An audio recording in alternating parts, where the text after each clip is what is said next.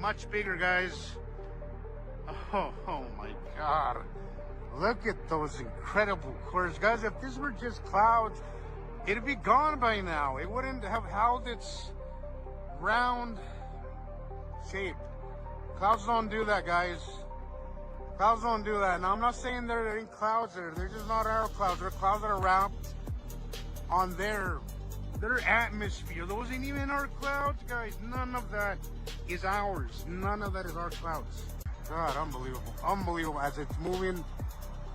Oh, sorry, guys.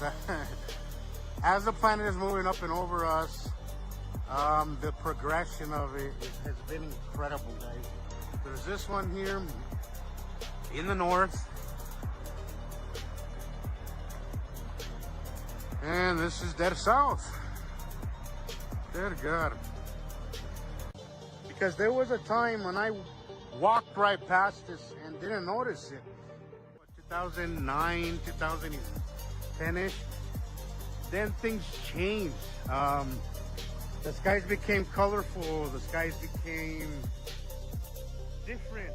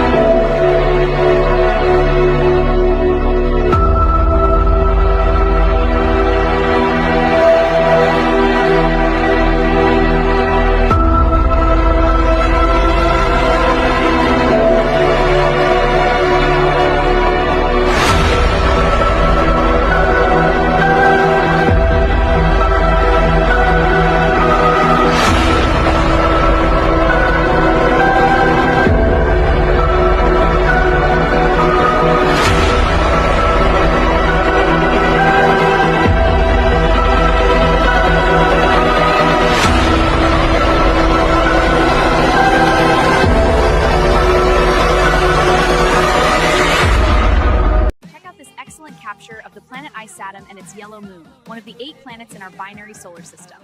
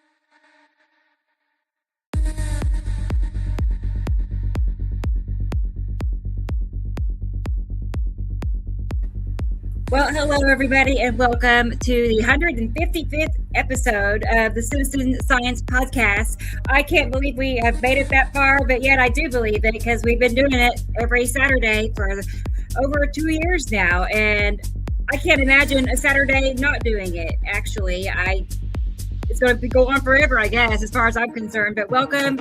As you know, I'm Rebecca, your executive director, and I'm happy that you all are here. It's great that we get to see each other on a weekly basis, sometimes even more often. If you saw, I went live a couple of days ago, and I had video footage to show you later of what we saw because it was so good. I made 2 trips. It was a 2-trip day, and you know it's good if I do that. So anyway, yeah, we're going to be talking about planets and asteroids, and I know I say the word asteroid a lot more than planets because there's so many, and it seems like that's mostly what we see besides the planets. There's so many asteroids involved, and you would never imagine that we'd have these objects passing out just outside of Earth's atmosphere. Like, it just seems like a movie or a storybook. It just can't possibly be real, yet we have endless amounts of photographs to support it. We're not just dreaming this up, and I know most of you listening right now are experts and you already know this, so I appreciate you all being here. Let's go ahead and get Samuel Hofman on here with us. For those that don't know, this is the person that all of this information is from. Like, there's only one person that has this information like this, nobody else, and we're fortunate to have him join us every Saturday like he does, to give him a place to reveal his disclosure of his discovery of a binary solar system that we're definitely purposely not being told about. Like, it's a huge deal. So let's go ahead and get Sam on here and see how he is doing way up in Montana. Let's see. Hey, Sam, how are you today? Hello. You were locking your picture was freezing through that whole entry. Oh, no. Are you? Yeah. Okay. Well, you know what? I may. Yeah. Well, tell my son he may need to reset our router. I'm feeling it. It could happen. Let me know if it continues. Let me know, and I'll just do that. Okay. Yeah, we've had some internet issues here at the house this morning as well. It kept stalling on me. There is solar activity hitting Earth right now. The Schumann resonance is off the scale still. There's some crazy ass activity going on in the sun, everybody. We are having a really, really weird week. I'm glad everybody is here listening. Thank you for attending again. And we're going to try to get through the show. I got through Nova's birthday this week, and we went out into public, and I came up with a sore throat and all of that out of the deal. And so I'm a little already under the weather. Hopefully this is the worst it's going to be. Knock on wood and all of that. I know. You just got better. You just got better. Yeah. Right. Well, I just got to stay out of those horrible places where all those other humans are hiding, and I know it's spooky out there anymore. Yeah. Right. I totally get that.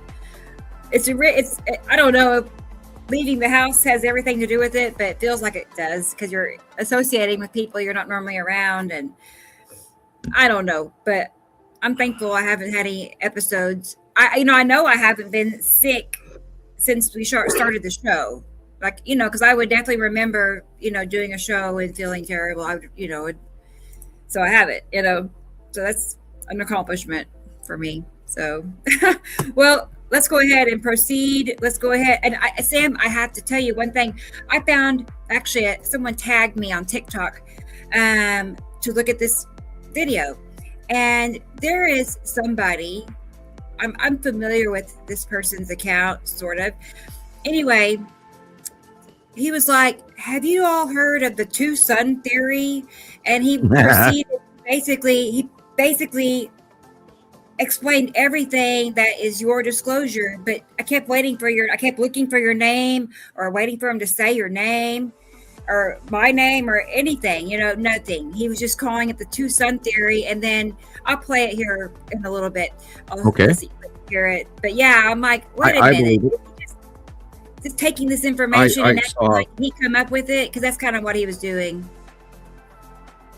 2 thumbs down. I saw our favorite disinformation specialist again all week putting out more Zeta talk crap, and then of course they're using the planetary names that Nepesity, is Saturn, which is our information only, because even the planetary names come from me through a video that you can't even get anymore, and all the way back in 2008 it was banned in the US, and then I got a copy back from Berlin, and then they re-released the same video a couple of years later, but I still use the German link.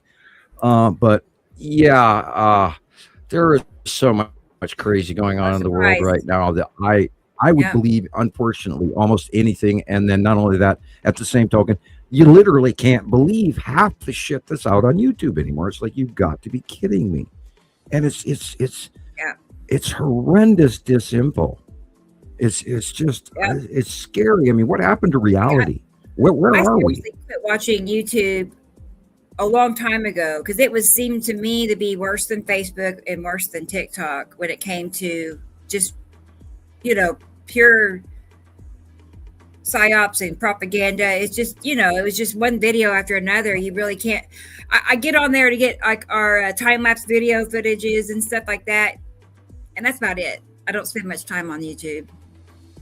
We had some good trolls on your live feeds the other day, and I did enjoy bantering back and forth with them, because I actually got to the point, trolls don't bother me anymore. I actually like arguing. I know you do love it.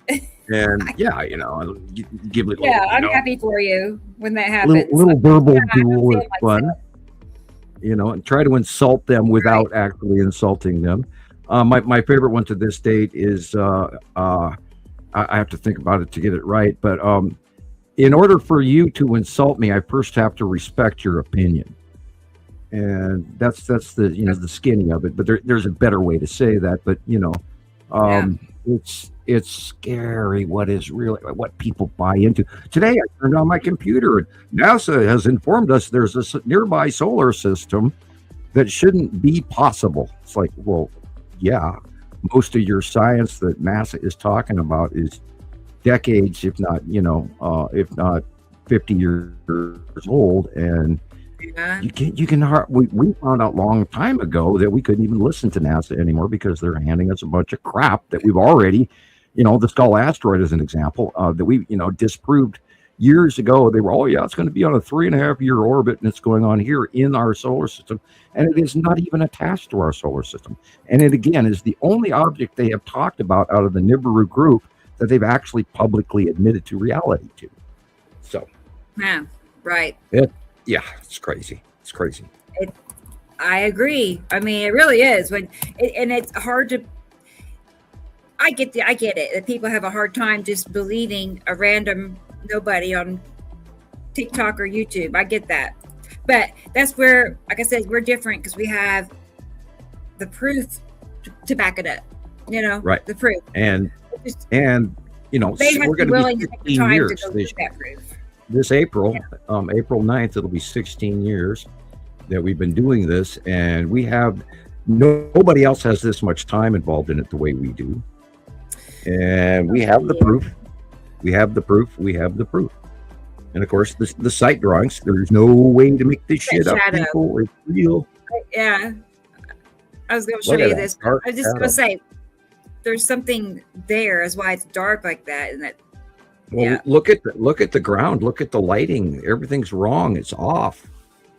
It's all wrong.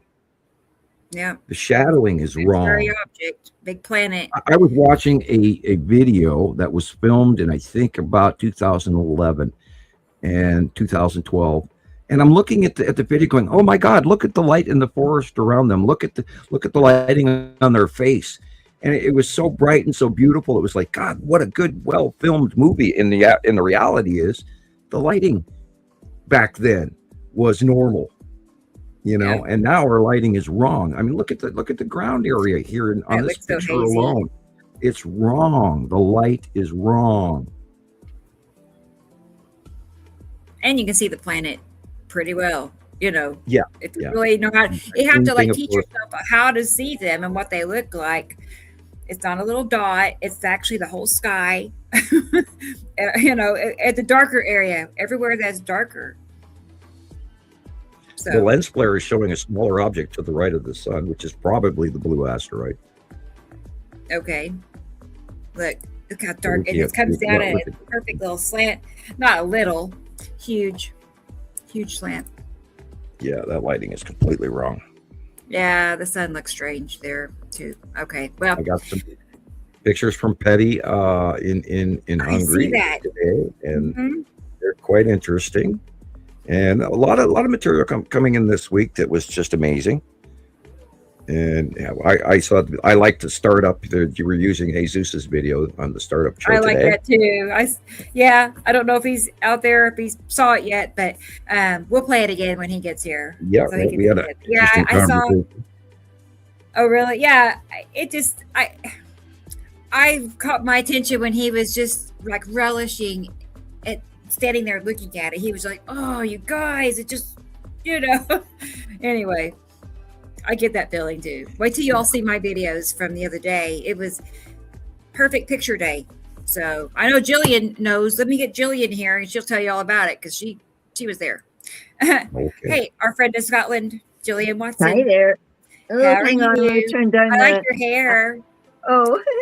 Yeah, that looks cute. Is it cute? It's cute. I can't even see her yet. Oh, there she is. It's cute. Yeah, my internet must be horrible because it took forever to get Gillian on. Hi, Sam. Do I speak slowly? Hi, Gillian.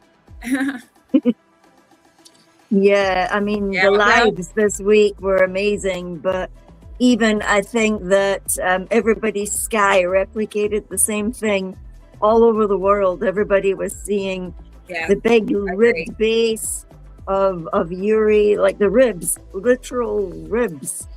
In one country, like it replicated over here. I've seen them as well. So I was looking at them going, oh my God, this new person's actually going like, what's this? And I'll like, that's ribs, like for sure.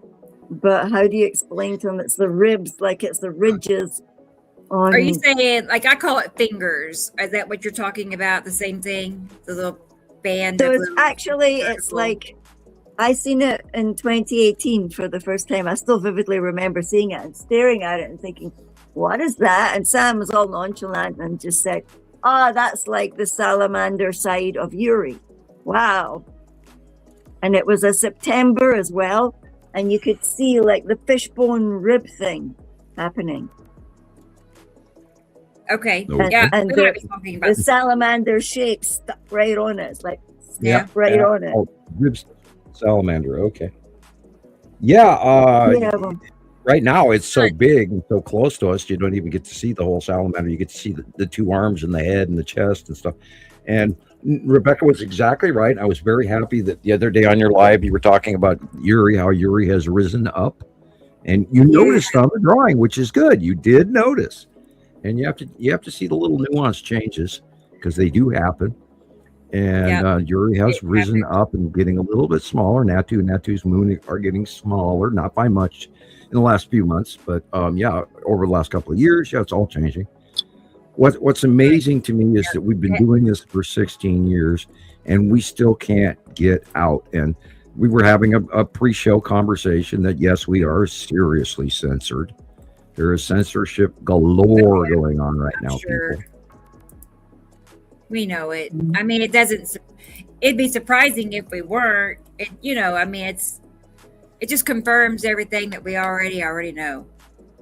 It just helps confirm. We're being messed with and shut down, and TikTok, YouTube, Skype. Skype got wiped out for me a long time ago. I don't even know if anybody uses Skype anymore. Is that still? I was just going to say, does that still work, Skype? He's on his way. Yeah. I don't know. Jesus. I can't use it. Okay, let's go ahead. I see we have another co-host ready, all ready to go. Setting up straight. Let's go ahead and get Sharon on here with us, our official science teacher from Australia. So let's see how she is doing. I know it's early in the morning for her. Good morning, Sharon. Watchers. G'day, how are you? I'm very good. well. How are you? To Rochelle. Yeah, thanks. It was wild staying up till 2:10 just to post on her wall. Did you get to be first? Because I know you like to be first. Well, I had to be first. Yeah, you were her mama. You were right there first. That's cute. Well, I reminded her how many. Let's go through it. How many months? How many days? How many minutes? It had been since she was born. So, and I posted it exactly on 10 minutes past 2. So it was exact to that minute. Nice. Yeah. I haven't seen who's first yet. Actually, I'm anxious to see who did what. But did you notate first? Are you talking about first in the comment section? No. I'm saying first on her Facebook wall. I let a couple of others in first because I know you post around 3 a.m. my time, and by then I'd already gone to sleep or got woken up at 4 by my cats, and I checked and I went, these guys are here already. Gosh, they must off the mark. They must wait for you to post. Well, it's especially Eyes in the Skies. Dennis, he was first this time. Oh, okay, all right. It changes for me. I can never see who was truly first because it seems like for some reason it changes on the credits. Yeah. It depends on whether Rebecca logs back into it after the post. Because then it gets Rebecca's fault then. Yeah, right. Yeah. How many bad. times do you sneak a peek then? It's too bad that it's Sneak a peek before the show, Mommy. I know. Well, I'm glad you're here, Sharon and Gillian, and we're still got others to go. Let's go ahead and get Christopher on here. Wish Nova a happy birthday for me, Sam. Vegas. Okay, I will tell her. Oh, Nova's birthday. She had a birthday this past week. Yeah, I mean, Sam was telling us that she got a sewing machine, Sharon. I know. Wow. How cool. Yeah, she wants to learn to sew, and she did a whole bunch of homework, and she looked out what machine she wanted, and so we went out to Michael's, and because they advertised that they had this machine, and of course they didn't have it in stock. Of course. And so then we went to Walmart to get her birthday cake and all of that, and so while we were wandering through, so they could get new chargers for their tablets and all of that, because the chargers keep wearing out, so I'm always buying new cord. So while we were walking through the electronics department, we swung past sewing, and lo and behold, the very machine that she wanted was sitting there on the shelf. And so we got it at Walmart, and it was actually, believe it or not, it was like $30 more expensive than Michael's for the same machine. Yeah. And supposedly Walmart has lower prices. No. And of course, for everybody, I recommend that you go to YouTube. The Walmart meat scam is back and running, or I don't think they ever quit doing it. They got sued for $48 million in a meat scam, where they're marking the weight, and you have to pay price per pound, and yet these items of meat do not weigh anything in comparison to what the tag says. So we have the same problem here. So that Walmart doesn't sue me, I will shut up at this stage. And do you know what ours do? You can't actually do anything with our meat because it's all locked up in a box. I don't know how you would get the box open so you could get your steak I would out or something. I would buy a packaged pre-sliced ham there every once in a while. I'm not going to do that anymore. Right. But I don't buy meat at Walmart, period. Just pay extra. Yeah. I'm going to go ahead and get Christopher on here because I can see he is ready. He cannot wait to be on the stage. So, hey, Christopher. Guys. Good How's to see everybody you. doing? Hi. Hello. Happy birthday, Nova. How's Vegas? It's good. It's gotten colder finally, which I'm not too happy about. But yeah, it wasn't like the 70s for a while, but now it's down to like the 40s and 50s. So yeah, it's really pretty. All the mountains got snow finally, and yesterday was pretty awesome. We had this like planets everywhere. It was pretty cool. Oh wow! I haven't seen your pictures in. You didn't get any of the fire issue that has of course gone through Kansas and Oklahoma and Texas. Thank God. And I hope those folks are doing well there, and I hope nobody got unalived because of it. There was a lot of burning. And of course, Rebecca, on your live show, you saw the wind. You were out there doing your live show. There was terrible fires the day before. I guess it was Tuesday. Northeast Oklahoma, Panhandle area, Texas Panhandle area. Pretty bad fires. So because my friend that's a rancher in Texas was saying, she actually sent me the pictures, but she said that people from Oklahoma had sent the Texans hay for their animals because they were having such a bad time too. Yeah, huge drought going on in that area, and which is amazing because, of course, they didn't get any of the winter that they were supposed to get because it all went around us in weird ways because the weather is different and the planet is different. There is lots of talk that, and I've avoided going there, but there's talk by some scientists that believe that we're headed to another ice age. And of course, it's too soon for that to happen because it happens supposedly every 100,000 years. But there's a lot of talk. We've got to heat up first. We got to heat up first. Right. I looked at the heat records the other day, and I was actually sharing that with someone. We've raised the temperature 1.9 degrees in the last 10 years. I think it's higher. I don't think they're telling us the truth on that one either. I don't think so either. If you look at it, and current example is I take a screenshot of what our weather is going to be like every day. And today it's going to be 35. Usually by about midday, it hits that temperature and then exceeds it. And I go back and take another screenshot at the end of the day where it's adjusted the temperature for whatever it came up as instead of the first initial reading. I've seen that countless times on my weather app too. It'll say, it's going to snow at 2 o'clock. And then when you get to 2 o'clock, nothing happens. So they put it forward to, say, 6 o'clock or something.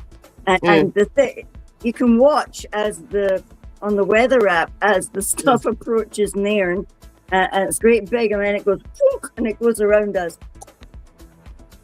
Yeah, well, we're suffering with humidity right now. We haven't been anything under about 85%. Oh wow! Yeah, so temperatures in the high 90s, but it's the humidity that gets to us. Yeah, of course. It's dry. It's awful when it's humid and hot. And that leads to a lot of drought because the moisture is being contained in the air and not being released either. Of course. And when it does come, it comes all at once. Look at some of the weather in Europe right now where they're getting meters of water, instant flood. Yeah, well, there's repetitive storms coming in off the Atlantic that are, just zooming straight across from the United States, and the ocean, both oceans, or depending on how many oceans you really want to count, they're all acting really, really, really freaky.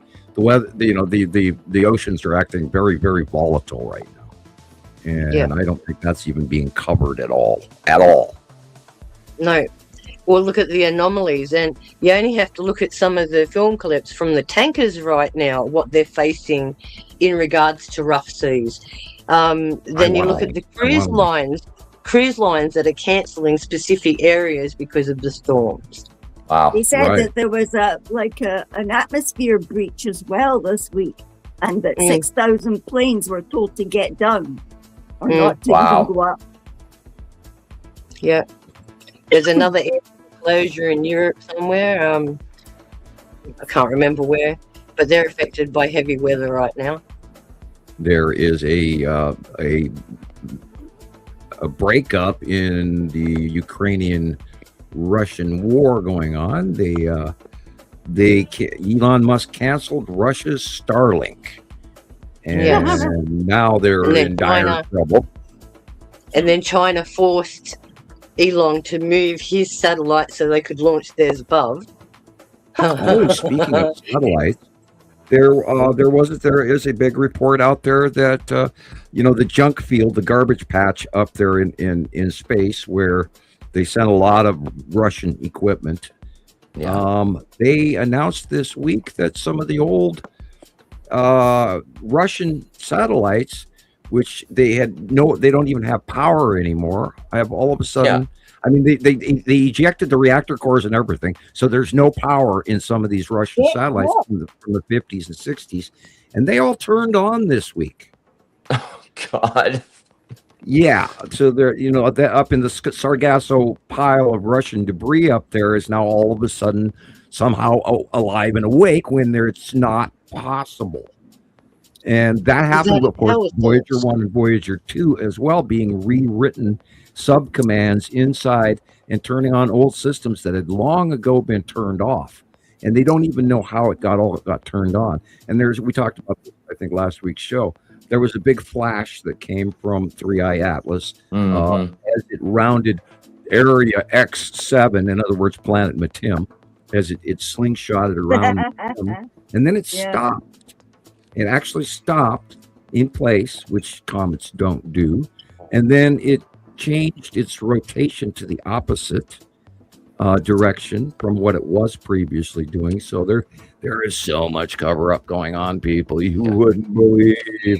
It's insane. DSB Worldwide. Is that Tony Dean? I'm trying to remember, but if not, they have a question for you, Sam. Could the binary sun, when it moves by, cause the glaciers to melt and then bring on the ice age? We already have glacial melting in Antarctica. Yeah. Yeah, the Ross Sea shelf is collapsing. We'll have sea level rise big time. And then, of course, during ice ages, the ice sucks up. That's when the ocean levels go down. It's entirely possible, but I think it's too early in the actual 100,000 year cycle. Yeah. But then, we've got to be in a certain position in space for that also to happen. And right, and then we're in a position right now where it's not going to happen for at least another probably 2,000 years, if not longer. Yeah, the ice ages, it comes on from a change in our planetary position, the angle of light in which the planet hits us, as well as sequestration of greenhouse gases and all of that, and changing and all of that. But it's absolutely amazing that we really can't trust anything that older science has told us for decades as true, because there's so many examples now that they were wrong in so many ways when it comes to actual physics. And I think they're finding out just how wrong they were. Yep. And as I keep repeating, guys, like we say all the time, when it comes to atoms, molecules, and elements, they're all recorded in Earth's history, in our rocks and things that have been left behind. We've now got the technology to look at individual atoms, to look at their individual isotopes, to know how long they've been around before they degrade. And we've got so many of polarity informations and all of that. That's right. And magnetism that's been caught in trees from the pole shifts from 10,000 years ago, because they're lying on a different axis. This is why we have magnetic hills, where you can go in your car and sit at the bottom of the hill and get pushed up the hill, because the magnetism has been reversed in that area. So it's cyclic. They have lots of those in Montana. There's an area here in Scotland where you could stand and your hair would go electric. That sounds like a vortex or a ley line. Lightning. Yeah. Lightning. Hey, guys, I'm going to interrupt for a moment, and we have another person in the green room I'd like to bring on and chat with them and see how they are doing. It's our friend Thomas, all the way in Germany. He is here to probably give us an update on all his lives he goes on over on TikTok. He's doing a great job. Let's go ahead and get Thomas on here. Yeah, I was just texting with Jenny. There and he she is. says hello as well. Hi, guys. Hi, Thomas. How are you? Well, how's it going? How many hours have you been live today? How many hours? 0. Oh, my God. I bet you're having withdrawals. That's why you're here. Yeah. No, today was a relaxed day, so I don't want to go live today. But yes, the days before, in average, about 8 to 10 hours sometimes. Yeah. So. That's amazing. But today, nothing. Yeah. What's up, Chris? That is amazing. Doing good. So, but you know what? Nice. I can kind of understand that because when I go up the street outside and go live, like, I usually don't go home till it gets dark and there's nothing you can see. I'm usually tired in my bed for you. Yeah, I'm like, God, how long is she going to do it? I know. 3 hours is average, I guess. Yeah, for sure. For sure. So, but I would keep going if I could somehow or another. I'd manage to do it. But sometimes I have a break. I have a break between, so I don't do 10 hours straight. So I have a break, but in general, it's about 8 to 10 hours sometimes. Yeah. Yeah. But you can get lost in the talking and the passion of just going over and over and over. We even talk to a mate about it. For example, if I'm talking to Sharon, you can go for 3 hours and go, oh shit, oh yeah, I'm gonna go to the shop. Oh no. It's like a CD, a replay CD. So you put play and then it goes and goes every time the same round. Sometimes they get questions, but yes, it's always the same. Oh yeah. It's funny sometimes, but sometimes it's also very boring because people don't think so much about it. So sometimes they say, okay, it could be possible. Let's see how it goes this year. And so sometimes it gets boring, but it's okay. It's quite funny. Well, I was talking to some of your members in Germany Skywatcher this week because I saw they put out some videos, and I ended up, translating in German back and forth to them, and them continuing to speak in German, so I had to run to the translator. Nice. And, so I had a nice talk with some folks on German Skywatcher, and they've got great work. Okay.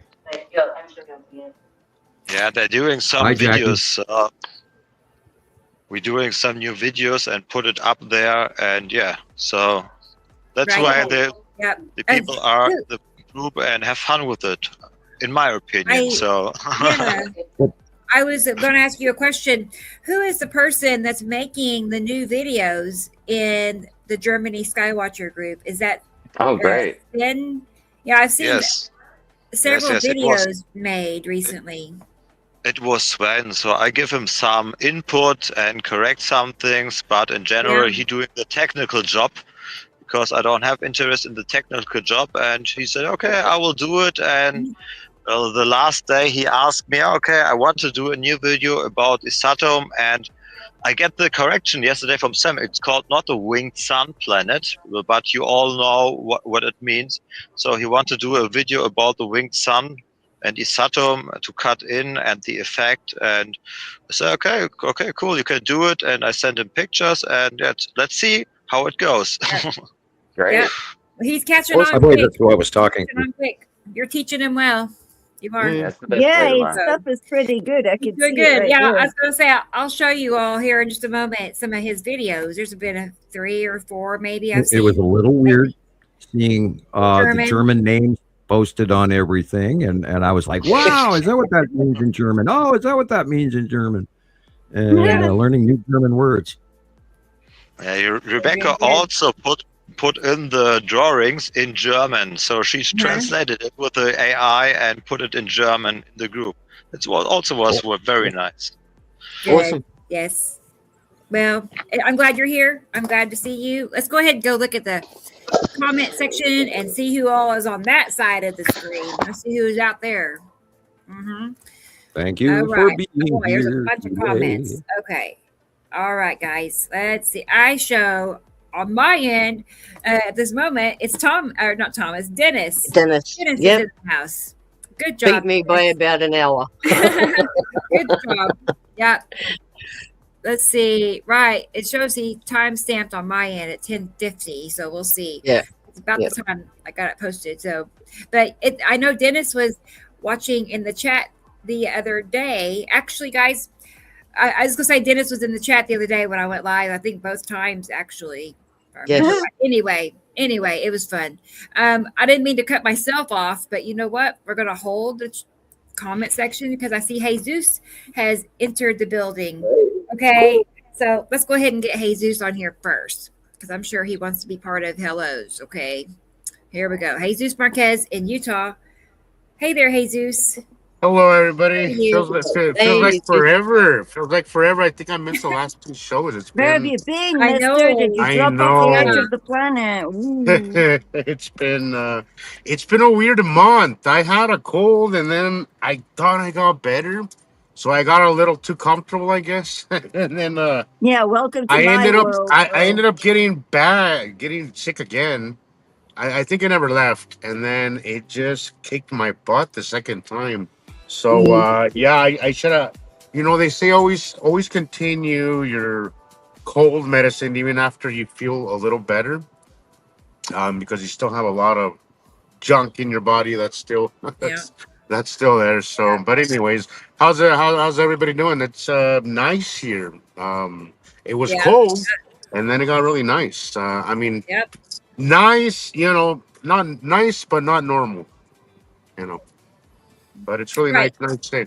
I was going to say the other day when I went live, it was warm during the day. It was warm. And then I went back up there for sunset and the temps dropped like 40 degrees. I could not believe how cold it had gotten in just 2 hours. It wasn't long. So a cold front passed through. So now it's back in the 30s, it's colder again. So yeah, that's not a big deal because it'll be back in the 60s. Good to see you all. Still too warm. I want to show you guys something. That 2 cup of coffee thing. Okay. Yes. Okay. It's a real thing, guys. Let me. I'm addicted to 2 Let's things: see. Where's the sky evidence? watching and coffee. Sorry, I missed it. Oh wait. But anyways, sorry. There's 2 cups of coffee. As you I see. love the armor. And I did not. 2. Oh, what? Look at Sharon. Yeah. That, I was gonna say there's the 2 cups of coffee on the What? on the yourself, show thing. Fred. Started out as a joke, but it's actually a real thing. Yeah, I get it. Like, what's funny is. Sorry, I was just gonna. Hello, everybody. I was just gonna say, where'd everybody go? Hey, come back. Where do we go? There. I was gonna say I did not instruct ChatGPT to do the 2 cups of coffee. I did not. It just threw that out there like that, and we went with it as I just trusted that was meant to be, and obviously it was because I do that all the time. I'm like, dude, should I just get 2 cups? That way I save myself the second trip. I'm gonna drink it anyway. So, and I hate. I can't do hot coffee. I just don't. I feel like it tastes like filter.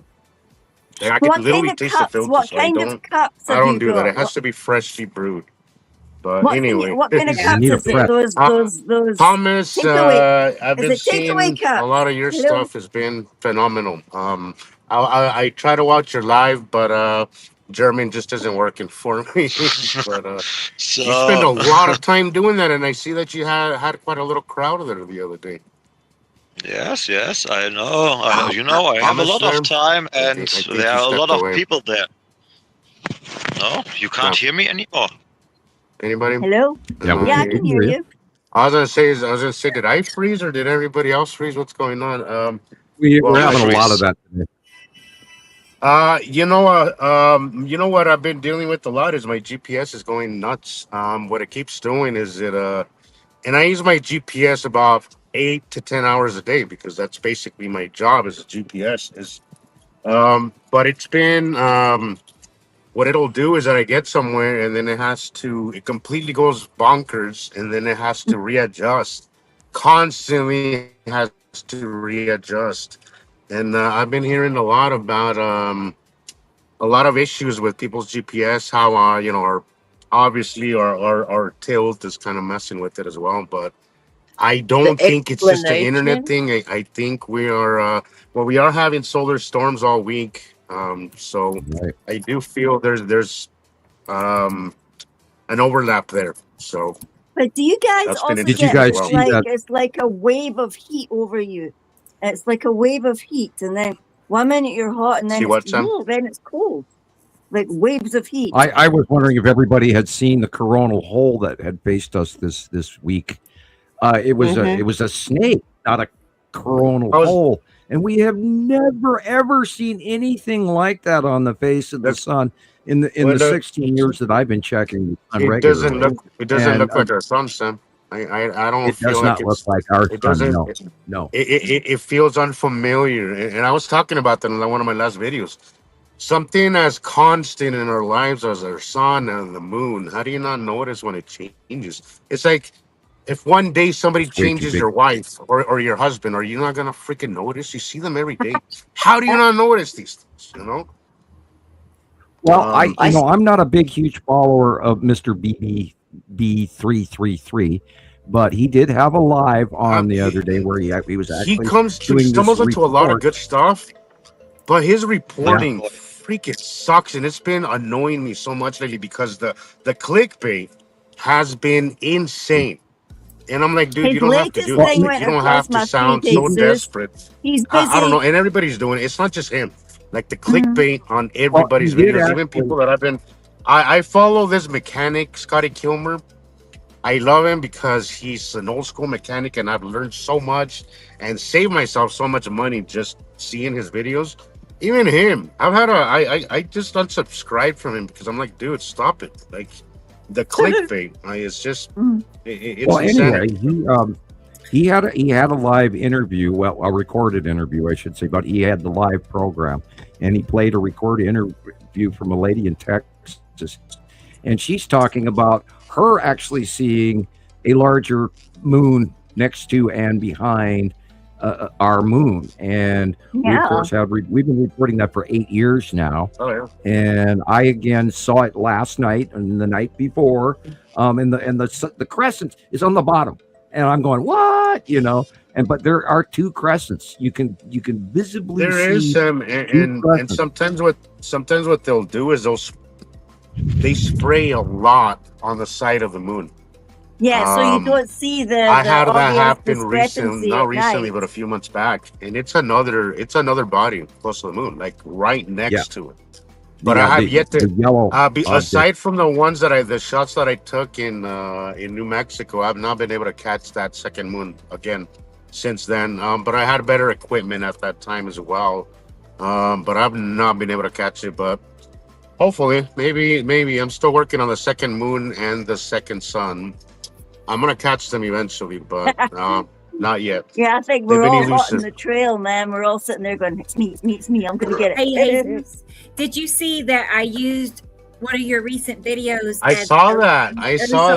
Okay. I love that. Thank you. That was awesome. Yeah. And that was last week I mentioned how there was two isatoms that I was gonna do a video that I was putting together. That's actually both of those videos, and I'm like, oh wow, well, Rebecca made it even better. So look at those incredible cores, guys.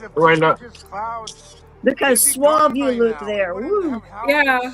Look at that. It's perfect. Ideal. Look at it. Perfect. Okay, so is that Casper on the bottom right? Or is that the red asteroid? Right? No. On the bottom right would be the green asteroid. Rebecca kept getting on her live show, she kept getting this rainbow thing, and she kept pointing it out, and I was going, that's Casper, it's Casper, it's Casper. I kept typing and she didn't catch it. But. Yeah. Sure didn't. I didn't see that. Yeah, I asked him later, and he said, "There's, you know those few days that you get that you're like the entire day. It's just unbelievable. This was that day. It's one of those rare occasions when you're just like completely taken aback by what's happening. It was such a fascinating day, and I wanted to go live, but I was like, no, this footage needs to be recorded on a better format because, God, YouTube sucks. Like YouTube's format sucks. Keep it. So where's if you want to I can't zoom in, I can't zoom. Oh, I can zoom in, but I can't zoom out. And zooming out is great because it gives you a little wider of an angle. And that's when I was like, you know what, I'm just gonna record it and then I'll post it later. So I've been kind of cutting little videos out of it. I did post the entire video on my Nibiru. That's my Nibiru journal. Usually some of my longer videos, I'll post there. So if you want to catch the whole thing, just go to my Nibiru album, and there's longer videos, but they're very educational. Is that on Facebook, Jesus? Yeah. Facebook. Yeah. Okay. Yeah. I hadn't If seen you that. do a live, guys, where's it better to I do think a that whole live? entire day I must have recorded like 2 hours worth of footage. You get more views typically on TikTok than you do YouTube, but YouTube But is you nice. can't save it on TikTok, can you? Right. I was going to say Yeah. TikTok's more TikTok's more interactive. But I like that YouTube gives you the landscape yeah, version I like that too. If I did it, I would want to see a live so that I And could learn Facebook from has it. yet to Like, give us that like, too. oh, what Facebook mistakes just, did I make? unless you're looking at it sideways, Can't talk over each other. Yeah. Sorry. I hate to have to say that, but yeah, sorry. Everybody's like, yep. Control yourselves. Anyway. It's terrible because we're freezing up as well. Yeah, right. Like Dylan, DJ says. He's ready. Let's go look to the chat and see who's here. One moment. Let's do it. One moment. Let's go ahead and. That's funny of Dylan James. I know. Just as we talk about freezing, let's get to the top back up here. It's still Dennis. It's meant to be. It's Dennis's spot. So good. Glad that you're here. And then here, DJ. I guess a close second, but anyway, DJ's here. Getting amped up for the show. Good. I'm glad you're DJ. here. To the kitty cats. You know I love it. You know, more kitty cats. And then I see Sharon's name. Yep. Hello. I guess maybe third place, something like that. But nonetheless, she is here. More over the line. I know. Hey, and here's another Sharon here. Get back up here. Come on. Sharon in Scotland. Hey, Sharon. Yeah. Hey, Mickey, how are you? Feeling she'd be a fun lady to just hang out with. Like, let's go to lunch, Sharon. Would that be fun? Oh, Sharon's a fun. Come on. I know. I bet.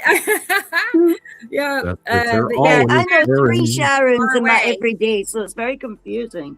Anne is here and wonderful. I'm so happy you're here. Yeah, she's a nice lady too. I can just tell. I can tell those things. And DJ's counting the seconds. He's like, open. All right. DJ's excited. You can tell. Oh no, it's fun. Here's another fun lady, T. Racy. Hi, T. Racy. Hope you're well. Of course she's here. She was with us the other day on our lives. Yeah. So amazing. Right. And I'd give anybody that stick around credit because I know hearing the wind is annoying. Yeah. It was annoying. It is annoying. I know. So to stick around and watch the whole show, I might gotta give him credit. So because it was awesome. Sky. We want to see it was awesome. Sky. We don't care about the wind. I know. Just turn it down, I guess. Yep. But okay, moving on. DJ, we got DJ again. DJ is so happy. Look, he's even dancing here. Boy, good job, DJ. See, 10-minute countdown. Even T Racy's getting into it. I love it, y'all. Yeah. That's great. She's like, where is everybody? I watched last week's show immediately after last week's show, and let me see here, by 2:50 a.m. you had 436 views on last week's show. Nice. And then literally, by the next morning, it slowed down, and by Monday it was 489. Of course, and I did not check the total this morning, which I usually do, but I didn't do it. Well, I forget that. Yeah, we have a lot of people watching immediately after the show. We literally doubled our view count, which was great. Although I think our view counts are way too low. And plus it's always stealing our material now. Yeah. I think we're being stealing our material. Somebody is. I know. There's one video. I was like, it just kind of rubbed me the wrong way. I'm like, I did drop all the information, in the chat to explain, like, wait a minute, this is Sam Hofman's information. There's nobody else that has this theory. You know what's good about that, Rebecca? We have records. going back 16 years. So no one else can come out and beat their chest and go, I was first. Right. It's just like they're piggybacking, and they're just going to be like, I had this idea. There might be two suns. And they were just unraveling Sam's information, by the letter. But not only that, there's so much talk and stuff on the internet now about the Anunnaki, cosmic disclosure, and all the other rubbish that's going on that's infiltrated everyone's mind now. And these people have gone, great, time to jump on the curtails. Let's make some. I seen one today that was a very subtly, cleverly worded from one of these Anunnaki channels I'm on. I keep eyes on them all to see what their next slant is. What direction are we going in next year, boys? And this week, the subtle changes towards the Anunnaki were very worried about Imaru. Something was about to happen with Imaru. And then did they explain what Imaru was? Not a fuck. It's like it's going on about. Well, what they, and that boils down to the Tool Star and them not wanting to go in blocking their sunlight and go into an ice age because they're a very old civilization and they've got the technology to keep them from going into an ice age on their society and on their planet. And there's so much information about that is wrong that we don't even really talk a lot about Imaru. And I believe Imaru is, of course, the orange brown electron gas giant that holds the two stars, just in case anyone was wondering about Imaru. And we don't have a great deal of evidence, but we do have some. In the early years, 2010, 2011, 2012, you could actually see the big orange blob behind the star and behind all of the planets as well. And that I think that really affected the whole overall 1983 information where, the brown dwarf and this. And I keep seeing people going, the black sun and all this, Nibiru disinformation crap that's still out there and circulating. And again, I saw our favorite, I won't go into her full name. We all know who Leah is.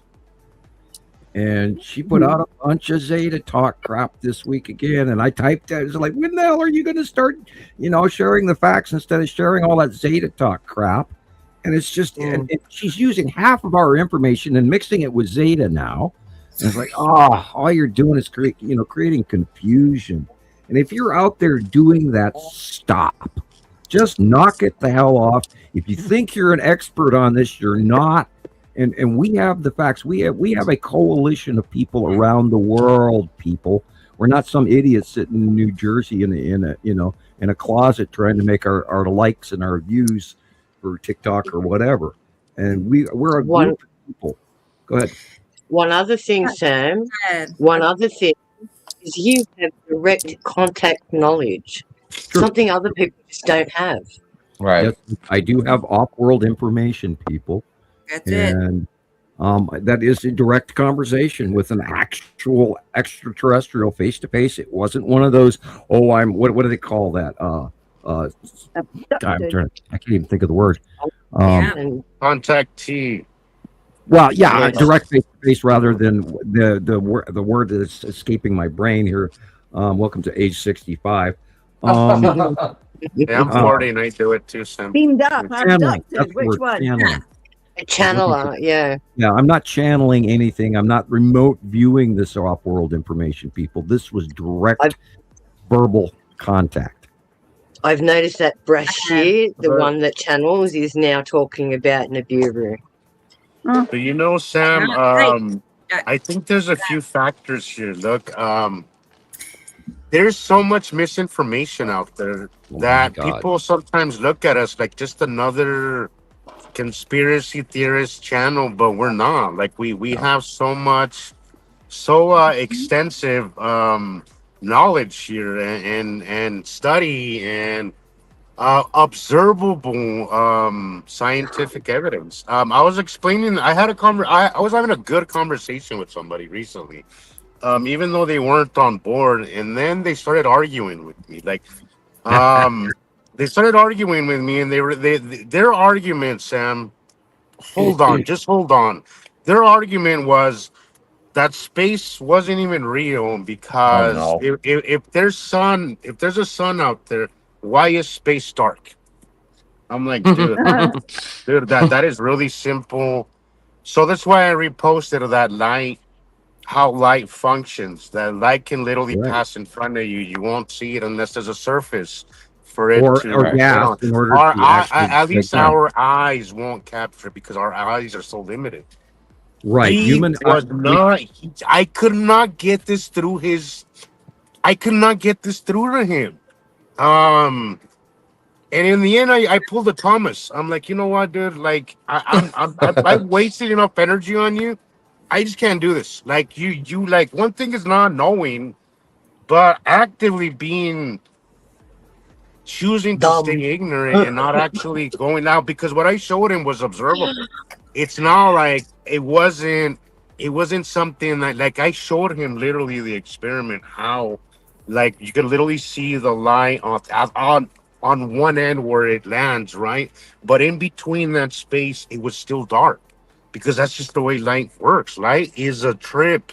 It is, but it's a really basic understanding of it. But if people just didn't understand, people want to argue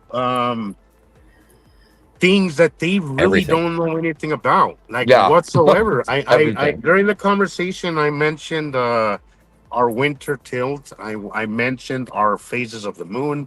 I mentioned our sun, I mentioned high noon. These are all like foreign.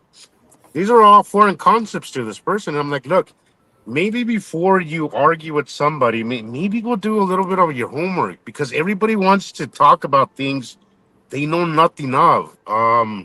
And that's one of the biggest problems now with social media. Everybody is suddenly an expert, you know. Dude, like, you have to do your homework. You have to, because most of these things that people argue about are very learnable, and even I don't like Googling stuff, because I do stuff like that.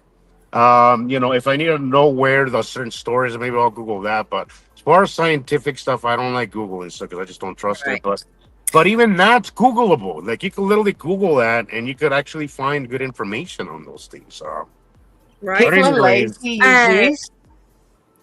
People are lazy. They don't want to do the work. That's I'm gonna get back to it. the comment section, y'all. We just so haven't can finished because with the comment people are section. And I we're know. like, Alright, we let's- want Just to let's- going right to on talk again. hours. The Rebecca's Brendan's going, here. "Woo!" I know. Hi, Brendan. Focus. Brendan. Comment section. Hello, Brendan is Brendan. here. Here's Brendan. Here's Carol Ann. Hi, Carolyn. Hi, Carol. Good to see you. Hi, Always Carolyn. Always. Okay. And then we got Michelle. Michelle is here. We saw her a moment ago. Hi, Michelle. Hi, There's the Michelle. baby. Yeah. Yeah. Probably in kindergarten now. It's Robbie. Robbie's in here. Hey, That Robbie. was quick. Robbie's in Australia. Hi, Robin. That's awesome. Hey, Robbie. Good, Where's Thomas is Indica here. Land? Is Indica Land okay? Oh, hello, Thomas. Haven't How is it heard. going? I haven't. From him lately. Right. He posted yesterday Oh, down the road. Richard here, Yeah, I seen that Hey, part. Richard. aka Rick. Hi, Richard. Richard. Hi, Richard. Hello. I'm glad you're here. We can now take a deep breath and relax. But thank you, Sharon. Thank you. Welcome. A lot of us. A lot of us. Kitty cats. My name is Jesus, and I am an addict. Welcome, Yeah, Jesus. so nice. We need an NFA. Do we need Support an group. NFA support group? Yeah. Support. Yeah. Who's the head doctor with the shrinking stuff and the white suits? Yeah. Thank you. I love this sling. It's great. I know. She's cute. Which Got a little one? heart Which coming one? out her tummy. Which one's Diana? Is Diana the chicken one? The one that loves chicken? Is that Diana? Oh, she does like That's- chicken. Princess loves chicken. Princess is a chicken. Hang on, got to Yeah. let the doggies out. Hang on. chicken. Whoops. Okay. Hello, experimental. And, you Tina? need to make one with her eating chicken. That'd be Okay. fun. I That'd can be do hilarious. I can do that. You'll see it That's it. next week. Okay. But all right. Well, Thank cool. you, Rebecca. Oh, yeah. Thank you too, Sharon. Hi, experimental. Yeah, Rice Krispies. I like that part. Experimental. I'm glad she's here because, to my understanding, I've heard that she's had internet issues, and you know, you miss the show when you don't have internet. So I'm glad it's working out. Got to see y'all here. And let's see. Hey, Jenny is here. Jenny, our friend in Germany. Hey, Jenny. Admin in the Germany Skywatching group. That's so cool. Doing a good job too. Yeah, she is really. Her and Thomas both, and Sten. I haven't really met Sten yet, but we've commented back and forth a little. So, hi Heather. Heather's here. Awesome. She's looking forward to the show. I'm glad it all worked out, and we're all together. Let's see. Bear with me. Oh, hey, Audrey. Wonderful. Hi, Audrey. In South Africa. A coolish summer day. I didn't know that existed. It's like an oxymoron. Cool summer day. Oh, that's nice. Yeah. Barbecue. Yum. They do happen. I wish I could just go hang out. Let's see. I'm nearing the bottom, y'all, so don't worry. It's going to be quick. I hate to miss anybody's comments. Right. No, Tony Dean. Tony Dean is here. I'm Tony. Hello, Tony. Tony Dean. So, does that sound like a movie star name kind of to me? I don't know. I can just see it now in spotlights, highlight. Okay. You got Spirit Girl. Have you got Freezy. Freezy is here. Hey, Freezy. That's always a fun name. I know that name anywhere. Okay, so Freezy's here. Wonderful. We might be at the bottom. Oh, now we got Stacy. It's cool. Hey, Stacy. All the way in Montana. You missed two, Rebecca. So cold. Oh, well, Spirit Girl SF, hello, and also Joyce Box 5869. Hello. Okay, awesome. So you can definitely tell we're in different orders. Lagging. Depending on who's looking at the a little bit. I'm just going down the screen. So. Right. Girls Gaming is here. I'm good girls. Good girl. Another one. Yeah. Texas Dude is here. Hello, Texas Dude. Okay. I believe he's new. I'm glad you're here. Down the bottom, right down the bottom. I know. Yep. Bear with me. Hello, Girls Gaming. Going down the order I have on my end. But hang on. Yeah. Hey, BRZD. G'day. I know. It's like, okay, cool. Dude is Tony Dean. I got you, Tony Dean. Texas. Hey, Tony. You are awesome, Robbie. You're so awesome. Thank you, Robbie. Thank you, Look at these kitty cats. Oh, my gosh. Yeah, I love it. They got the vibe, but Mittens is just going, wow. I like the one with the guitar, actually. What is that dance? The clothesline? What do you call that on the? That's so funny. I don't know. I was seeing that. I was like, that's cute. It's something. Yeah, it's something floss. It's hilarious. The little kids love it. They do it all the time, standing in line. Drives you nuts. Yeah. Let's see. We possibly. Oh, hey Zeus! Wow, that's great. I appreciate that. That helps out. Thank you. I was only $3 over. You have to reach at least $100 to get your money for that month, and I made it by $3. So wow. It was a little bit of a relief because if you don't get it at all, then you're just really figuring how to go pay everything. So it's helpful, and it really is needed, especially we've had a couple of people not here.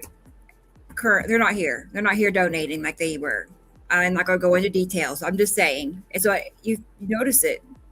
Yeah. That's all. We got teased, or I got directly teased on your live feed the other day where this one guy was going, how much money do you make off of lying to people? And I don't take that as an insult. Man, it costs us, dude.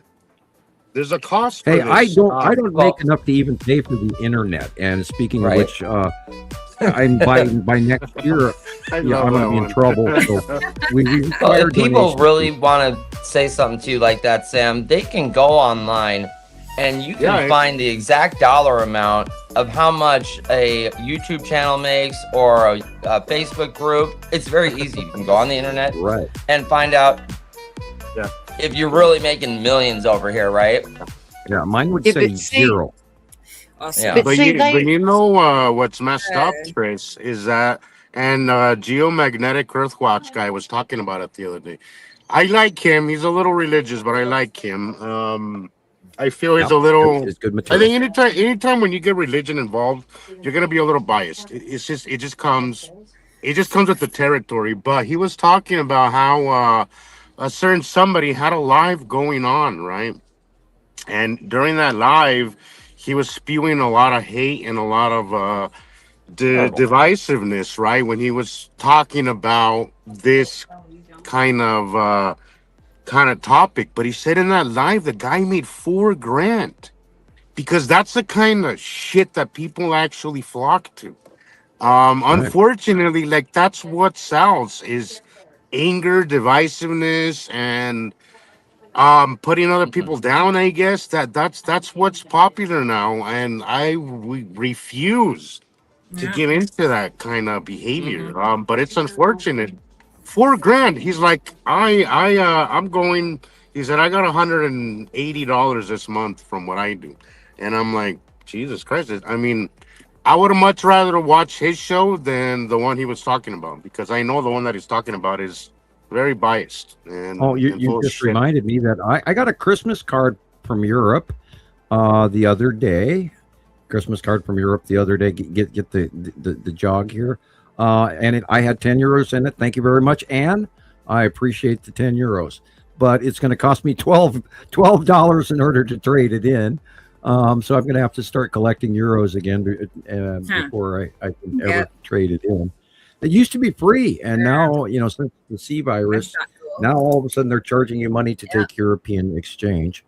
So thank you very much, Anne. And she's a follower in Europe, and I didn't even get a return address, and I wish you would have put one there, even inside, so I could have mailed you a card back. And people, we don't make a lot of money off doing this. We do need donations to keep going. We're going to be now. I was talking to my daughter this morning. We are going to run into a trouble when Shiloh turns 18. I'm going to be so broke that I won't be able to continue doing this. So something is going to have to change very soon. We either have to get famous, or the book is going to have to start selling, or I'm going to have to start selling my video DVD collection at the pawn shop. I don't know. God. So what? Or you can do more tarot readings. Well, yeah, but I can't take money for tarot, because if I do, then that's taking mammon for reading. Mm-hmm. And this is why so many psychics are so good at it, because they get away with it. It's like they bury their consciousness and think it's not going to affect me later. It's one of the laws. Sharon, I can't tell you the amount of those people that reach out to me and try to offer me some kind of reading for $50, $100. I'm like, no, thank you. I'm okay, thanks. I do it for free. I wouldn't even think to charge $100. It's an art, and it gives you experience. If you've been doing it like as long as we have, like I picked it up 30 something years ago. Wow. You do it for your own sensibility, to prove to yourself that it works. Mm-hmm. Yeah, it's like all the other aspects. My writer deck is now 50 years old. Yeah, mine is 32. And I only have one card that has a slight tear in it. The rest of the cards are pristine. I only have one card that has a little fold and a little tiny tear in it. And my tarot readings are absolutely accurate. And I get people coming back going, "Oh, how did you know this stuff?" And they used to do, in my 30s, I lived on 3rd Street, right next to the Clark Fork River in Missoula. We had this great view, and my apartment was a coffee shop where everybody came over to have coffee at lunchtime. And I had 8 or 10 people in my house at any given time, because I was always serving coffee. And people, and then when we did parties, they'd go, "Oh, give Sam your car keys, or let him, read your tarot cards, because I can hold people's car keys and do a reading, because I do have psychometry skills. It's not as accurate as the tarot cards, of course, but yeah, it's all doable. But I've never thought to charge money for that, because I always thought that was against the gift and all of that. So yeah, I could do it, but then I don't think I would be on anywhere near as accurate. Yeah, same. I've never charged for it too. Yeah, I was going to tell Carolyn, I thank you for everything that she does, but yeah, she knows Thank you, Caroline. our needs, so Thank she you, knows. Carol. There's a planet behind you. Basically, I'm Yeah, like that's why I'm taking a $45 walk, because short. there's some stuff happening out here. I'm basically Yeah, I like see that big blue $45 planet short behind this you. month to pay for everything, so that has to come out of like my cat food money and stuff, or gas money, or whatever. I So got the only other, helpful. the only other options we've got is we can create a membership where people have to pay a monthly subscription to stay with the group, or we go Patreon. Right. Yeah, Patreon is just about our only avenue, and then we're going to have to start giving special content on the side, which is doable. But it's I don't like asking for money, but we do need money. Right. We really do. I'm I mean, not I had a asking just huge to go internet above and beyond and be like rich over it, just enough to cover the expenses, Yeah. and to help Sam be able to have a little bit of cushion, each Yep. month. I don't have any. That's it. Yeah. That's it. The big beautiful Done. bill that Congress passed that went through in a couple of months ago has wiped out my insurance is gone, and I have to go and jump through hoops now, and they've cut my disability check, and now I'm going in this year. I'm going to hit retirement age, and they're going to cut my money even more. So Sam, I've been hearing that all month from people whose medications, either their medications have doubled, or they're not being covered, or just people who have completely lost their health care entirely. I've lost my all health care. months. I've been hearing that. So I have Medicaid, Medicare, but I think they've cut my Medicaid. I still probably have Medicare, but I have to go, of course, jump through the hoops and go and find out what's working and what's not. And they don't give you any avenue in which to speak to any human. You have to literally go ahead. Can we see the trend that's happening here? By them slowly reducing and trickling what we can get and earn by rising all the prices, they're forcing an economic collapse, guys. Yes, absolutely. No, we're already in depression era on them. numbers. We hit And depression they're era picking up numbers slowly. by May and June will be the next quarterly reports, and we are in depression era finances. Now, the Supreme Court this week did actually shoot down the tariffs, but then, of course, the current administration immediately says, "Oh, we're going to slap everybody with the 10%." So they're absolutely ignoring the law and the Supreme Court. But I don't want to get into too much detail on that. But the tariff situation was slapped down by the Supreme Court, thank God. But we'll see whether or not they even listen. I don't think they're going to listen because we are in chaos. Show us the skies, yes, show us your skies. Okay, let me it sounds almost naughty, doesn't it? Show us the skies.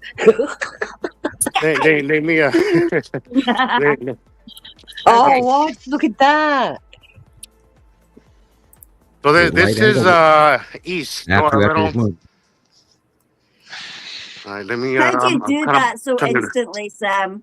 How do you do that? I know it takes me a minute too, Gillian. Able to turn your phone sideways by landscape at all? I'm just curious. Oh, hang on. Let me see the upside down. Oh. Okay, so it's giving me. Jillian, how I do it so quick? The first thing I do when I look, ultra wide is the best. Yeah, well, why is it upside down? Yeah, no, it's not gonna let me. But that's ultra wide. How do you do it, Sam? First thing I look at is the light. Where is the light coming from? Right. and then I automatically know where, Wow. because I know where the planets are. That's Natu's moon in front of Uri, believe it or not, and above right there, that white thing is the red asteroid. Wow, that's way up there. See that I've been seeing all week, Sam. Yeah. That red asteroid. Me It's going too. right over your head, Jesus. Look at that bit. Yeah. It's exactly the same. Cool. Oh, it's red. How's that possible, Sam? I mean, tell the new people how incredible that is, that people in different countries can see this. The red asteroid is literally look at the light being pinched. Yep. Well, the lack of totally the lack of light it also gets me. Like right Look now, how dark we're supposed it is. Look how great. Yeah, well, that's what I was gonna say. Like we should be so bright right now, but we're not. If you actually look around, there's a lot. Look at the shadowing There's a on lot the of left. there's a The dinge. shadowing on the right. There's a dinge to the. God, it is so weird because when I move my phone to the right, it goes to the left on the camera, so it's a little confusing. It's disorienting. Yeah. It is Driving disorienting. a motorboat motor. You got to turn it the opposite way. Yes. Look at the squished sun.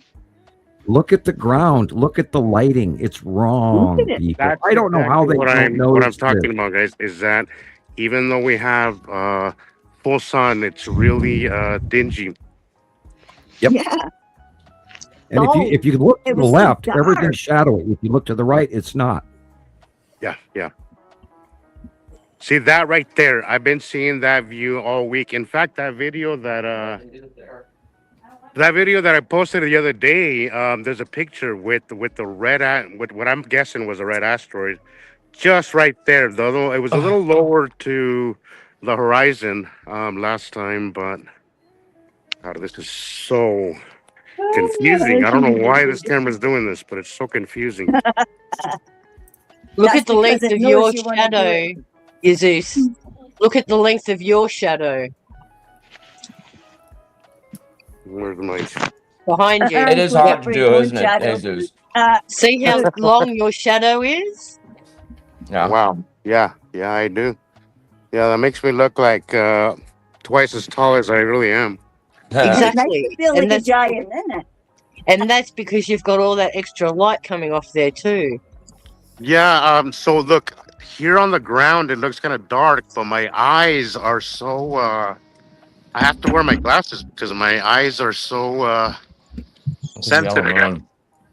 Look at the giant blue thing on the right there. Look at what are those asteroids right here. Yeah, is that the lead asteroid, Sam? Looks like a string of little guys there. The direction of the tail. That string of stuff. The direction of the tail says you probably have the long box cube and yeah. Look at it. I think Casper is underneath right there by the soccer pen there. And the lead asteroid is behind the cube, and that's the circle with the dark and then the white there. So yeah, you got lead asteroid, you got Casper, and I think you got the long box cube and the side orb. Cool. Yeah, they've been huge this week over us. They have. Absolutely huge. They have.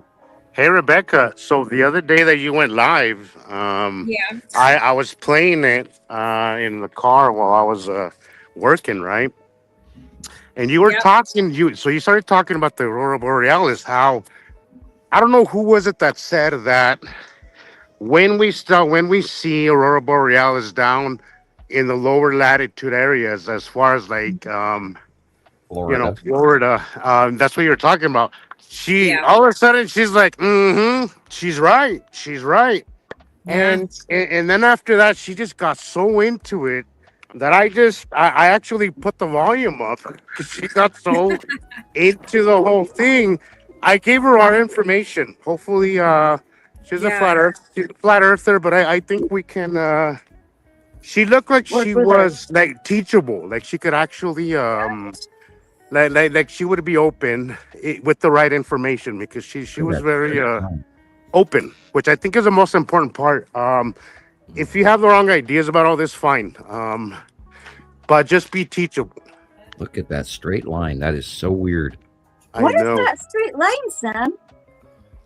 Well, it's probably the long box cube is probably a hell of a lot bigger than we realize, because now remember, it's been parked next to Saturn's yellow moon and for years now, since 2019 April. Can they please take all our politicians? What's up? Now that it's going over the top of us and getting closer, the cube the long box hasn't moved, but it is way bigger now. And of course, the other day when Rebecca was doing her live show, we saw the Texas cube and the long box in the same shot, like the drawings, we produced a couple of years ago. And people, this is really happening. We've got an intergalactic force of Federation craft here that have been parked outside of Earth, and they're blockading us. So our world leaders. Oh, by the way, did you guys hear the other day that Barack Obama actually admitted that on an interview that ET was real, but then he had to backtrack it because, of course, that is classified. And so did Trump? No, Obama.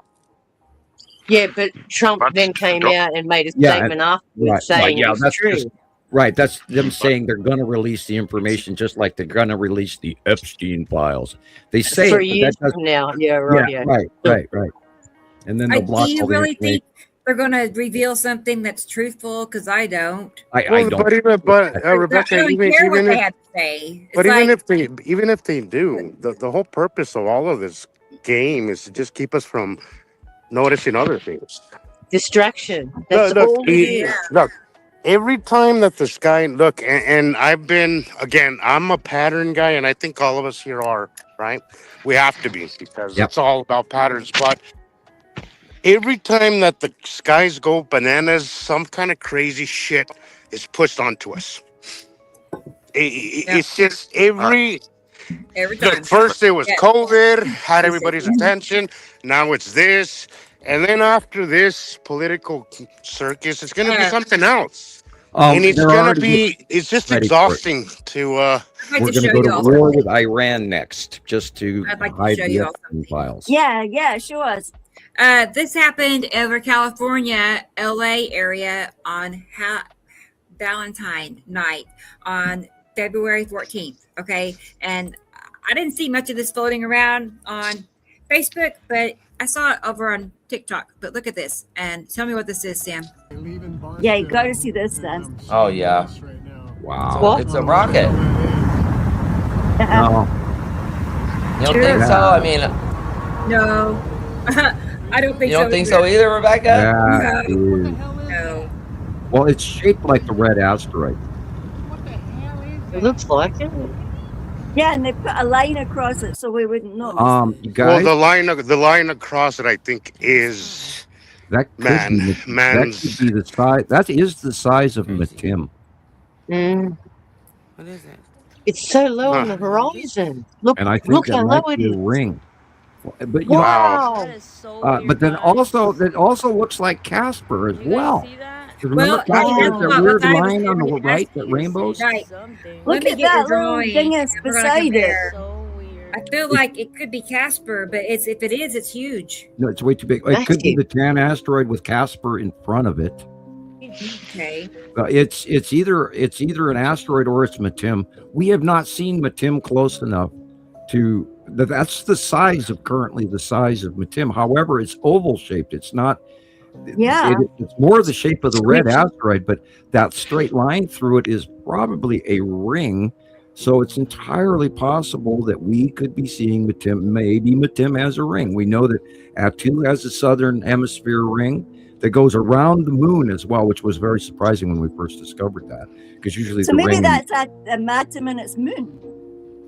It could be Matim and Mary Moon. It could quite easily be. And we're just seeing like their base. But yeah, that is an object that is seen. That it's shaped like the red asteroid, though. But I mean, I don't know what Matim's overall shape is this close, but that is the size of Matim. And you know, that looks very similar to a picture that Afan had a while back of it's the one that you use a lot in our. You use that as a comparison a lot, Rebecca. Remember? Yeah, it's like 2 o'clock of the sun, and it's just about that same size. Huh. I don't know my Tim, but it's on Yeah, the right side of the sun. yeah, well, look where the sunset is, and Okay. that places that as Matim. Again, Let's we're in see. new territory with Matim. We've never seen Matim this close up. She was always tiny, and then she went and disappeared on us since 2017 on. So this is I'm gonna scream that this is Matim. Yeah, that's the size of Matim. So long as it's not holograms out of, Look at this guy. of California. No, don't even go there. God, Gillian, Yeah, don't. bite your tongue, What? flap your hand. What's the things that you like the words, the wording sometimes? Because God, it could get people going. I used the word the Yeah. other day. What was it? A flashlight. Because I was comparing.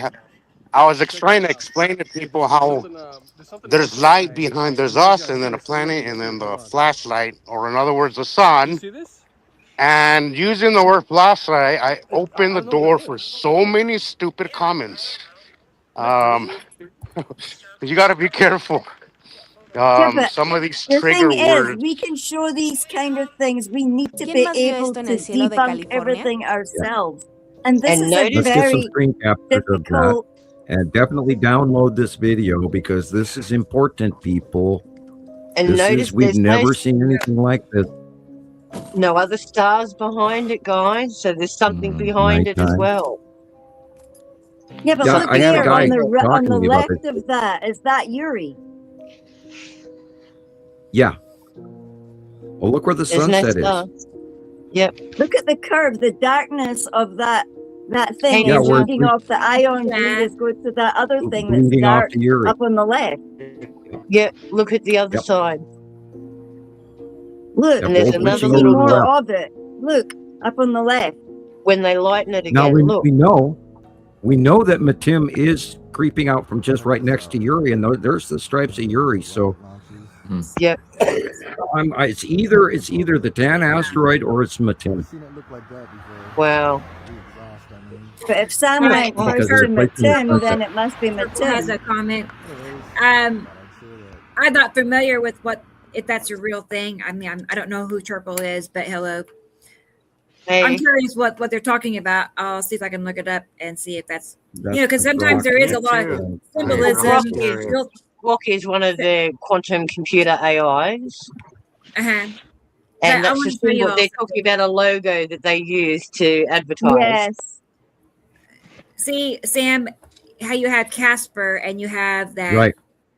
Right. Yeah, That line. and Casper moved over. and It has. It's moved over to the right a little, just at the edge of the bottom of a Saturn. Yeah. That kind of has the shape of the But red that- asteroid there at Right. 3 o'clock, Sam. Don't you think? Yeah, well, I don't know. but the red I mean, asteroid is directly next to at 2, so it would be it's farther big. to the left. But there, it's either the Tan asteroid or it's Matim because of where the sundown is. And again, people get screen captures and save copies of this because we'll use this in the next couple of months. And we don't know the close actual shape of Matim because we've never had any real close-ups of her in the last. Well, we have the close-ups and for months now, but we have not really seen Matim since 2017. So this is very interesting, and that red thing going on the right-hand side is very much like Casper, but I don't think Casper could be this big that quick, even on onset of the evening. So, yeah, this is either the Tan asteroid or Matim, and then the lead off to the left reaches up to, you can see that darker area on the left there. So that would be a reach over to Yuri. And I think you can That's what actually I see said. this It's like Yuri up there. See, that's Right. that's the thing, Sam, is that it's really easy to not notice behind, left Right. to the left and behind of it. But there's definitely something there as well. For sure. Okay, I have the crypto symbol Yeah, show us. Purple was talking about. So let me get it put up here, okay? Because I do see what they're saying, and yeah, they got a point. We'll see here. But that's what I was saying as well. It's like how. But they do that. They conceal our truth and all their nasty stuff as well. Programming, subliminal messaging.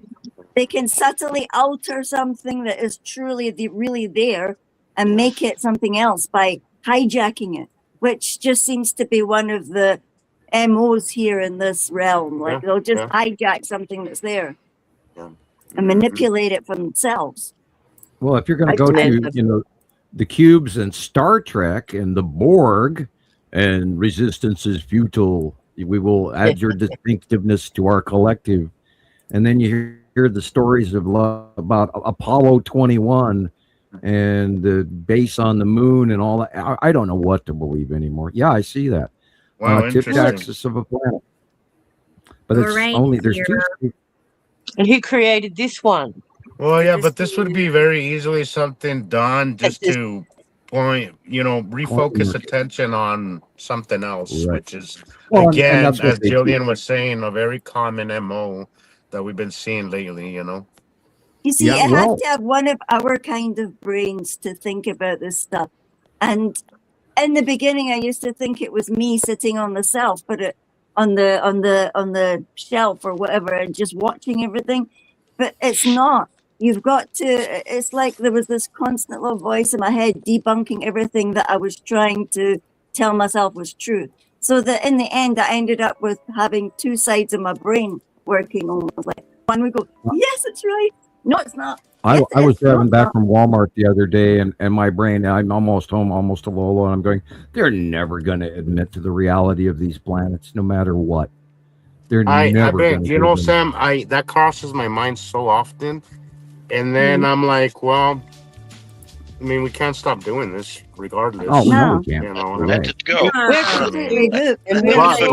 But guys, here's the thing. This week, I've reached out to more people face to face than I have probably ever, because I've tried and I talked about this a couple of weeks ago, how I think it's important that we actually start interacting with people. I don't do that as much. I usually stick to just social media, but I was talking to you, Sharon, about it, that we need to branch. We need to start doing things outside of what we're doing, outside of technology. And I've had some actually very good interactions with some people. I think the people that I've spoken to are very open to it, but they're very like they've gone down a lot of rabbit.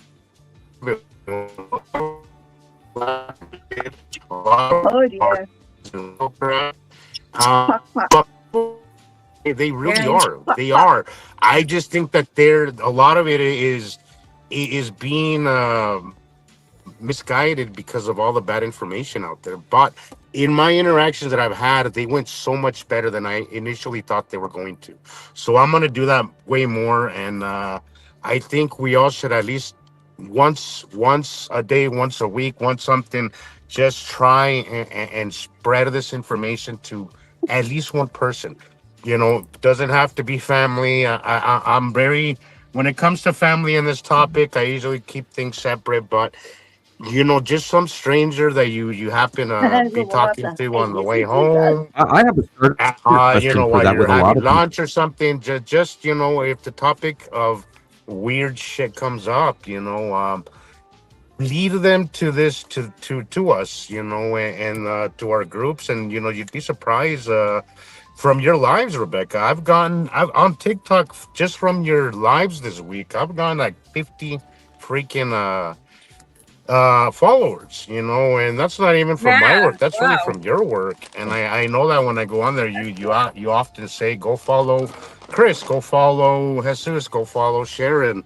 Just from that word of mouth, 50 followers that I didn't even do anything for you, that you basically set my way. So I think if we network a little bit outside of technology, is very important that we start doing that. And that goes also, I know Rebecca wants to say something, but do you still want to say it, Rebecca? Rebecca, I think Rebecca's frozen. Yeah, Rebecca. Yeah, she's frozen. Are you The serious? picture's frozen, Rebecca. We can hear you We can though. hear you, but your Can you hear picture's me? frozen. It froze You in can deep say what you thought want to because say. it froze in deep thought because Yeah, she looks like go she back. had a deep thought.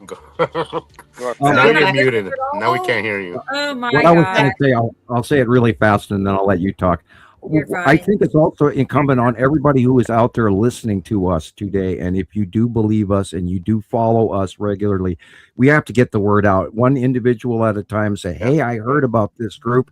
Here's their information. Write it down. I mean, guys, I'm almost out of gold cards. And, I keep writing the show name on the back of my, Montana Skywatcher cards.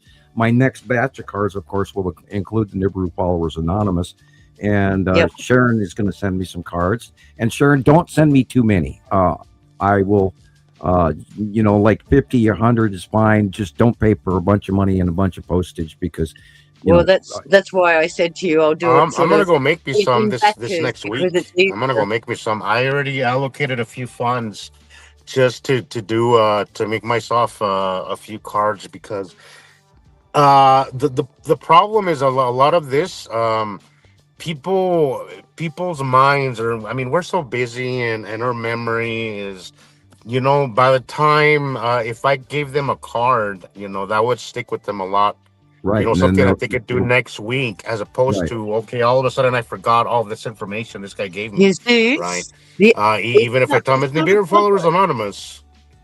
you see, I the can't. thing with the cards Sharon, you're are, muted. and oh no, I'm not Can't hear really, you, but Sharon. I'm not really, but can anyone else hear me? Yeah, I Am can hear you. Okay. Okay. The Can you hear? the I can't problem hear with Sharon though. okay. Well, the problem with the cards, guys, is Sharon, you're that muted. I'm not. I can't hear you, Sharon. Yeah, we can hear her. You And muted just, me. Really? we can, I can't. we I can can't hear her. hear. I can't Anyway. hear I you. thought that Jesus couldn't hear me before as well. Can you hear me? Yeah. Now I can. I can hear you. Chris, can you say something? See if I can hear you. My mouth is full. Yeah, I can't hear you either. I can't hear you or Sharon. Thomas, are you Really? there? He's a growing Yes. boy. Yes, I'm here. Okay. Anyway, Yeah, I to come can't hear with Sharon. cards, Or you know what? I'm gonna back out and come back in. See Yeah. if maybe that's a Yeah. thing because I can't hear Sharon. I could see her talking, but I can't hear. the thing- yeah, the Um, thing, I'm gonna wait for the Rebecca to cards, come back. the thing with the cards, guys, But is it's not yes, just I think our homework assignment is to reach at least one person randomly. At least once weekly. Let's just start once weekly or just whatever feels comfortable. Yes, but you're use it as a homework talking Sharon assignment just to all time. reach to somebody personally. Yeah. And then even if you don't want to get too into that, just direct them towards this information. Maybe they can pick it up later. No. okay. I think 1 minute. 1 minute. 1 minute, Yeah. Jesus. Okay, 1 minute. Still can't hear Sharon. God, When it Let her comes talk, to the let her cards, talk. guys, when it comes to the I can't cards, hear her. it's not a problem with me sending. I'm It's gonna how go long back it out takes and then. to get to Well, I mean, everyone. I'm gonna wait for Rebecca before I do that because You're Like, over I talking sent here. Gillian- Again. yeah, I can't I hear. sent Gillian I a can't hear parcel you, on Sharon. Monday, and she got it That sucks. yesterday. So 1 week for me to send a parcel to the UK, and yet I sent Sam a card the second week of December, and he Anywho, didn't get it till the second um, week of what? January? Yeah, homework assignment, January. guys. That was a month. Yeah. Reach out. A month. Reach out to people outside of technology. What I was telling Sharon is that sometimes I feel like Unbelievable. we're a little bit more contained than we think we are, and because social media has become so censored, we're gonna have to do some grassroots, or I don't know what the right term for that is. Sharon, you Networking need to and write a actually paper. reach people Stop. personally, Stop. and I've always kind of danced around that a little more than I should. But I think it's a step that should be, and that's something that we should include in our everyday work, is to reach at least one person every so often. We need to release a in our TikTok personal video. lives. We're all dancing the Nibiru dance. Oh God. Wait, As long as I'm not dancing in it, Sharon. If the nurses and that can do it, so can we. Damn it, I hate that I He might can't hear lose what followers. Sharon Nah. said. Boy, if Or Mitchell gain can some, do you it, never we know. can. Yeah. Yeah, Mittens can do it. Yep. We're What talking do you about got for us, dancing, Sam? users. Oh, well, I kind of saw. I kind of saw her. Yeah, I figured it was something about dancing. Okay, I'm gonna. Yeah. Everybody. Again, I think it is very incumbent on us as well as our listeners. If you're longtime listeners, and you're part of the Sky Watching team, it's also important for you guys to get out there and mention to other people that you can say, you can think I'm batshit crazy, you can think that these people are batshit crazy, but you got to find this information, because again, we have proven this for 16 years. We did not fall off the turnip truck yesterday. And we know what we're talking about. We're not just some silly affiliation trying to get clickbait. We're a serious group of people from around the world with members in many, many, many countries. And we know what we're talking about. And we are There's our members all around the world. Yeah, we have a protocol of how we do things. It's been very strict, especially the first decade. It was very, very strict on what information we did share. And this is all accumulated information that we have gathered over time, and we are not guessing. This information is dire. Oh, the amount of information we have is huge. It's voluminous. Right, Rebecca?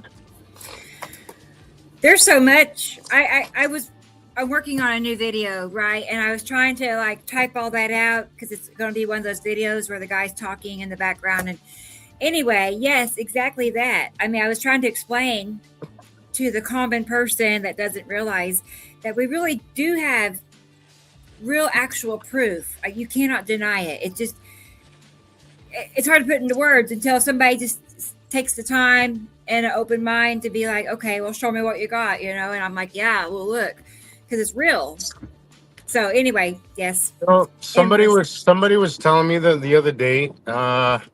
Where's your math? Show me your math. When did we replace math science with observable science? How could you dismiss observable experiments? Like, what we do is observable science. Right. And the scientific method is something that we use. We experiment, repeat, and get the same results. That is a scientific method, guys, and we are Sharon, 150% get the paper and write it down. on down, that. Sharon. So yes, the math, equations, all that is great. I'm not saying nothing against it, but you can't dismiss observable evidence. You just can't dismiss it. This person I think they were just trolling, honestly. But I was like, look, observable evidence is just as valuable as math, and probably more in a lot of cases. I smell chicken. My first episode is all about classical science versus the unseen, the unfathomable. No. So, okay, I smell chicken. That one. That's what it reminded me of. That picture. That one that we were just looking at. That is, of course, the isatum, and that white line through the middle of that black dot is the ion tail. In front of isatum, the black circular dot is, of course, the long box Cuban side orb, and blue area, everything to the right of the sun is Nibiru in this photograph. This was taken in 2019, I believe. And that green dot above the sun is the green asteroid. It is not a lens flare. It is the green asteroid. Okay. And then there's like a square thing above that. Oh, look at that. See those black dots, guys? Go back to that one, Rebecca. Yeah. See those black dots? Those are Star Destroyers. Those are Star Destroyers. No way. Yep. That's Those not are bad. star-destroyers. I was like, I'm taking like a picture of I was that. wiping my Let's do screen the- off to see, is it black dot on my screen or what's he talking Like, about? what's that? I did. Oh yeah, There right. are 5 of them visible. There are bugs 5 on star the destroyers in this tablet. shot. Yeah. I'm doing the same If you thing, look- Rebecca. There's I'm one trying to out wipe there. them off my Trying to screen get the here. bugs off my tablet. Section 6. There are 6 star destroyers there. 1, 2, 3, 4, 5, 6. Wow. Crazy. One up near the tree too. Yeah, there's one. No. Yeah, there's Come on, one by the motherfuckers, tree, and where they that's go? the biggest pizza slice. It's a triangle, and Yep. then the rest of them, those are star destroyers that are floating around right next to the long box cube. People, That's now, this incredible. photograph is a 1 or 2 Yeah. years old. That illumination in the bottom right above the roof there is probably an asteroid, and I don't think it's. Of course, it's not the sun because the sun's that big thing in the middle. But that illumination is, it might be one of the smaller ones next to the lead asteroid. Or, Not like one of them moons of Isatum. no, it's too small to be the Saturn's yacht. Well, maybe, depending on the year that this was taken. We'd have to reweigh that versus the year it was taken. Because look at that and- white thing up there. Would that have been another one of her moons? Because you've told me that she's got 3. Yeah, well, we believe that Saturn does have 3 moons. Okay. One on either side and then one on the edge, and that's why the wings go around planet is Saturn from the yellow moon to the side moons, even though half the time they're masked in the ion trail. And So we don't would those be think that- real moons, or would that also be some of them fake moons that they made and they parked us off one? And now that thing's also got some fake moons. Real ones. No, Okay, we- now Good. I see now what the dots are talking about, Sam. Yeah, now those I'm are trying to star wipe Yeah, them. look at those I was things. trying to they're wipe just them. insane. I was trying to wipe them off my screen too. Wow. Yeah. Now remember, I have a 43-inch screen, and those are star Yeah, I'm destroyers. looking at it on Wow, my that telly that as well. is- It's huge. Had you not mentioned that, I would have missed it completely, Sam. Wow. Now, this Yeah, is an that's older big. photograph, about 2020. This is the lead asteroid crossing in front of the sun. And back That's then, insane. the lead asteroid Incredible. was so huge that we were freaking out that it was going to, do some damage to Earth. And it got bigger. It got way even bigger than this for a short period of time during the 180-day cycle. So, people, these things are huge, huge, huge, huge beyond your wildest dreams. And we have so many years of proof and accuracy from my drawings and from the people around the world sending in submissions that match over and over and over and over again. People, we are not guessing. We're not conspiracy theorists. That's the side of Uri. You can see the stripes. The Lord. dark area on the left there is the asteroids inside the Salamander asteroid group. This photo's Sticking out incredible. over your area. And thank you, Yuri's Galaxy. just been like a I- real actor. Yuri has been so glamorous. It Yeah, and now she's comes out Absolutely. deep blue. Well, and- because Yuri's Well- rising up, so it's getting easier to see its entire shape, and I love This when is they Yuri, get like- that way. This is Uri like 2015, 2014, 2015. And you can Amazing. see the stripes. You can see the openings on the right-hand side, the atmosphere Yeah, inside. Now remember, Uri's a gas giant. The rings are he not looks like one of my absolutely muffin stones. Ah, it's And you can see amazing. him Yuri's between them. amazing. And that's an early shot of Uri. And Uri is small compared to Nibiru and Saru.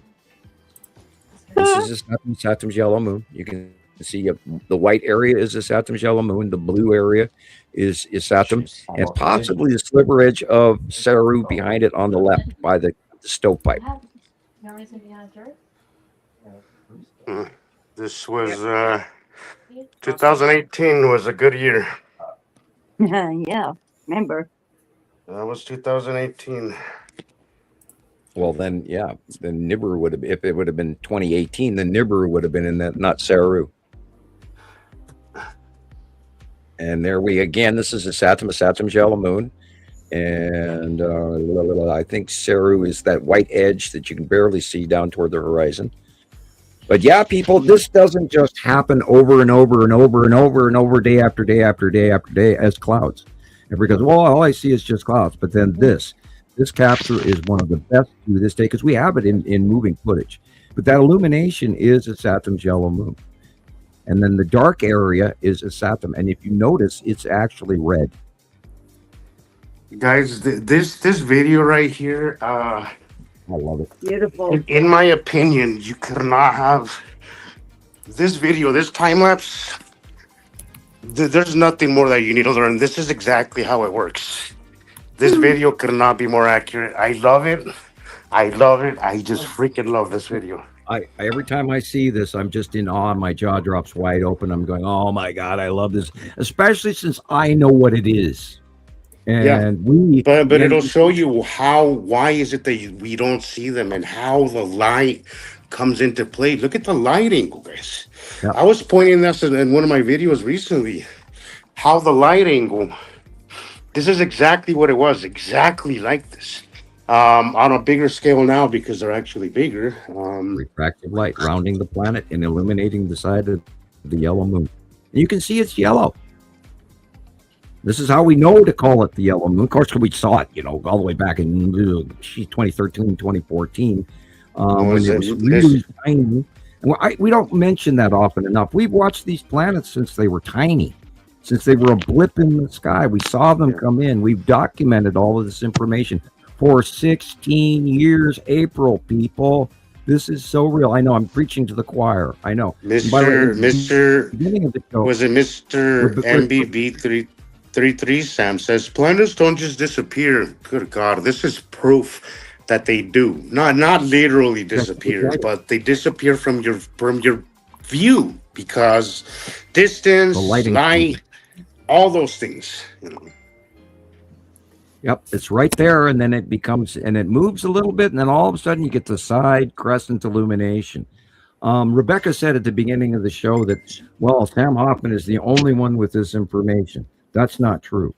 I have to admit that is inaccurate. What's going on here is there are hundreds of thousands of people around the planet who have learned this information that also know this information and helped us bring this information. Yeah. This is Matim a couple of months ago. I mean, you're the original. Like, I haven't found anybody else on their own besides you with this information that didn't get it from you, We gathered this when, back when Montana Skywatcher had 50 people and 80 people and 120 people before we had like 80,000. And then everybody went off on their own little ventures. But this is a Saturn again with the ion tail. That's what that white thing is going right there. Hey, Sam, can you pause this right here, Rebecca? I have. So somebody the other day was telling me okay, you guys were discussing this picture. I don't know if it was last week or I don't know, but you guys were discussing this picture and the question came up: is it real or is it AI? Guys, I saw this live. Like, this was live webcam. I got to see this live when it happened. A few of us did actually. So this is absolutely 100% real because it was on live webcam.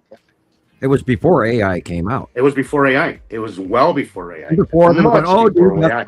This was like early in my days because I didn't really understand what I was looking at until somebody actually pointed it out exactly. I completely missed this. I did what Thomas is talking about, and I love how you coined the term, Thomas, the Columbus effect.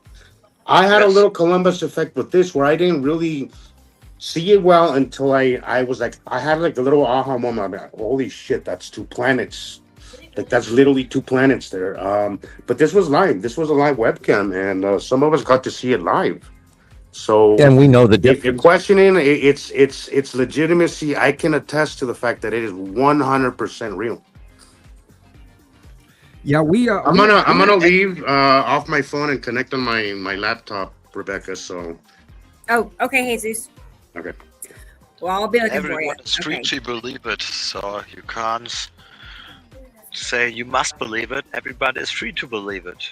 It's up to everybody himself, so you can't do anything, in my opinion. I kind of like that, Thomas, because sometimes we do waste a lot of energy on people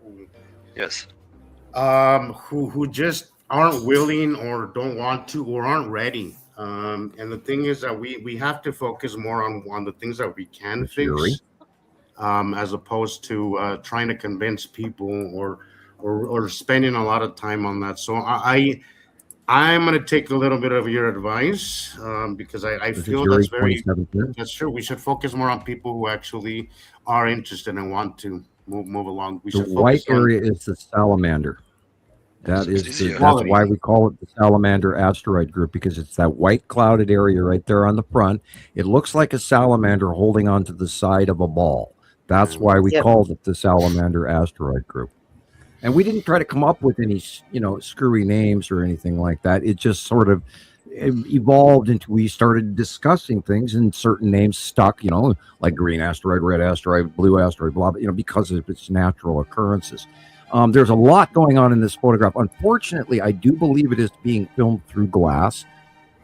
It is, but Sam, on that topic, I feel like in this picture, unless you want to talk about the small stuff, I feel in this picture, I mean, you got the obvious curve, and I don't think any amount of glass is gonna distort that, right? So I think because it's not, get away with it, but it's definitely, there is some reflection there. It's not the main focal of the subject from being filmed through glass. But I do feel common sense does come into play in some of these pictures. Like obviously that thing, the little thing across almost the middle there, that's obviously a reflection. Yeah, that's the back window of the car. Yeah, and we have criteria when we use it or don't. And I am, of course, more particular than most everyone out there. And because I, do have, and I've always told everybody, if it's taken through glass, I'm going to completely not use it. I can't use it in the interest of science and sticking with the rules. Good capture, bad capture. But with this one, I'm going to let this one slide because I know this is 2017. And I remember when Yuri was on that side, I remember, you could see the legs and the arms and the head and the tail of the salamander right there. And if you step back from your phone, it stands out. You can't miss it. But that's the salamander asteroid group just on the outside edge, popping through the exterior of the gas giant Yuri. And by the way, the skull is showing up again, everybody. And I saw it all week, popping out. And it is, of course, in front of Yuri, in between Yuri and Atu. And so in that period of time when Atu is in early part of the day, Atu is beyond and being facially illuminated. But when the evening starts coming in, Atu moves and goes closer to Yuri again. And what that actually is that Yuri and Atu are turning. It doesn't really move. It's just that they're turning and rotating, so we see them at a different angle. But the skull effort is in between, and that is why we're getting fresh views of her again, or it. Maria. Thank you, Blackberries. Thank you. As you can tell, I'm the one in the middle. That's me. Oh my gosh. Look at her. I'm kind of vibing with the one on the right. The right. Yeah. Yeah. Yeah. Thank you, Blackberry. Cute. And Maria as well. Surprise. Hey, Maria. Good to see Maria. you. Thank you, Maria. Thank you as well. Thank you. Maria, thank you for the advice. I love this one. Maria, thank you for the advice that you gave me the other day when you texted me. I've actually looked into it, and you're right. There is a correlation between that and the kinetic nerve thing. Interesting. Oh, yeah. That's oh, is she cute? Little mittens. Yeah, thank you so much, everybody. That helps a lot, really. Really. It's like you caught her personality right there. I know. Alexandra, I could not agree more. Humans aren't really curious anymore. They believe they already know everything. That's our problem now. I think the cell phone is going to be a good thing and a bad thing, and I think currently, have you ever, my daughters occasionally like to watch the police videos where people get arrested for misbehaving, and when the police take people's phones away from them when they're getting handcuffed, they literally have they freak out like a 5-year-old child. My phone, and so. Yes, think people are they're not even worried that they're about to get their arrested. They're more worried about their freaking phone. I've seen those videos. Well, I hate Absolutely. to Like, say you know, it. you're gonna, you know, The you're brains going are into a cell right now, right? You should not be Well, worried about your I hate to say it, but the generations of parents these days that give Oh, their kids devices before Nope. they're 2-year-olds are actually retarding their growth. There is scientific papers Right. suggesting that they are cutting off the logical side of their brain. And because this is why children are now turning up to school at 5-year-old, they can't write their name and they're not even right. toilet trained. It's very sad. Yeah, Mine and Chris's my girls have horrible generation. handwriting. Mine and Chris's generation, me and Chris come from a special generation where we're actually the last generation that actually got to play outside and watch Right. the internet emerge. I think what was it, my junior year, my sophomore year when the internet started coming out. So we had an entire childhood, right? Like, before us. Are you in your I'm 43. 40s? 40s? I'm 43. Okay. So I was I'm born just in curious. 82. Right. 43. And I know you were born in Well, how old are we? 82, right? You were born in 82, like right? I believe. 82. You and you are the Like same age. my kids are in their 30s, from 30 to 37, 38, and they had a taste. Like, Taylor still agonizes over his childhood, wishing it could be like it used to be. Yeah. You Oh, know, yeah.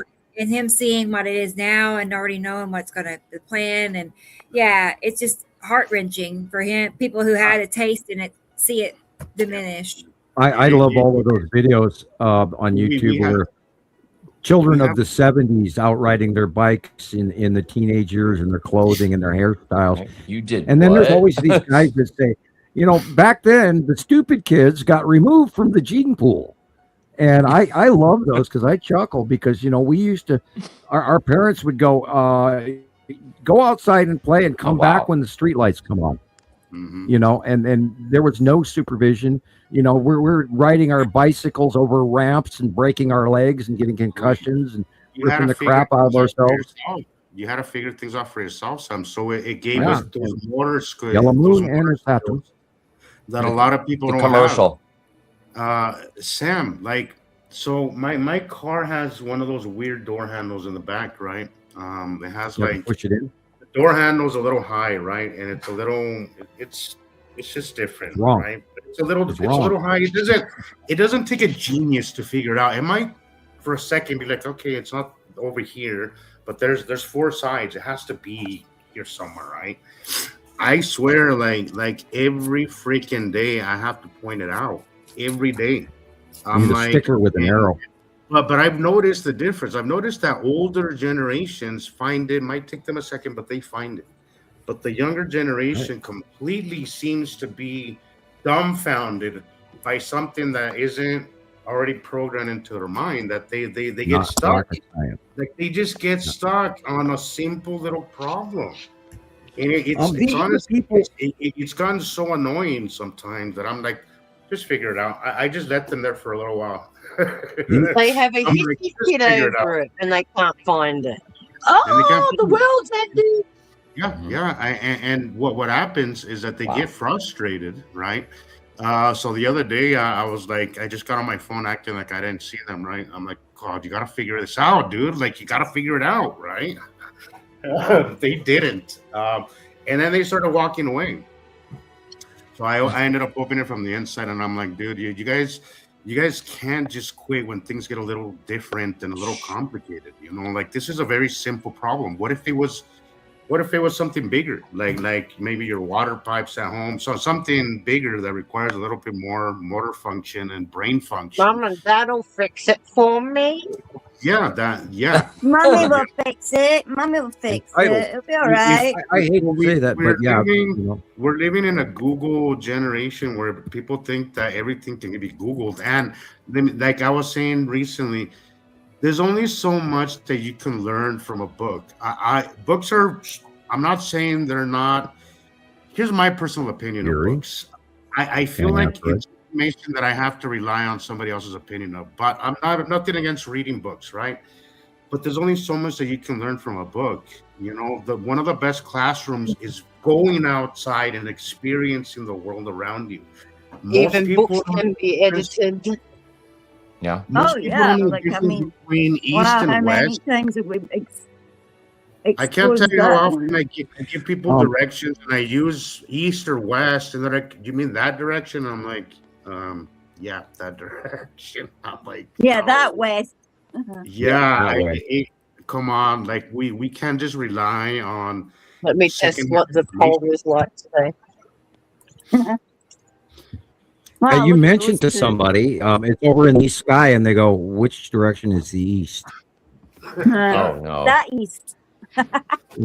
Yeah, and well, these are the people that are going to be taking care of us when we're old, and no, they won't. You guys on that? They'll put us in nursing homes. Yeah. What bed? Like what asteroid? By the way, that black dot is the Empire orb, or Norway spiral orb, whatever you want to call it. But it was intermittent, and this, of course, is pre-2019. I didn't hear what you said, Gillian. Say that again. Isn't it that thing that's behind the moon? Yeah, I've been wondering if that's where they've been parking it, but I mean, because we can't explain the yellow object on the moon. It doesn't fit in our design at all, other than maybe that's where they're parking the Norway spiral, Empire, or whatever you want to call it. Every now and then, I think they're not parking. Now remember, they had that emergency moonshot thing that happened here. Beginning of the end of the last month there, and we haven't heard anything about it. Yeah, and they had that flight booked for September, and then with the advent of 3i Atlas, all of a sudden, and the passing and the transitions, I think they're in dire panic mode. And unfortunately, with the current temperament of the world, I don't think we're going to get along with our overlords, our Federation forces, let alone the Nibiruans or Anunnaki, whatever you want to call them. I don't think we're certainly going to get along, and that's not a good thing. No. But in certain ways, I kind of wish they would invade just to wipe the slate clean so we could start all over and get rid of this unbelievably corrupt worldwide banking system that we've got going. The billionaires and the multi-billionaires that have so much, while we have to struggle for 2 jobs just to eat. And we're going to see a lot of folks, a lot of senior citizens that are going to be turned out of their homes. Now, even a couple of years ago, and it still didn't even get topic to the news, Louisiana cut Medicare and cut Medicaid to so many seniors. They were evicting people out of senior citizens' homes. And they were left to their families. Yeah, yes. And you never heard anything about it after that. But it was this massive number of people statewide thrown out of their retirement homes where they used to feel safe. And that, guess what, people? That's going to happen to all of us. Every freaking one of us. What we're seeing is an entire movement in fascism. Freaking World War II. And if you don't know World War II and what happened with Hitler, I know very well, because my father, my dad was in a slave labor camp from World War II, and they took him out of Holland from in front of a movie theater, and they put him into Poland slave labor camps. So if you don't think that's going to happen to you, it is. It's coming, people, and it's damn well our thing to stop it. We cannot let it get any further. New Zealand just went through a housing crash too. People are losing their homes. Yes. Oh, cars. You wouldn't believe how many cars are being repossessed because people can't even afford to pay their car payments. And not only that, there's a huge series of cars for the last 3 years. All these new SUVs, they're worth shit 5 minutes out of the dealership. I've been telling people before they break down. Any cars past 2020, mid 2020, don't buy it. Buy anything before like my car's a 2019, amazing car. Anything from that year, 10 years back, don't buy anything new, because these guys, new cars, our system is broken. Everything is broken. Everything is broken. Yeah, that's insane. We got to stop this. Go ahead, But Thomas. that's the plan of the elites. So that's not something that'll happen spontaneously. That's the plan. Right. And they know all the stuff, and they're planning this, like the food and the wars and destroying the society and all of this. So this is the plan behind this, because they know what's happened and they know about the catastrophe. For example, we're talking not about the catastrophe. Go on, sorry. It's coming. Well, this is why they put the DUMBs, people. And those things are stocked to the hilt, and they're massive, and they're huge, and they're way underground. I know for a fact I've been in one. I gave up my golden ticket, people, to warn you. So, damn it, listen. I mean, my friends here are all sitting in front of you, stacked up here on the left-hand side of your screen, and every one of these guys knows about my abilities. I'm not trying to brag here. I'm trying to show you and warn you. What were you saying about chicken, Sam? I was smelling fried chicken. That was me. Oh, there you go. Live on camera, guys. Another prediction right there. He was saying chicken, and I never said a word. I can go and get you the chicken. I can get you the chicken body. It's in tin foil in the stove. Well, I love the show where Jesus had meatballs for lunch, and he had them over. And I was like, why do I keep smelling meatballs? And it was overpowering, and I was like, wow. Yeah. But yeah, guys, I again, I'm not trying to my remote viewing, and this is part of the change as of February. I told everybody that the rules have changed a little bit. Okay, now I am telling you that I am a damn good remote viewer. And I wasn't bragging about it before, and I'm not bragging about it now. I am just telling you the facts, people. I am darn good at what I can do. And my drawings show you that. I've been doing it for a decade, people. You can't be this accurate for a decade. You can't pull this rabbit out of the hat. This is real. You have to listen to my warning. I've been screaming this for 16 years, people. This shit is happening. And you have to prepare for it. If you have a family, oh my God! If you live on the West Coast right now, move. If you're in Texas, in the western half of Texas, there's a huge oil problem, the polluting and toxifying groundwater in western Texas. There's pipes leaking everywhere, and if you're getting ground well water, don't drink it. Don't bathe in it. It's full of radioactive, all kinds of you wouldn't believe, because they, in their effort to the Permian or something, oil fields. Let me look up the name of that again. Sam, I'm going to cross the line here. Go ahead. How long have we got? Well, I really and I hate giving too far advance predictions. I really think that this summer. Go ahead, Thomas. I just want to say, I think, in my opinion, 5 to 10 years, so in maximum. So the catastrophe is going worse and worse. I think we're going to really, really drastically see it this summer. I think there's going to be. I agree. I think 2020 yes, going to be a wake up. I'm talking about the maximum. With 5 to 10 years, I'm talking about the maximum. So not to see this year. Of course, you're right. This year, but the maximum, and then. Let's also go into the Chinese New Year. Well, let's talk about the message of the Chinese New Year. This is the year of the fire horse, people. I'm a fire horse. And so but you're taking that symbolism. But what if this is actually a description of something that's going to occur in the sky? Yeah. That's why it's called fire horse, guys. Fire horse. Right. This is, and this is following up. And remember, there was the gray dragon, and then prior to that was the year of the dragon. So people, this is, the Chinese New Year's, all of this symbolism is for a damn important reason. But I'm pretty damn sure that 2026 midsummer. Now, remember, even if you go back to May and April of last year in the Midwest, they had those huge tornado events, that weather like we've never seen in our entire lives before. Yeah. And it's immediately forgotten. Did you guys remember? I do. Portugal and Spain, they've never had tornadoes before. Never been flooded like this before either. The volcanoes all over the planet. The Axiom Seamount is about to erupt many years early. There's so much going on. I mean, Sicily, Camp landslide, all of that Italy. stuff. Yeah, Italy. Santorini is winding up. and those burning fields. Volcanoes going crazy. Iceland, Kilauea.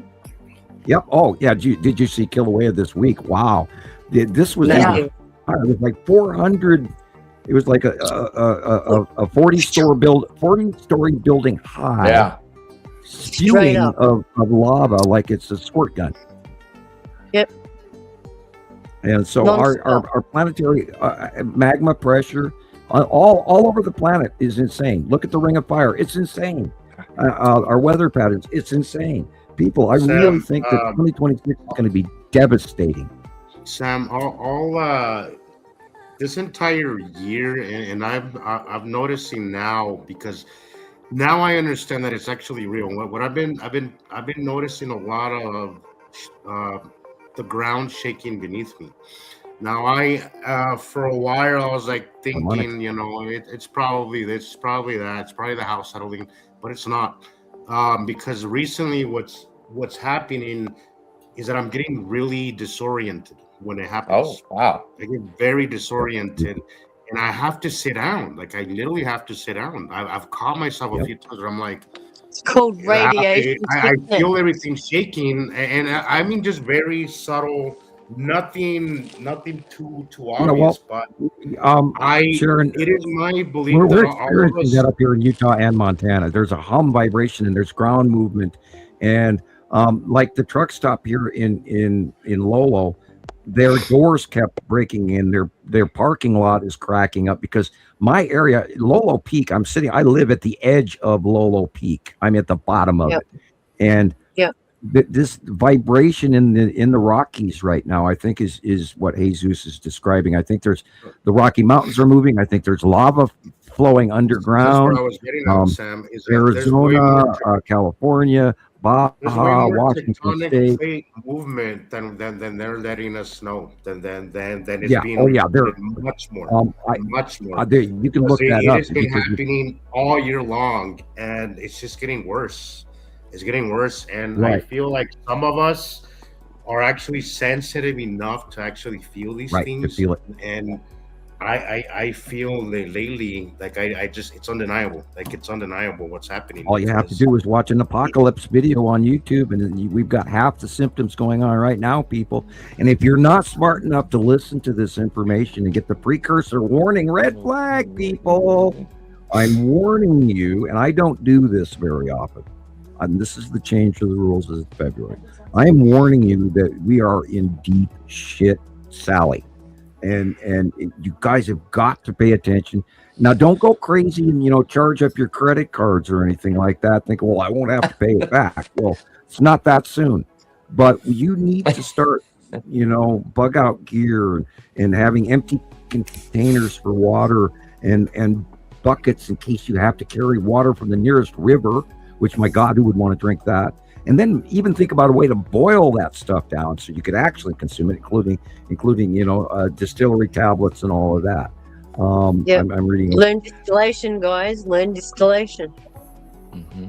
Good boots, good gloves, good winter coats. Dress for both extremes. I mean, what if we are headed into I don't believe we're headed into an ice age anytime soon, but we got to plan for extremes.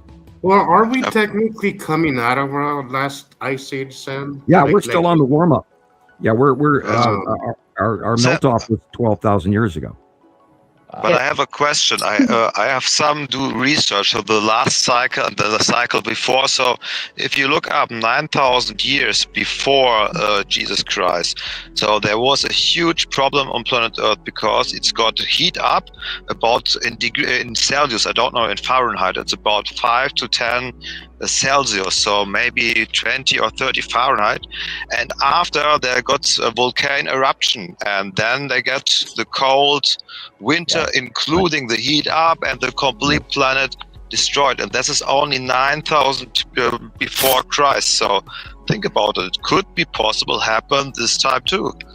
So well, they say the Younger Dryas was 12,000 years ago, and they said what led us out of that ice age was the impact that happened up in the belt in America and Greenland, where it all split up.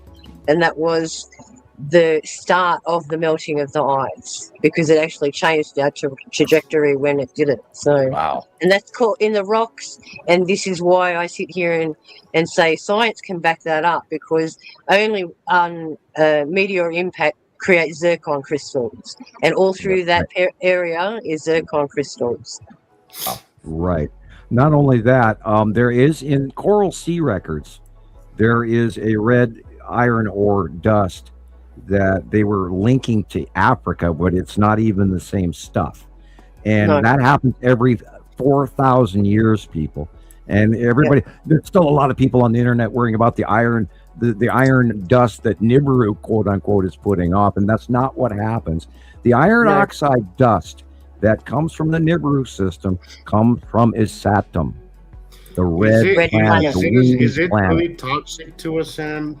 Because another thing that I've noticed, Sam, over the last month, and again, I don't make up my mind. I kind of look how the pattern kind of develops at some before I actually kind of see something like, oh shit, there is a correlation here. What I've noticed, the outside air is making me so sick. It is making me so sick. When I get I know here where I am, we have a lot of factors. So we have the Great Salt Lake is drying up. So I will go ahead and look right now, and look at the atmosphere. We have the winter inversion that plays a big part as well. But it's never been this bad, Sam. Like, it is so bad lately that I have to recirculate the air in my car. Otherwise, I can't get through my work day. That bad. Do you have on your weather app a pollution index meter? We do have one, but honestly, I don't. I know that we have one here, a local one, because even we have silver alerts. We have all these alerts when it comes, because the air quality here is a big deal. So we do that. But I've lived here 6 years. I have never felt as sick just from being outside the way I have this last. There is a new green cloud on the chem cycle that I've never seen before. It is covering from middle Canada all the way to the Yucatan Peninsula and entirely over the United States, centering over the top of New York City and going over to Asia and Europe. It's all literally from Germany all the way through Russia. There are major outputs going on in chemical or carbon dioxide in Indonesia. Now remember, Mayan last week or the week before blew out this huge amount of carbon dioxide and sulfur that they've never seen the like of. And they actually put out for the entire Malaysia region an air quality warning that everyone should stay inside and actually breathe through an N95 mask. That's why they suspended all the flights from Indonesia. That's what we were talking about the other day, Thomas. Yes. And over those Malaysian islands right now, they're dark on the chem meter. Now, I didn't go into the particulate meter. That's two different things. But I've never seen these green blobs before. And literally over the top of the entire United States is this new green blob. I've never seen it before. It was usually orange-based or dark brown, but there's green blobs over populated, serious, large countries that I've never seen before, ever.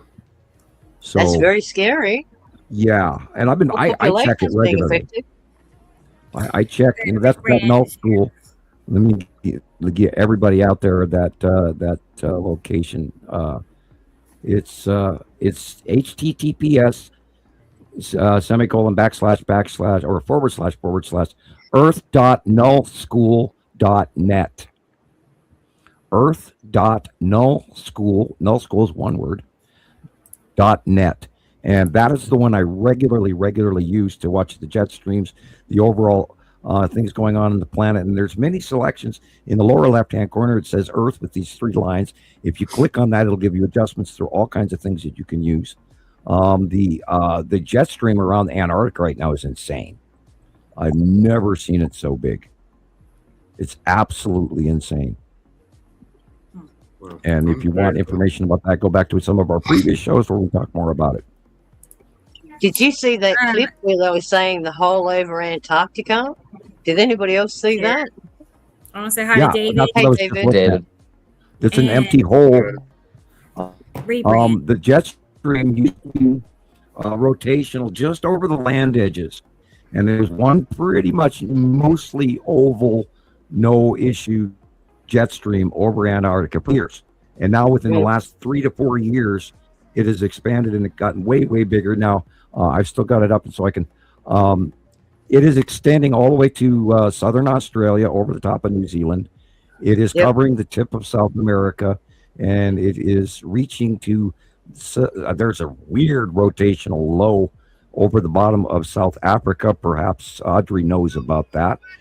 They're probably getting some unbelievable weather that's reaching all the way coming from South America, which is unusual. That's anti-trade wind. Now, we talked about last week, we talked about the Sahara Desert, and the jet stream is now going over the Sahara Desert, people. And usually it used to be over Europe.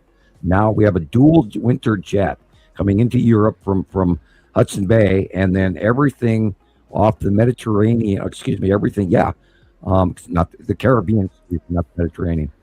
The weather is running over the top of the Yucatan from the Pacific into the Atlantic, and then going from the Atlantic all the way across, which is anti-trade winds for this time of year, off the coast of Africa, going over the Sahara Desert, all the way up into Yemen and Ethiopia and all of that, and then splitting off into middle Russia, and then over India, and then over southern China, and back into China again, and over now Japan. Oh my God, those people have 12 feet of snow in northern islands of Japan.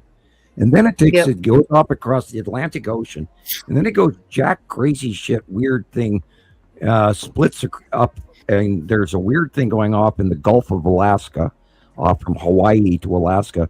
The jet stream is peeling straight north, going up over the tip of Kamchatka in Russia, and then back down in through over the top of Alaska, barreling over around a low that's parked offshore of Vancouver, and then over Washington State, Montana, etc. So this is a freaky jet stream going on. So you're going to get Arctic cold, by the way. You're going to get a nasty snowstorm, Rebecca, this week. No, what? No. Yeah, you're going to get cold again. Snow. What? Okay. Yeah. Because I was just looking at the weather before the show. It shows the next 3 nights it's going to get down below freezing, and then we're back up into the 70s on Tuesday. The cold spell is coming. Wow. But what's happening now? People freaked out in Jamaica because it got so cold. They've never in their lifetime ever seen it that cold in Jamaica. Falling iguanas and everything. Rocking back and forth is what's orange juice prices are going to go skyrocket next year because all the orange trees in Florida got frozen again this year, and they don't even mention that anymore. Thank you, Audrey. South Africa's weather is a total mess right now. Well, I can see why, because you got a huge jet stream going over the top of you that's affiliated with Antarctica, which is not even remotely normal, people. And I've been watching the weather for many, many years. Remember, I used to record the Weather Channel on VHS. That's how many years I've been watching the weather. It doesn't get any nerdier than that, Sam, but we're all nerds here too. So people, you gotta listen. The thing is, I used to watch that channel all the time. Like I left it running in my living room. I was on to it. They used to have this little thing where they had like a tornado, extreme weather little segment. Morning watch. Yeah, I watch morning. They have machinery for the whole United States where you can actually, and I encourage anyone that lives in any tornado or severe weather central United States eastward to get one of those warning systems that are not connected to the power. They're battery operated and they've got emergency mode. Ryan Hall, sells some of them. But if you don't have one in your home and you live from Colorado east, get one. You need it because this year you're going to see extreme storms like we've never seen before. And here's why. The moisture from the Gulf of Mexico is meeting that cold Arctic blast that's running down, and then they're smacking together. And now that is going to happen again this week over the top of you, Rebecca. It won't be So bad for Oklahoma. But by goes Missouri, Illinois, and Ohio and all that, they had a huge storm event yesterday and the day before. And that, of course, did not make the news. Now, what's going to hit? It's going to go all the way up to the East Coast this week, like Thursday. And then it's going to be a big nor'easter and a really extreme weather bomb cyclonic event. A low pressure system is going to form, which is what a bomb cyclone is. That means the mean behind that, that's one of the new terms they've come up with. What happens is the barometer drops 25 points within a 24-hour period, and that's what they call a bomb cyclone, because it bombs down from 10,000 or from 100 and some odd millibars. I can't talk. 100 millibars, and it drops, or excuse me, 1,000 I hurt the brain. 1,000 millibars down to 950, 940. Now, when you get to 930 millibars, you've got a hurricane.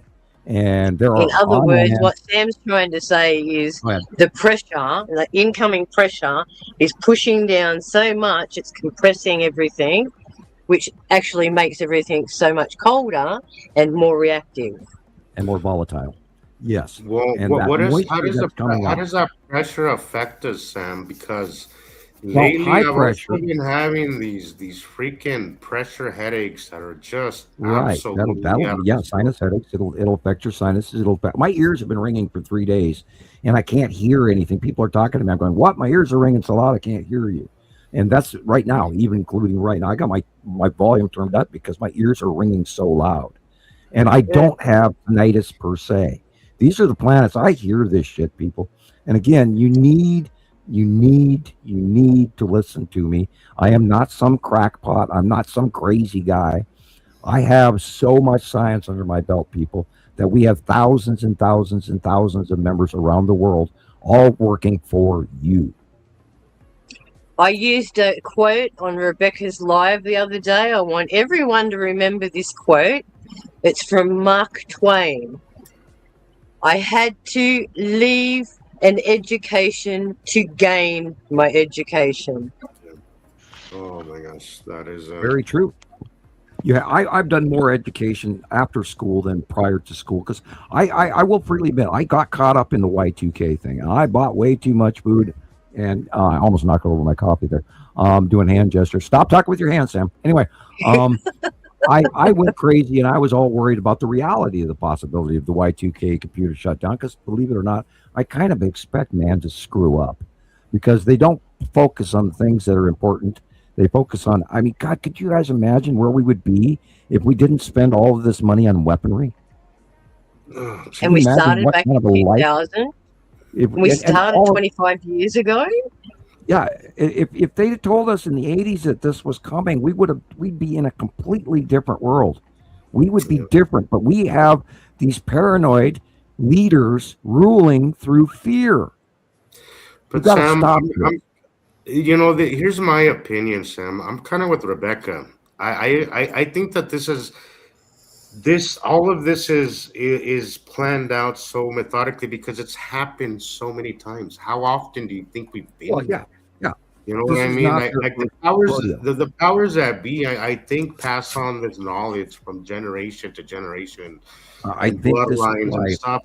So all this has been repeated over and over because 3,000 years sounds like a long time, but in cosmic time, it's actually not that long. Well, with one exception, this has happened so many times, over and over, cycle after cycle. 5,304 years ago, with 2 cycles ago, and you had another 3,654, and you got 7,000, whatever. The thing that's different this time, people, is 3i Atlas. Because there is a decree. Now, the off-world information from the Pleiadian, he told me that there is a decree this time, and this goes with what Thomas says all the time and with what Jesus says, is that some of us are going to evolve forward. Yet, what you have to realize is that the Nibiru civilization, our other larger half, we're on factory colony planet Earth, but the bigger other solar system that is responsible for putting us here and all the ramifications that goes along with that This is the decree that this cycle is going to be different. And I believe that is what 3i Atlas is coming in and making sure of. And believe it or not, people, there are people on 3i Atlas.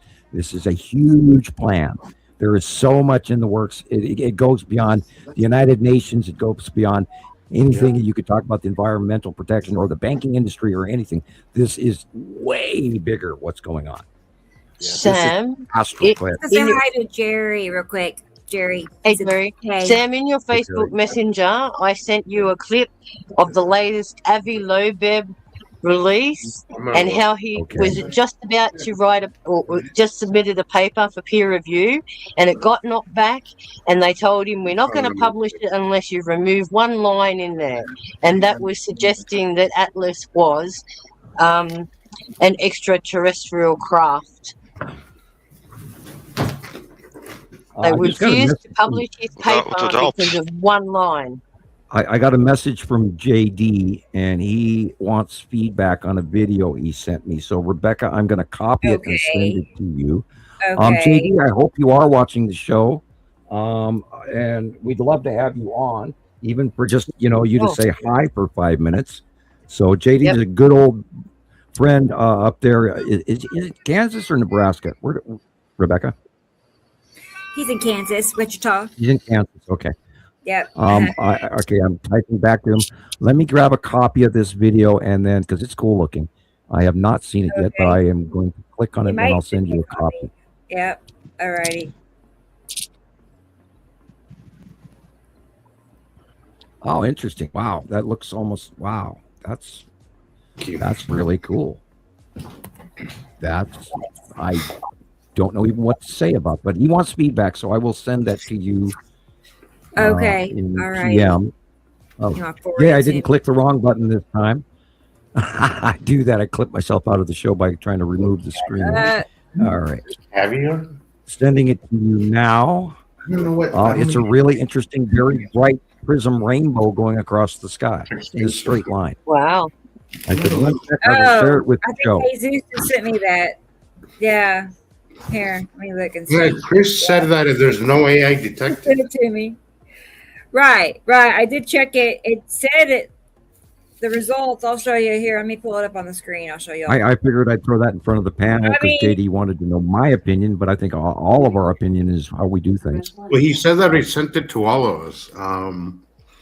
But I wanted to check it for AI first. I sent it to Chris to see what he thought.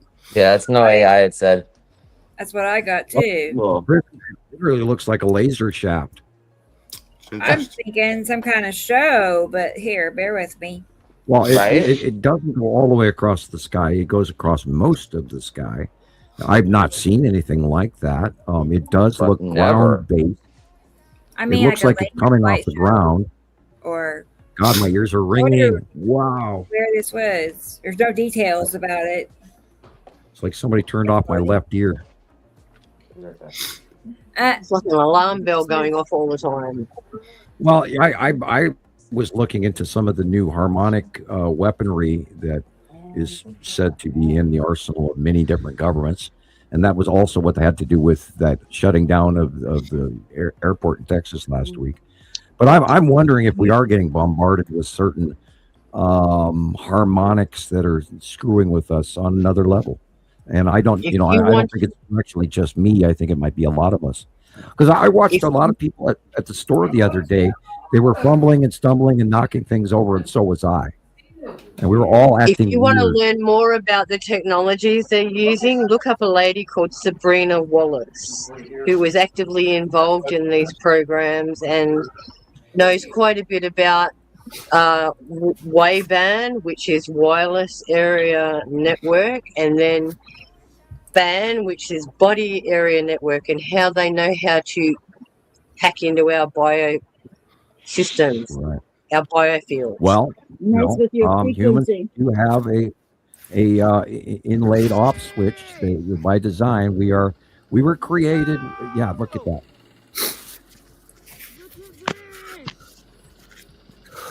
That is almost like a rainbow. That is interesting. I thought initially AI, but Well, oh, hey, I got an idea. What if that's the side edge of a Saturn? I was going to say, it looks like a bottom edge or something. What if they could see the red? Someone's atmosphere. That looks like local illumination on a much closer scale, you know. What if, well, So remember, could it be- at nighttime, planets are moving over the top of us and they keep rotating at night. Not likely to be AI generated.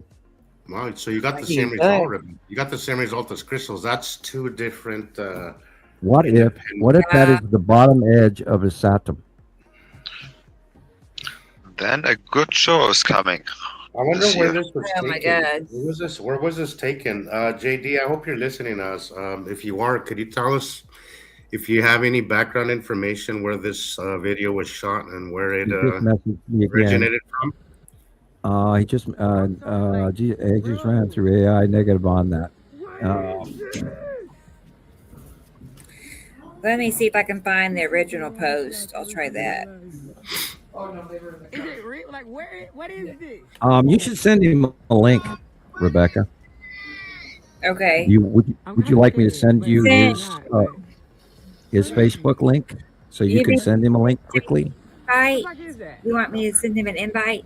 Yeah, send him an invite. See if he wants to come on the show, even microphone or whatever. Tell us where he got see. from. Here is his Facebook link, I got it. and I hope he's watching the show. Okay, all right. Yep, I got it. But I figured that was quicker, but you beat me to it.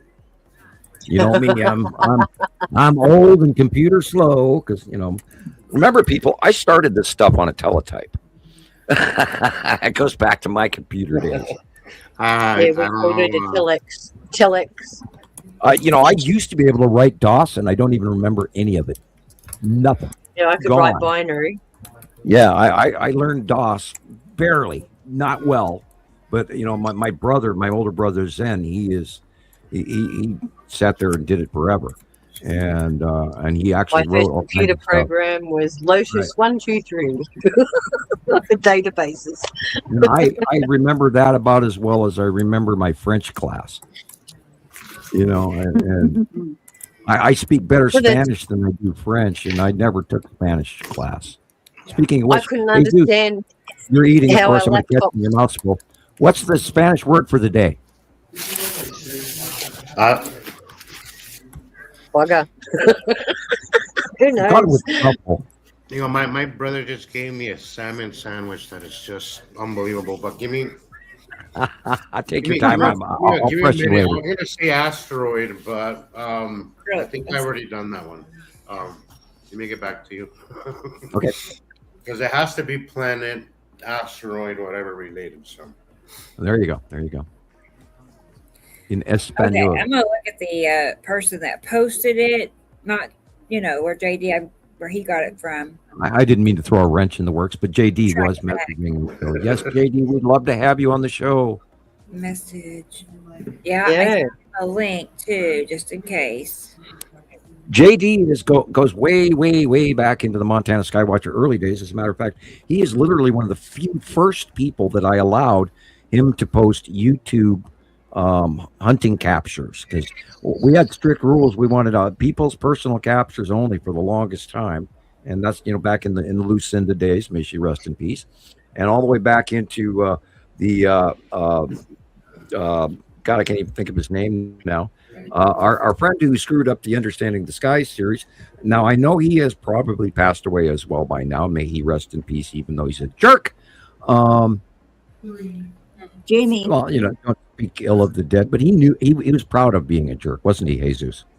absolutely, absolutely. He yeah. Oh, he God. I remember when Wow. he said to me, "Oh, what are you smoking? You must be smoking something for I to say that you can see the ion trails." James had such a horrible life. His mother gave him $10,000 a month Shit. for living expenses. Gee, that's really crap. Yeah, Well, $10,000 a month. that's interesting Oh, that you I'd be bring on that a up, cruise Sam, every month because, with that. I'd be off. Gone. You know, I've been doing this. So I was gonna mention is hearing rich people interact. God, they're on a different wavelength. They're completely experience a different world than the rest of us do. Well, we need to bring You that know back. why you I think Jamie's a perfect example of that, Sam. Right. You know why Money you won and money earned are make two completely different characters. That's because they've never been humbled. That's right. How anybody could ever relate to somebody that's rich or a millionaire, first of all, is insane. And to believe that they can relate to us is also even more insane to me. It just That, I think, is the we goal of our experience a completely lives. different world. Hey, And I'm Tara. not, it's not to say that we're better or they're better. It's just we have completely different world experiences and therefore a much different outlook on life. Well, we're suffering the event of that everybody currently believes that if you're rich, you're successful. Success in life, people, is And they having are your the most family. miserable people in the world right now. Absolutely. Success is family, an intelligence, a kindness, a humbleness that we learn for ourselves to become better humans. That is success. Because we've And looked health. inside. Go ahead, Thomas.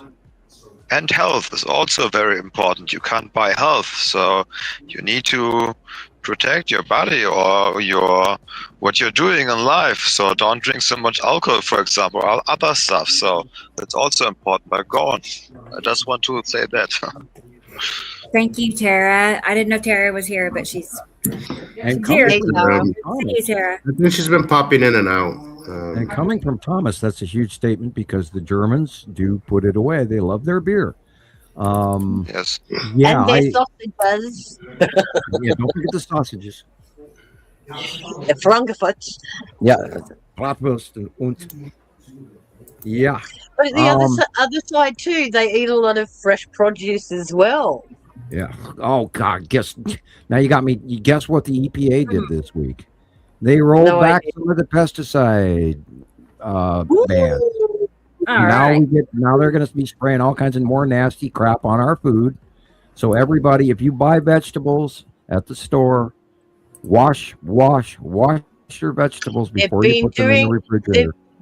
They've been doing that in the vegetable aisles for at least 2 years, where you walk in and you see all the lettuce and they're constantly spraying jets. That is an aqua save. That is a how do you say it? A keep fresh Right, kind that of is that chemical. stabilizer. Right, and Wendy's uses that on their salads as well. They chop their salads in a big 50-gallon barrel, and then they put that chemical stabilizer in there. By the way, that is slightly toxic and slightly cancer forming. So there goes your garden salad at Wendy's. Guys, I do have a person. I heard somebody come in the green room and grab a handful of M&Ms, guys. I thought I saw JD. I'm like, is it really? It is. JD Martinez. He's here. Hey, JD's here. Let's go ahead and bring him on and see how he is doing. It's been a while. Yes, sure. Yeah. He's got a new grandbaby too. Hey, JD. How's that new baby, JD? How's that new little baby? Can y'all hear me? Yeah. Yeah. She's coming over tonight. Can y'all hear me?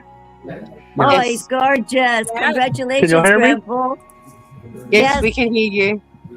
Can you hear us? Okay, yeah, she's coming over tonight with parents, and we're gonna have an awesome time tonight. I thought I'd drop in real quick. There's been a lot of interesting things going on in this world. For sure. Oh, yeah. I love your posts the last few months. You're doing fantastic. Love your work. Thank you.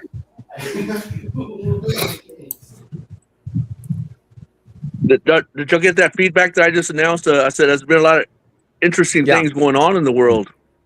Yeah, Yeah, like all the time, every day. That weird rainbow thing that you posted. Man, I tell you, I swear it feeds it to me because I'm asking for it. Yeah, me too. Yeah, well, you're doing good work. The algorithm you're out there. You're pulling in good stuff, and I like what you've been posting. Thank you. Thanks for being a member for so many years, and haven't had actually a chance to talk to you vocally. Sorry you can't see me, but my internet is so crappy. I can't run my microphone and my camera at the same time on my. It's not my download speed, which is fantastic. I've got high-speed wireless download, but my upload is like snail. I'm worse than Star. I'm right up there with Starlink as far as the upload speed. It's horrible. That's why you're not seeing my face, and I'm sorry. But anyway, welcome to the show. Well, thank y'all very much. I can imagine that, man. I mean, I get the same thing. A lot of weird things going on with technology, too, you know? We'll just leave it at that. Well, we're having these nonstop solar storms. Now, this last one that went through last week, and we're probably still in, it was only like an M class, but it was like an M class 2. It was low. But it was a really weird outburst, and then that ultra dead connection that's following this, linking to that weird snake-like coronal hole. So that is going to, they're also warning, and I think it's literally today and tomorrow, we're supposed to have major earthquakes. They're forecasting because of the solar minimum, the wake eddy in between these flares that are hitting us. They're expecting massive earthquakes. So, of course, the Axiom Seamount is now, many years ahead, and it's probably erupting right now as we speak. And then again, Sicily and Santorini and Maya, Indonesia. Indonesia and Kilauea. And Kamchatka. I mean, there's those 3 volcanoes up there in Kamchatka, north of Japan, up there that have been going nonstop, and they're right next to each other. So that's a huge outpour of gases and lava and spewing. Like Kilauea is spewing right now. Again, I haven't looked today, but scientists drilled into the subduction zone at the top of Japan, and they said it's just about to slip. Yep. Japan had a huge one off the Philippine plate and the Japanese plate, and they've got a triangle slip plate, which is very much like the Wanda Fuko, right south west of Japan, and that's connected to the Philippines. Imagine the wave. God, those poor people in Japan. I mean, they are sitting on a ticking time bomb. And the snow as well. Man. I mean, they'll just like melt. And their bond market is crashing. And now Germany's bond market is crashing because it's crashing. And everybody's selling off American bonds because the world is boycotting the United States. And Trump losing trillions of dollars. Right. The tariffs got shot down this week, but now he's already talking about going around the courts, which is people, we have a lawless regime. I don't want to do politics, but people, we need to change the entire world, not just, and I'm not saying violently. Roger that, for sure, yes. We have to change by the vote. Yeah. Everybody, non-violent, conscious. I don't care if there's ICE agents outside the voting booth this fall. Go. Vote. Don't let them stop you. Don't let them suppress you. Make sure you've got the right ID. If you have to bring your damn birth certificate, bring your damn birth certificate with you. Just make sure you vote. Don't let them beat you. We have to vote this out. They're going to have to make the system smarter because that's how they get around it. If you're a red hat or a blue hat, or a red state or a blue state, it doesn't matter. Everybody has to vote. And I really think that everybody has figured out that all the rules are being broken because all of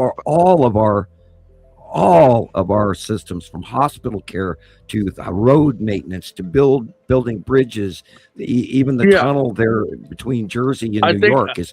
I think you're trying to cover human rights, Samuel. I think that's where we're at, man. We've been violated from our human rights, and we do have those, don't we?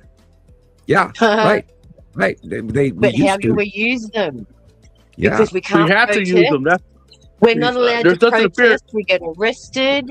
We get shot at with guns and bullets. And my big question is to everybody. My big question is to everybody is what's everybody scared of? I mean, we're here to live, and after living, we have to die. And while living, we have to implement, don't we? Yeah, we have to be part of the process. You don't let a band of raiders ride into your village and rob and steal. You have to grab your sword, your arrow, And I'm not saying any violence. I'm not advocating violence. Yeah. But when they're killing people, and they are currently in this country, they're killing people with jackbooted thugs. And this is exactly 1938, you guys. And if you haven't studied pre-World War II, what was going on in Germany, Roger, you better damn well look this stuff up. Yes, sir. I know I have. I just hope that the people that haven't, but they should get suggestions from the people that have. You know what I'm saying? I mean, we're not here to lie to anybody. We're just speaking facts and truth, and it's hard to spill it out there, man. And we've been, subdued to the doctrination and everything else. It's just hard to break through people. You know what I'm saying? They're trying to scare people into hiding and staying silent. I mean, look what they did to Stephen Colbert again this week. Right. They're pulling out antiquated FCC rules because Stephen Colbert did something they didn't like. Right. And that is not the way this is not our country. This is not the way we live. And yet, by saying nothing, we're allowing it to happen again. Exactly. And there's that old saying that goes that turn the blind eye. I tell people that all the time. I'm like, you turn a blind eye, you're helping that crap out, man. Right. The only way that evil wins is by good doing nothing. Exactly. Thank you for saying that, man. How many people are sitting on their hands right now? Can't do it, man. Happen. And we had a couple of shows ago. We've had this in the background discussion, and everybody has asked me not to be political because I heard a few folks' feelings.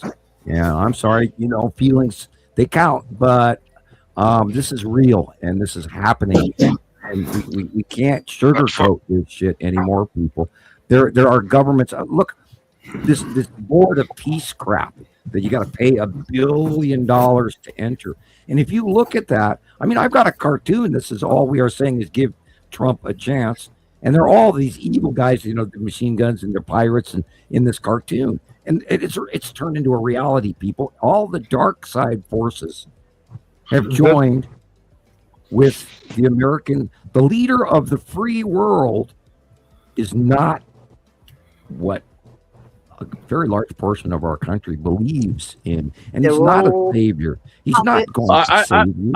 I feel you on that statement, Samuel. I can feel your energy, man. You're very adamant about that. I can hear the hiccups in your conversation, man.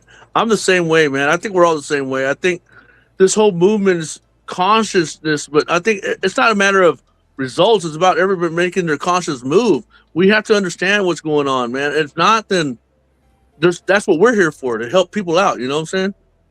Yeah, that's why we do what we do, and we're a group of very smart intellectuals from around the world who have noticed, including that's the main thing that Jesus was always saying. I knew something was wrong, and I had to get involved. Exactly. He knew the sky was wrong.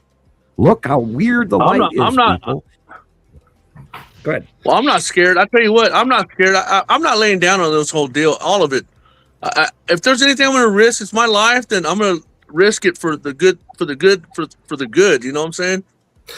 Yeah, well, you gotta ask yourself, what side of history do you want to be on? Do you want to be just like everybody else, whose life just comes and goes and everybody forgets, or are you actually going to do exactly knowledge? Because not everybody, not everybody understands this as well as we do. There's very few of us who is actually into looking at this stuff through the right lens, so to speak, right? So Roger that. Yeah, it is our responsibility as humans to put this information out there, even if even with the BS that we get back, for every 10 people that we reach, maybe 2 of them open their eyes, and I think that's good enough. So I just want to say something. So, for example, if you look at the German politics, so all the groups are mostly the same. There is also a lot of different in the agenda, but mostly the governments are the same. For my opinion, like in America, it's the same. So now Trump is the frontman, but look back. For example, if you look at Obama and all the other people, they are all in the list too. So they are also bad men. So members. What? And they're all related. They're all related. I think that we have opened our eyes almost way too late here, ladies ladies and gentlemen. Yes. I think that something dire and drastic is happening. I think it is time for us to rise up. And I'm not meaning violently. I mean intellectually. We have to rise up. Of course. We have to stop Most this. definitely. This is your grandchildren's lives. And yeah, and we I have are a grandchild coming over right now. That's why I'm fighting for everything now. You know, if it costs my life, I'm doing it. You know what I'm saying? Well, So they maybe can- Well, when you is put that better. baby in your arms, all you can think about is what's it going to have. Of when it course. grows up. She's they just adorable. spend on trillions So of debt cute. that those grandchildren are going to have to pay for. Another $7 Right. to $8 trillion this year alone, which was the Man. entirety of his first administration. But they already did that this year alone.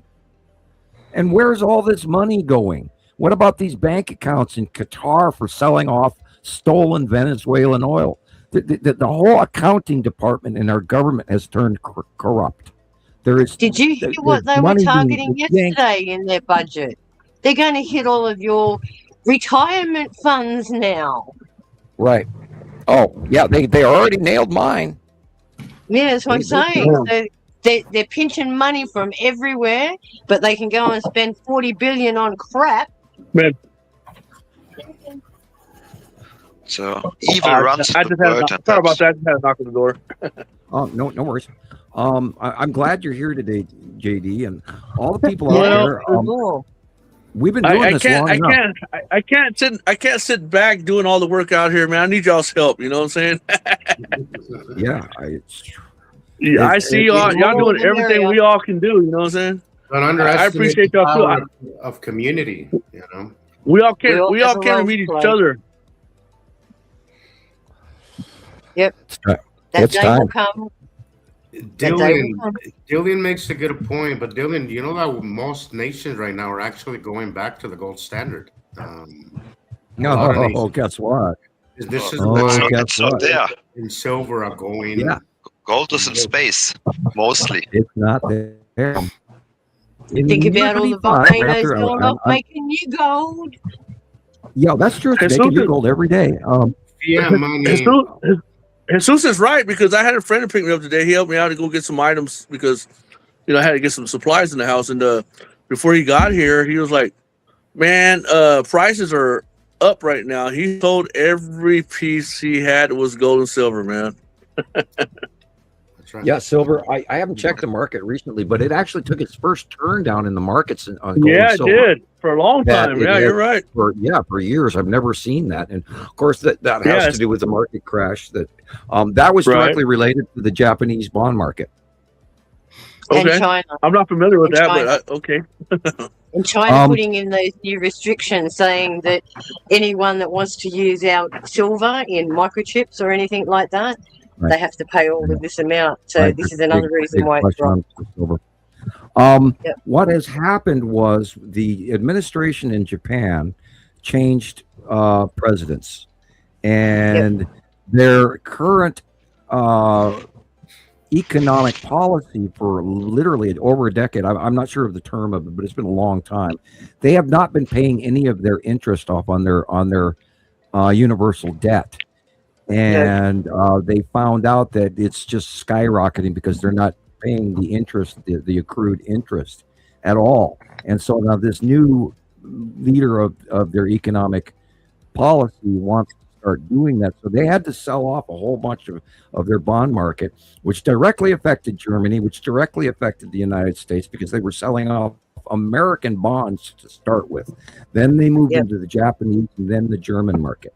So they're selling off bonds. They're having a house cleaning sale to pay some of their old bills that they haven't been paid for a decade. So that is also putting an influx in the market, and that's a liquidation of sort. Right. And that it's going to be dominoes throughout our entire thing. Now, I tell people this in private. Right now, Russia's broke. Right now, China's broke. Right now, the United States is broke. And everyone's broke. But everyone's broke. Everyone's the broke. Plan, I think, or isn't it the plan of the elites? So they have the system and they plan the system like this, so it will crash in the future. That's the plan. They want us to think that we're running out of resources. Yes. Yeah, we are the resource. Scarcity. We That's are the what they resource. want I us was to just see. gonna say that. If it wasn't for any of us, they would have no resource to spend because we have to spend it. Correct. If everyone gave up work tomorrow, the world would stop. Absolutely. Roger that. So this is why I said before, the vote for political group isn't the right way, in my opinion. So the right way is don't vote. If everybody don't vote and go protest, then the world will maybe change, but not with the political system. It's not, it's not the right way. I agree. Hey, I'm not trying to be rude or anything, but whose voice is that? That's Thomas. My voice, Thomas, in the middle, Germany. Germany, who's that again? Thomas. That's Thomas. Thomas, okay. How you doing, Thomas? He's on TikTok too. He does 8 I try here. There's so many. We're starting to get a bigger group. You know, I know the OGs and stuff, but they're starting to become the ones that are joining in. You know, I'm just trying to get familiar with everybody. No, I'm not trying to be rude. Apologies. No, not at all. I'm glad you figured that out. We have an open situation. Anyone can come and talk. Right. No, I'm just want to make sure I got just get familiar with everybody. That was it. Yeah, there have been a few people that we've had on that we've had to actually not invite back in the future, but but we have Baby Joe. Sometimes we have Tara. Man, yeah, you can't win for losing, right? Everybody gets the benefit of the doubt, man. Everybody gets a voice. Yeah, that's fair. Yeah, you know, after that, it's kind of on you. You know how you manage yourself, that kind of thing. You know, behavior. You're right. Yeah. Unfortunately, we had a few of them that kind of went bonkers. You know, we're like, where the hell did that come from? You know, but you know. Well, send them over to me. I'll deal with them. There you go. Sam and I have enough fun of our own, don't we, Sam? I love. You know, trolls for breakfast. You know, slice some strawberries on there, pour a little bit of milk. You know, trolls for breakfast can be very good. I love the comment you made the other day, which was I like Thomas's approach. Like, I'm not wasting energy on nobody because look, unfortunately, like there is a certain population of people that doesn't matter what you show them, doesn't matter what you tell them. Yes, right. Like you just cannot. They're like robots. They're already programmed a certain way, and they will not deviate from that programming whatsoever. Well, what do they call them? What do they call them? NPCs? Yeah, the NPCs. I'm gonna get out of that. I would get out of that realm. I'm just joking. No, not really, right. but I am. Even my daughters use that term. And these guys are NPCs, and they're just computer generated random people walking around in the middle of your game. And what are they going to do this summer when we see that second star in the sky? Man, it's on. Let's do it. I'm ready. Yeah. God, the way I've got it in my head, I think that's going to be somewhere like June, July. Yeah. We're going to up here in the northern hemisphere. It's going to be a little more visible. Now remember, the stars are not the same size. If you have two stars that match in the sky, you're getting a lens flare or a glass doubling. The smaller dwarf yellow soul is our star. The smaller one is ours. This big thing in the sky that I saw this morning at 9:30 a.m. in the east, that was massive, is not our star, people. That thing is too damn big. Unless all of a sudden rewind, Samuel. Where at? Well, the sun and the other sun are right next to each other. Right. So it's normal. Right. But you said something about northeast. What? Okay, in the east, this morning at 9:30 a.m., which is where the sun is usually at in the east in the morning, and it's way too big. Unless all of a sudden I'm at the equator. Now I remember when last time I drove to California to LA, that the sun got really, really big compared to up here in Montana. But which is entirely possible that I am now closer to the equator than I used to be, because we did not have any snow this year, JD, up here in Montana, where we give everybody the water. All 5 states around us. We water Washington, we water Idaho, we water North Dakota, we water Utah, and everybody south of us, and everything. And we don't have the water this year. It's not going to come from us. So everybody's rivers are going to be really hurting for spring runoff. And what's going on in Texas has got a huge drought. Lakes are just disappearing. Not only that, they are. The Mississippi is draining around somewhere northern part of Missouri. The water in the Mississippi is sinking underground, and it is not making it to Louisiana. Like the volume. Rewind. So when you say the water's sinking underground, it's just the earth is absorbing it? Right. It's re-sinking into an empty aquifer, because Nebraska and Kansas and Oklahoma and everybody is where the aquifer under, and that's been drained over the years by companies in Arizona, like overwatering Saudi Arabia alfalfa. You wouldn't believe how much alfalfa we ship out of the United States just to Saudi Arabia, and they own the land and they get the water. They get the water for free. It's like that couple in California that own the water off the coast of California. So anyway, the scientists have found that it's subsiding back to refill the underground aquifer underneath the middle of the United States is refilling. And there's that statement again. Can I go to reference to aquifer? How deep would that be? Well, there's different layers of aquifer. Miles, right? Okay. Well, upward of a mile. There's different layers of aquifers. Under most rivers, there is an immediate aquifer anywhere 45, 50 feet below, and it's actually usually flows the opposite direction of the river. And I did not know that until I was working for the Parks Department in Missoula, and we were looking at underground wells, and we noticed after a certain distance, the water direction flowed the opposite of what the river was flowing. And the guy that I was working with, oh yeah, that's the aquifer going the opposite direction of the river. And it was every day to him, but it was shocking to me that under every river, there's an opposite direction sub aquifer as well. Mm-hmm. Australia has more water underneath its base than it does on its surface. So that'll be my new research now, aquifer. I'm going to go in depth. I'm going to go dive deep on that one. Yeah, and in your area especially, the aquifer in Kansas, Nebraska, Oklahoma has been drained drastically from what its ground level used to be, 100 years ago. And this is why Oklahoma City keeps having all of these earthquakes, is because they're actually sinking. They're sinking because when they started doing the fracking water reversals, they're pumping seawater. So there's no cushion then. There's no supplement for cushion, right? It's just raw. And if the water underneath, increases, you get a sinkhole.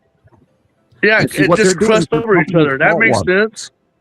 Okay. They're pumping in ocean water in these fracking wells, along with all kinds of other toxic and industrial pollutants that they don't have any other way to get rid of. So they're sneaking it into oil refinery refracking pools at the subground level, and all of that toxic seawater and everything is eroding the limestone that is holding up the domes of that aquifer.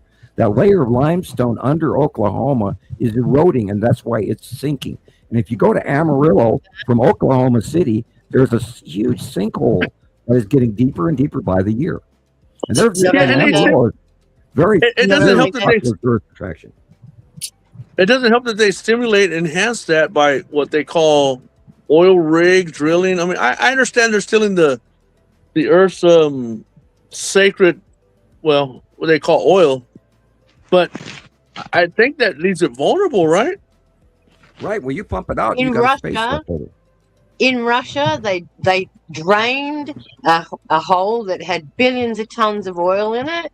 They took away all the rigs. A year later, they came back and it was full again. Wow. It's self-sustaining, continuous. Don't believe the bullshit science that it takes billions of years for this stuff to make. Right. Right. It's all bullshit. You can change your entire environment within a decade to 2 decades. Look at an example. The Russians diverted the course of one of their rivers right next to the Caspian Sea. There used to be another small sea/lake, and they have absolutely killed it. It's dead. Look what's going Same on as with the the sinkholes Nile. in the Dead Sea right now. There are huge issues in the Dead Sea, and they don't even let people near the shoreline in some areas because the sinkholes are so numerous that they're dangerous to even let tourists go near it, because it's just falling through everywhere all over the planet. Florida is having a huge sinkhole issue. Man, what's up with New York right now? Salinity what's up of with New the York? oceans are rising too. New York City is having. New York's about to get slammed with some about a foot of snow. Yeah, that's the polar Arctic cutoff reaches of the tipped axis of the planet. The planet Earth was wobbling and it was kicking down Arctic jets all over. There's these big, huge, massive circular storms now. They're not announcing. Notice they don't show you actual radar footage anymore. You only see computer graphic imagery, and they're not showing polarity? you the real. There's these. What about polarity? Has polarity? Do you think polarity has moved some? Well, we know for a fact that the North Pole is in the middle of Siberia, and we believe that the new South Pole is off the coast of South America. You got to look at where the pole star is right now. Right, going around Polaris. But there's been a lot of people testifying that I remember the sun being there. Now I see it over here. I was like, well, movement's important, you know. I mean, I don't know how important it is, but documentation is important, you know. As I mentioned before, JD, my magnetic north is 4 degrees off north, magnetic north, 4 degrees. So that means we've tipped over 4 degrees. Why do you think all the planes have been grounded? Any suggestions for instrumental implementation for measurement? Any way? This is why all the GPS systems and satellites have to be realigned every hour on the hour. And that's why they keep updating their cell phones consistent, as well. Right? Correct. Okay, here's the older backstory. When in 2010 we first started seeing the Nibiru system come up from below us, okay, in Antarctica. That's where it came up from, below our ecliptic plane below us. Okay, when it started into 2011, all of the planets in the normal solar system axes tipped. All of the planets tipped to meet that second star. It started visibly rising. All of them did, right? Yeah, all of them. All of our normal planets tipped axes, including Earth. Check out We've been Saturn wobbling and it even more. But anyway, back in rings used to be here, now they're here. Back in the rings are 2011. different. I always wondered what it was that looked different. Sorry, Sam. Back in 2011, the sun started coming up in the northeast sky, but that wasn't our sun. It was outshining our yellow dwarf soul, which is always due east. Now, and then in 2012, they joined orbit together in co-orbitation and back below CMEs in their normal binary planetary sun discharge pattern. But now the arc of our sun goes from the slightly northeast all the way down to the south and then sets in the southwest now instead of due west like it's supposed to. Now we've already stepped into the seasonal transition of our winter to summer orbit model, which is we're coming up very soon on the 180-day cycle. And that's when we are in summer orbit. But ever since 2011, and this is why Jesus always brings it up, high noon, the sun has not gone overhead of us in a decade, 16 years. It's always over your shoulder. Now it's going south of us. The complete pathway of the sun is wrong. Yes. If you see the midday, the sun is in the south. It's supposed to be over the top of us, straight up, come midsummer, summer solstice. And it's not been that way for well over a decade. So I wonder if we're going to see any difference over the standing stones and things like that. If we're going to be going cockeyed trying to see them through the stones we're meant to see. Going back here, you would see the anomaly. Hey, like Samuel said, we all say, let's just wait and see, man. We ain't seen nothing yet, right? We ain't seen nothing yet, man. It's going to be way increased from here. And again, we've had, going back to all the way to January of 2025, we started getting the reports from the southern hemisphere, from Audrey and people in South Africa and in Australia and in southern hemisphere countries. They were seeing both suns, and we have dozens and dozens of captures now, and we're still getting now in the northern hemisphere. We're starting to see it as well. So it's a smaller star right next door, either on the right or the left, because it keeps moving throughout the day. That pathway of this larger star, we assume, now I don't normally make assumptions, but generically, I do not expect the pathway of that star to change. I expect it to be the standard from below us to away from us to our right shoulder. Well, it has to be, Sam, if we're electrically coupled to it. Well, they are, but they aren't. Because remember, they're actually coupled to Nibiru or Hercubus, the electron gas giant that is so big that we can't take a picture of it within 10 photographs side by side. That's how big Nibiru is. But we're still connected to that cycle as well. Yeah, ladies and gentlemen, we're seeing back. I don't want to cut y'all off short. I'm gonna get back to y'all, but I gotta get the baby out there. She just showed up. Right. So I do want to tell y'all something, man.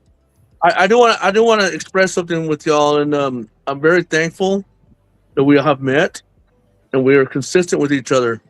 Is not let forget what's the most important. Is family, what the people love.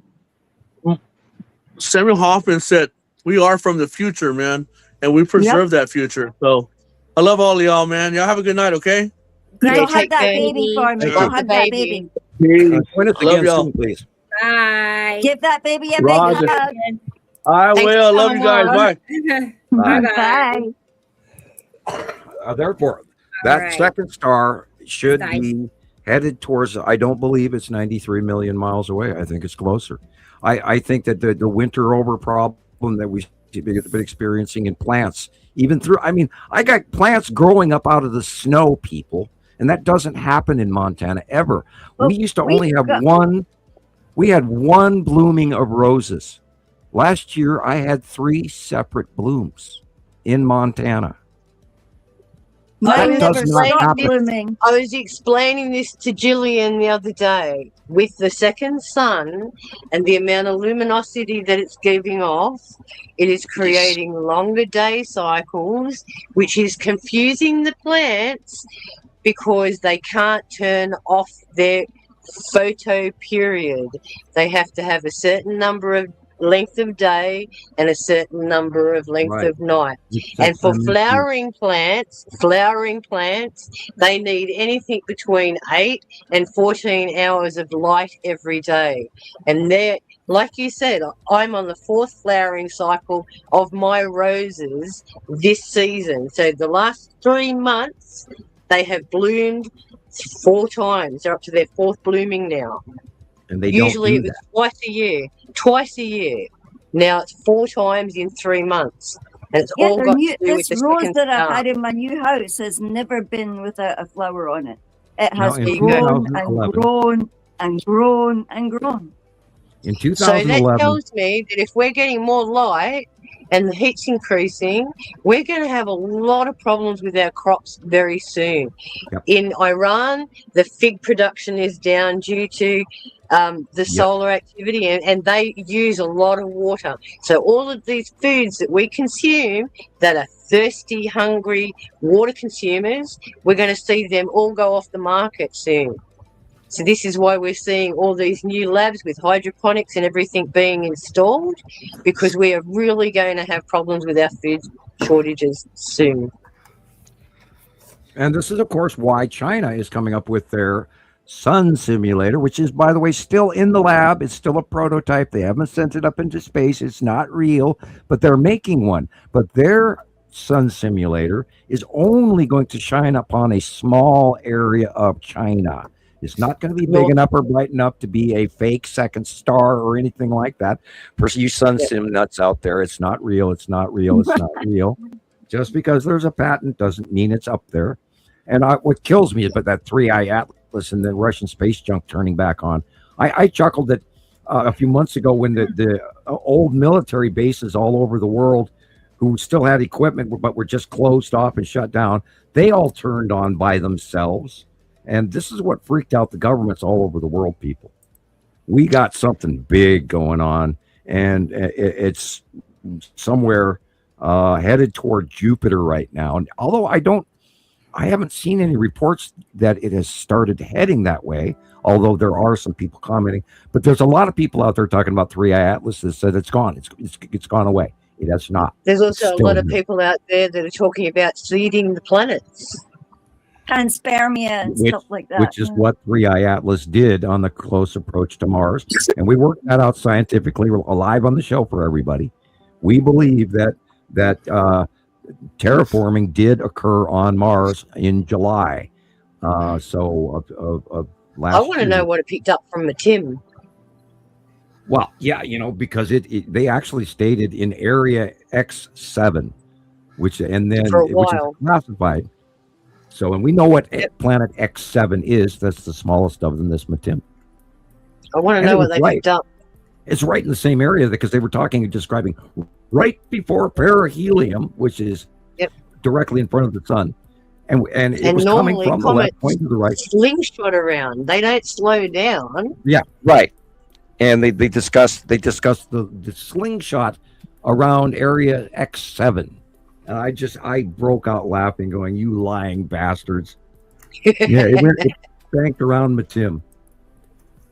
It's like it came up to a black hole or something, or dead space, and just stopped. I have a question for you, Sam. Trying to freak everybody out with the black hole movement here in our solar system and all our galaxy. I'm still waiting for the 9 minutes of gravity. Oh yeah. Go ahead, Gillian. Hi, I have a question. Yeah. Yeah, it says. Yeah. Well, you know how I know you don't talk or interact with Gina Marie, but she's now got that picture out there of the thing that slingshotted around the sun. Yes. Oh, that video that everybody talked about yesterday. That thing that was. Yeah. Carol Ann had a copy of, and she got a screen capture, and it looked like the moon, but the moon wouldn't move that way. That's what I initially thought the same thing, Sam. I was like, that looks like the moon, but I don't know if it would. The moon doesn't do a bank turn. No, it doesn't like that. Yeah, and it doesn't move that quick either. It looked like the moon, the orbitation thing just was completely. My first impression was it was the Empire Orb or the Norway Spiral Orb. I give them both names. Yeah, I think that was the Empire Orb. And, going on here. Yeah, well, I've seen that sucker by eye. They're all it in my dropped out of the pictures cloud. from last week. They're in my pictures from last week. I would have never. Now, granted, the Norway Spiral was awesome. I mean, that was an event we talked about for months, and then it went away. And remember, Obama was in Germany when that happened, and he actually admitted that ET was real this week in an interview. And so he was there to witness it. So yes, he does know. But then he said, "Well, I've never met one personally, but yeah, he knows they're real." And I'm sure most of the G7 countries know, because that's what the spraying is all about as well. It's to hide it's to stop the extra 71 or 73% of UV light coming in from the extra star. That extra star is big and it puts off a lot of light. That's why they're double tapping. It blocks our view out, and it also blocks the incoming light. If you'll notice, the G7 countries are still growing crops, where the other countries are losing their crops all over because they don't have the sea trails to stimulate or arrest some of that incoming light. I was trying to the GMO crap. Explain that to somebody. Sorry, Sharon. I was trying to explain that to somebody about the spraying recently. Yeah. And their reasoning for the spraying is that we're like cockroaches and they're trying to kill us. I'm like, dude, there's so much easier ways to do it to us without. That started in 1996. Being so public. Like, they could literally poison the water and we wouldn't even see it coming. Why would they do it so obviously? I'm like, God, please think before you talk. Like, that wouldn't. They did it already with the vaccine. Don't forget that. That's most problem. Exactly, Thomas. There's so much easier ways to do that than to fly a plane over populated cities, making it that obvious. And they're sitting there patting themselves on the back going, we convinced 96% of the population. Exactly. How do we target the next 4%? That's what they're looking at now. Well, the rest of the 4% isn't manipulable. Malleable. We're not susceptible to manipulation, I think. There you go. There's a lovely word. Is not susceptible. But they're the ones they're targeting now. The way I go, if it doesn't feel right, it's probably bullshit. Right. If it feels too, and I love how Sam puts it, if it feels too complicated, it's probably bullshit. If it makes no sense, it's probably bullshit. And if it fits and it's simple, it's true. And that's the basis of science. Is easy to me. I mean, it's so basically dog easy you wouldn't believe. And people, I don't know anything about science. But if it's simple and it fits, it's true. If it's complicated and confusing, it's a lie.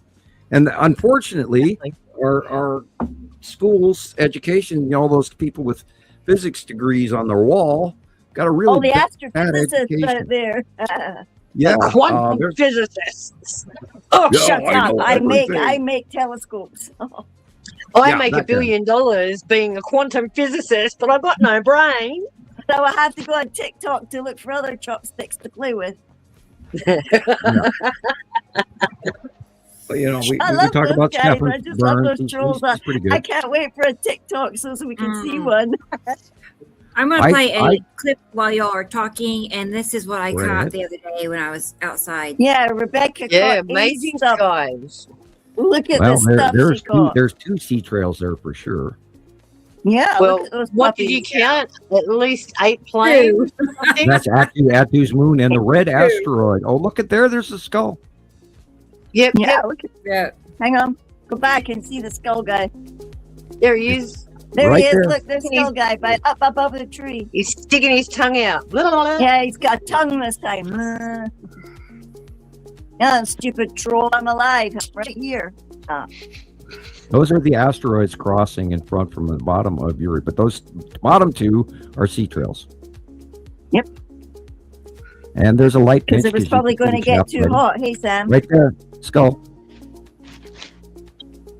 Yeah, look at the skull. Look, he's right there above the tree. There he is. And question is the Texas cube right next to the skull? That's weird. Look at that. Lots of craters there. I still to this day wonder how the skull asteroid got its shape. Did some, 12 idiots go up there and do Mount Rushmore? What, Big giant guys carved it into the asteroid, Sam. 4 cycles ago, did they go up there and carve that sucker to scare the hell out of the population of Earth? The great God. Yeah, they were waiting for this cycle, weren't they? Coming for you, all of that. Because it's insane how that thing looks. And it literally is a skull, people. We've seen it for years. We announced it 4 years before NASA. By the way, we are that good. And that is not bragging. That is not bragging, people. That is a fact. I told somebody recently, Sam, about that, and they're like, so you're telling me that you know more than NASA? I'm like, well, I'm telling you that we tell the truth more than NASA. Maybe we don't know more because they have better funding and more. But I'll assure you that what comes out of our mouth is way more accurate than what they put out. Yeah, because ours is time proven, debated. We regularly debate amongst ourselves in many different groups at a time. It's like that video with that Carol Ann posted and everybody else posted the last 2 days. And it runs the circuit, and we compare notes, and like we were doing on the early part of the show with that video that Rebecca showed, we work through the science. Look at that little white object inside there. Look. And if you're talking about the Skull asteroid and look up the stuff what NASA talks, they said it left in 2016. So if you have captures in 2020, 2024, so it's obvious NASA lies because they said it leaves in 2016. You can look at that. They gave out the orbit path. The orbit path duration was every 3.5 years we would see it. And we know better than that because we have seen it month after month after month after year after year after year. Now, for a period of time, it was impossible to see because it was in between Uri and Atu because we know where it is. And I, myself, personally, by eye, saw in 2015 a very large overhead skull asteroid come creeping out of the darkness from behind Atu that I was busy staring at. And I'm telling you, the first time I saw the skull asteroid by eye, it scared. I'd seen it before in photographs, but never by eye. And it scared the pants off me. It really did. And it was huge. I mean, it was literally like, the size of a house flying above me, that big. And again, I'm going to remind everybody. They called it's about 650 meters. It's what NASA said. I don't know if it's true or not, but it said it's about 650 meters. I don't know how much it's in inch, but in meters, 650. Than that. Okay. Yeah, how about 65 just kilometers? This week, in the past week, that there's unexpected objects out there that they can't control. They don't know, their size makes them impossible to detect. Kind of. Well, not only that, they're not admitting to any of the close passing. Again, watch what happens at the beginning in March. Well, around March 20th, we're going to be ducking. Of course, now they being that Uri is rising, maybe they'll be a little smaller this year, but God only knows with the orbit model. We never really know until we actually experience what happens. We generally know that the cycles are coming. We generally know where everything is. We always know where everything is, but how they act and how they persist over time it's like again, every time we understand what's going on, it changes. Yeah, look at those asteroids. There's a bunch of smaller ones that we never even account for with people. That is the bottom of that. Awesome lives, Rebecca. Really. Look, starships. Yeah, Starships. Thanks, Jesus. Starships Yeah, in that look at all blue area these just ships, below the sun. See the little, there's the long box cube and 1, 2, 3, 4. Yeah, you can see God, it. there's tons of Star Destroyers right there. Look at that. See all those little white smidges? I see them. They're all Guys, ships. I'm gonna have to cut it short here soon, but I want to share something real quick. I want to call this a homework assignment for everybody, but you have to watch this Thunderbolts playlist. It's called Misconceptions of the Electric Universe. There you go. Of the Electric Universe model. It's about 10 videos. They're about 15, anywhere from 15 to 20 minutes. Absolutely phenomenal stuff. You guys have to watch it if you really want to begin to understand our model of things. Watch this stuff and actually subscribe to the Thunderbolts channel because they're the only ones that actually are in line with what we our model of things, even though they don't acknowledge the planets or even talk about that. That's another thing. But as far as the Electric Universe goes, you guys have to see this point of view because if you continue on this gravity thing, none of what we're talking about is going to make sense to you. You can't again. You can't have both. You can't make sense of what we're trying to show you if you're going by the gravity model. Never. You'll toss it out as crap because both of them are compatible. You have to think Electric Universe. You have to think plasma. You have to think electrons and clusters. You have to think that way. Go look at it. It is one of the most, and they're very. I think David Talbot's #1 premiere video. Symbols of an alien sky. In the early days with Montana Skywatchers, that was mandatory to watch. If you want to get a really good education on what's going on in the actual heavens with cross-referenced world history, Symbols of an Alien Sky, Thunderbolts Project, or David Talbot. Yep. So Symbols this is of an alien sky.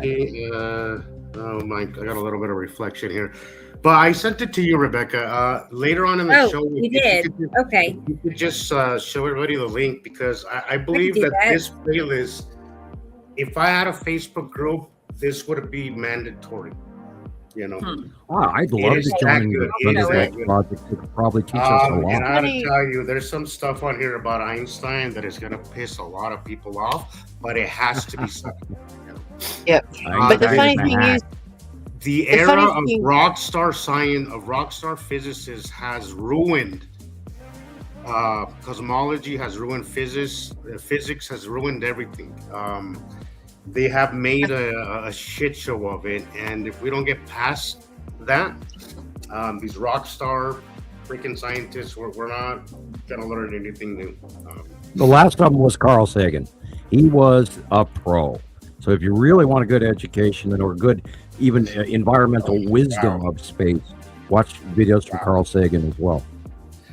What I laugh at, Jesus, is when people sit there and go, but if it's gravity, wouldn't these planets be ripping us apart? Well, and that's and Sharon, that's the reason why I don't think it's that they don't know that the universe is electric. It's just that by keeping us on this gravity model, we're stuck.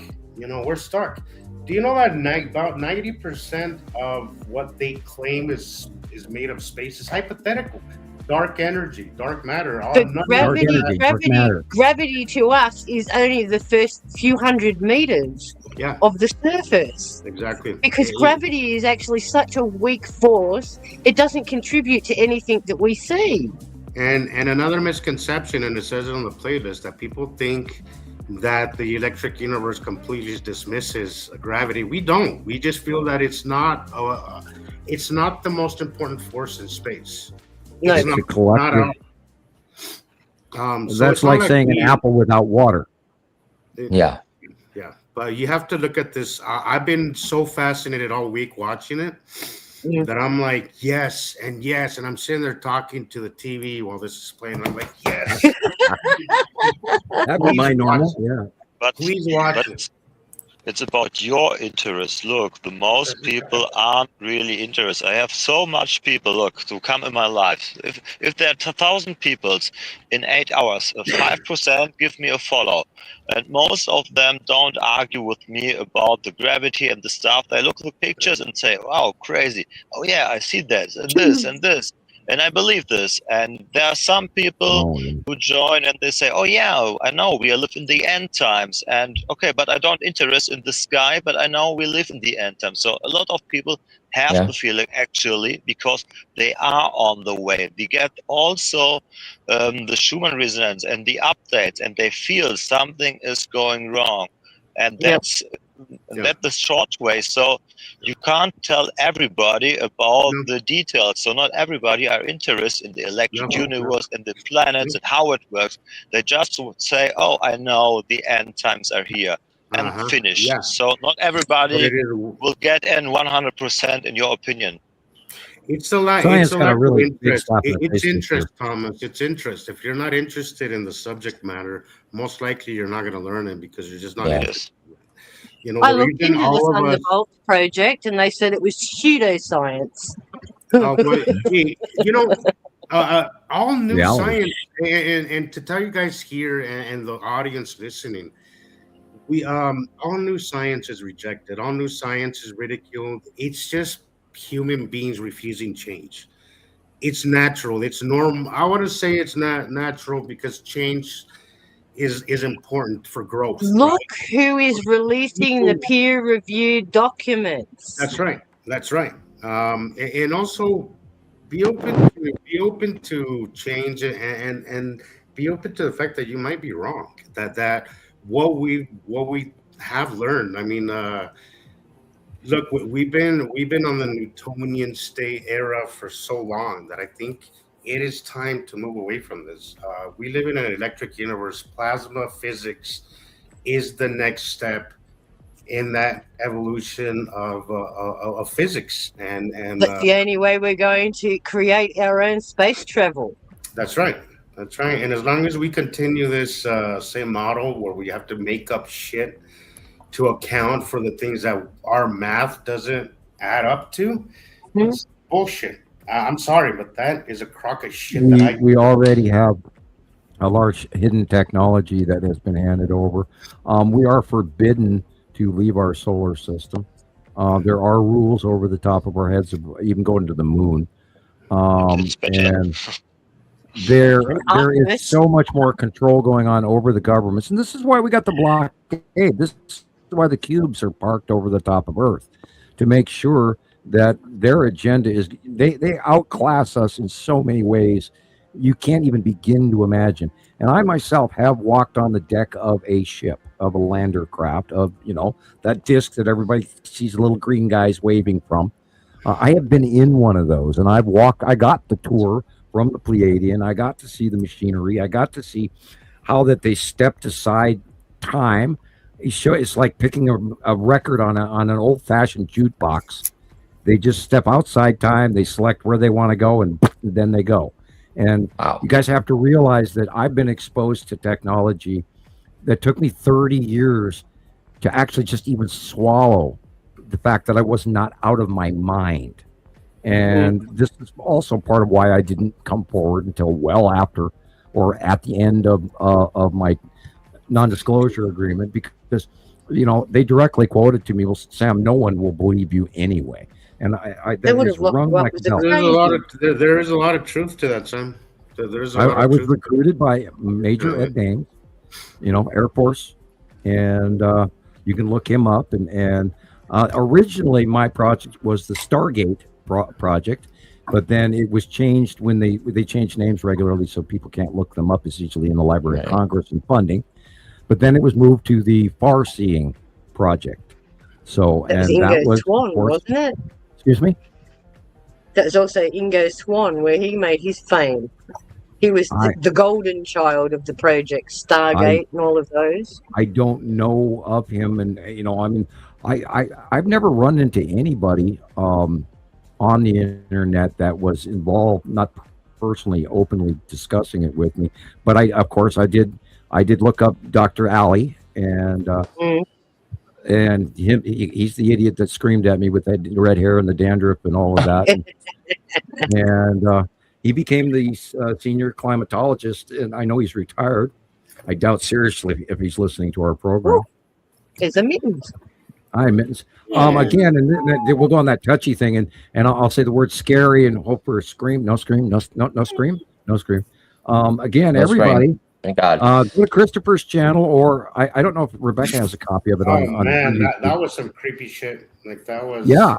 Did you get anything back yet? 6 hours and 19 minutes. Every time I go back and listen to them, I'm like, what the hell just happened? That was some scary shit. And it was insane. It didn't come from an outside. It came from a direct line.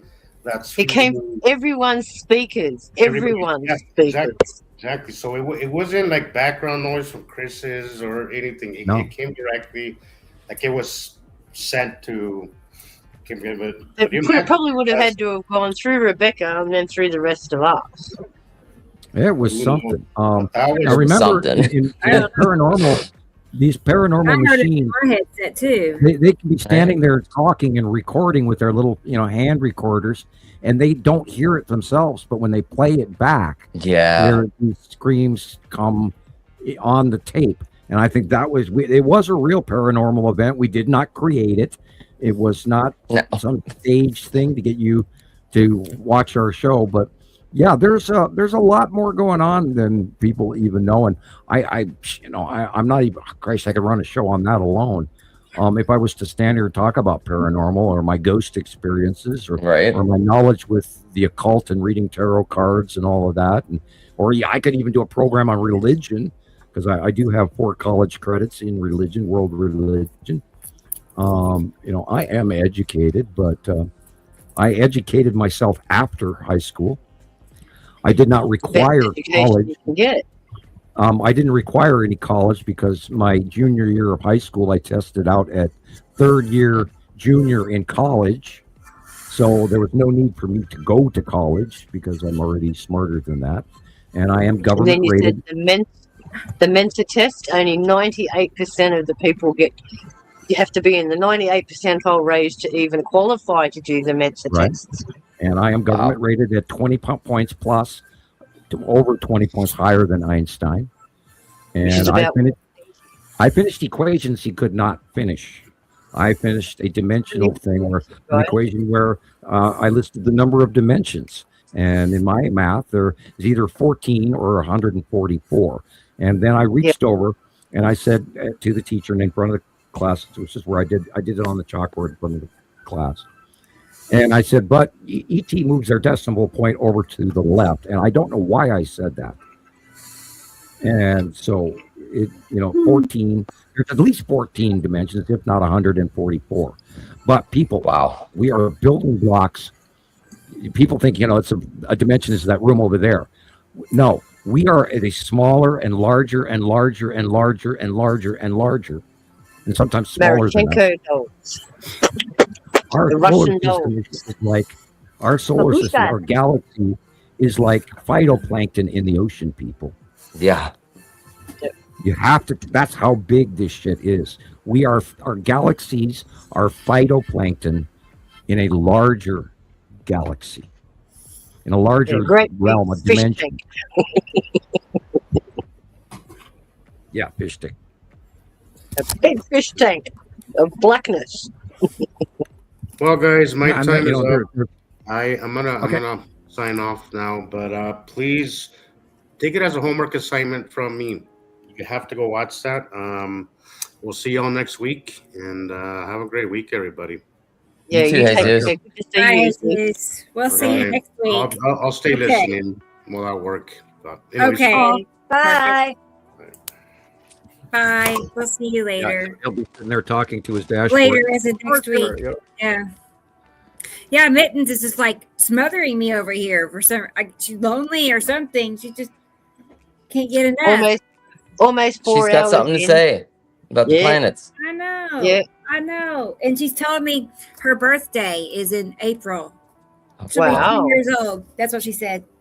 She's looking forward to it. I know. We'll have to have a party for her. Whisperer here. Yeah. Oh my gosh. Okay. Well, I'm going to play that clip I was telling y'all about earlier of the guy who has this two-sun theory. All right. Okay. Yeah. It'd be interesting to hear somebody else's opinion. Yeah. Whether they stole it or not. We said there's no names also. And he has, I don't know, like 960,000 followers on TikTok. Oh, wow. Is his name Thomas? It's not. No, I'm serious. I think his name might be Thomas too. Okay. Oh, well, let me check. Just make sure so I'll know. Because I don't remember. I should have. It probably says it on his screen, but let me look real fast. But yeah, and that I'm sure if he has that many on TikTok, he's probably on Instagram, Facebook, YouTube, Snapchat. Usually the big everything are like that. Yeah, pulling in money where we're not. Yeah. Where popularity counts. Yeah. Yeah. Number of clicks gives you the money. Clickety click. Clickety click. And be sure to like and subscribe and hit the notification bell. But you know the sentence: the most hated man is the man who spoke the truth. So guess what? Okay. His name is Beauty BEUTYMRK.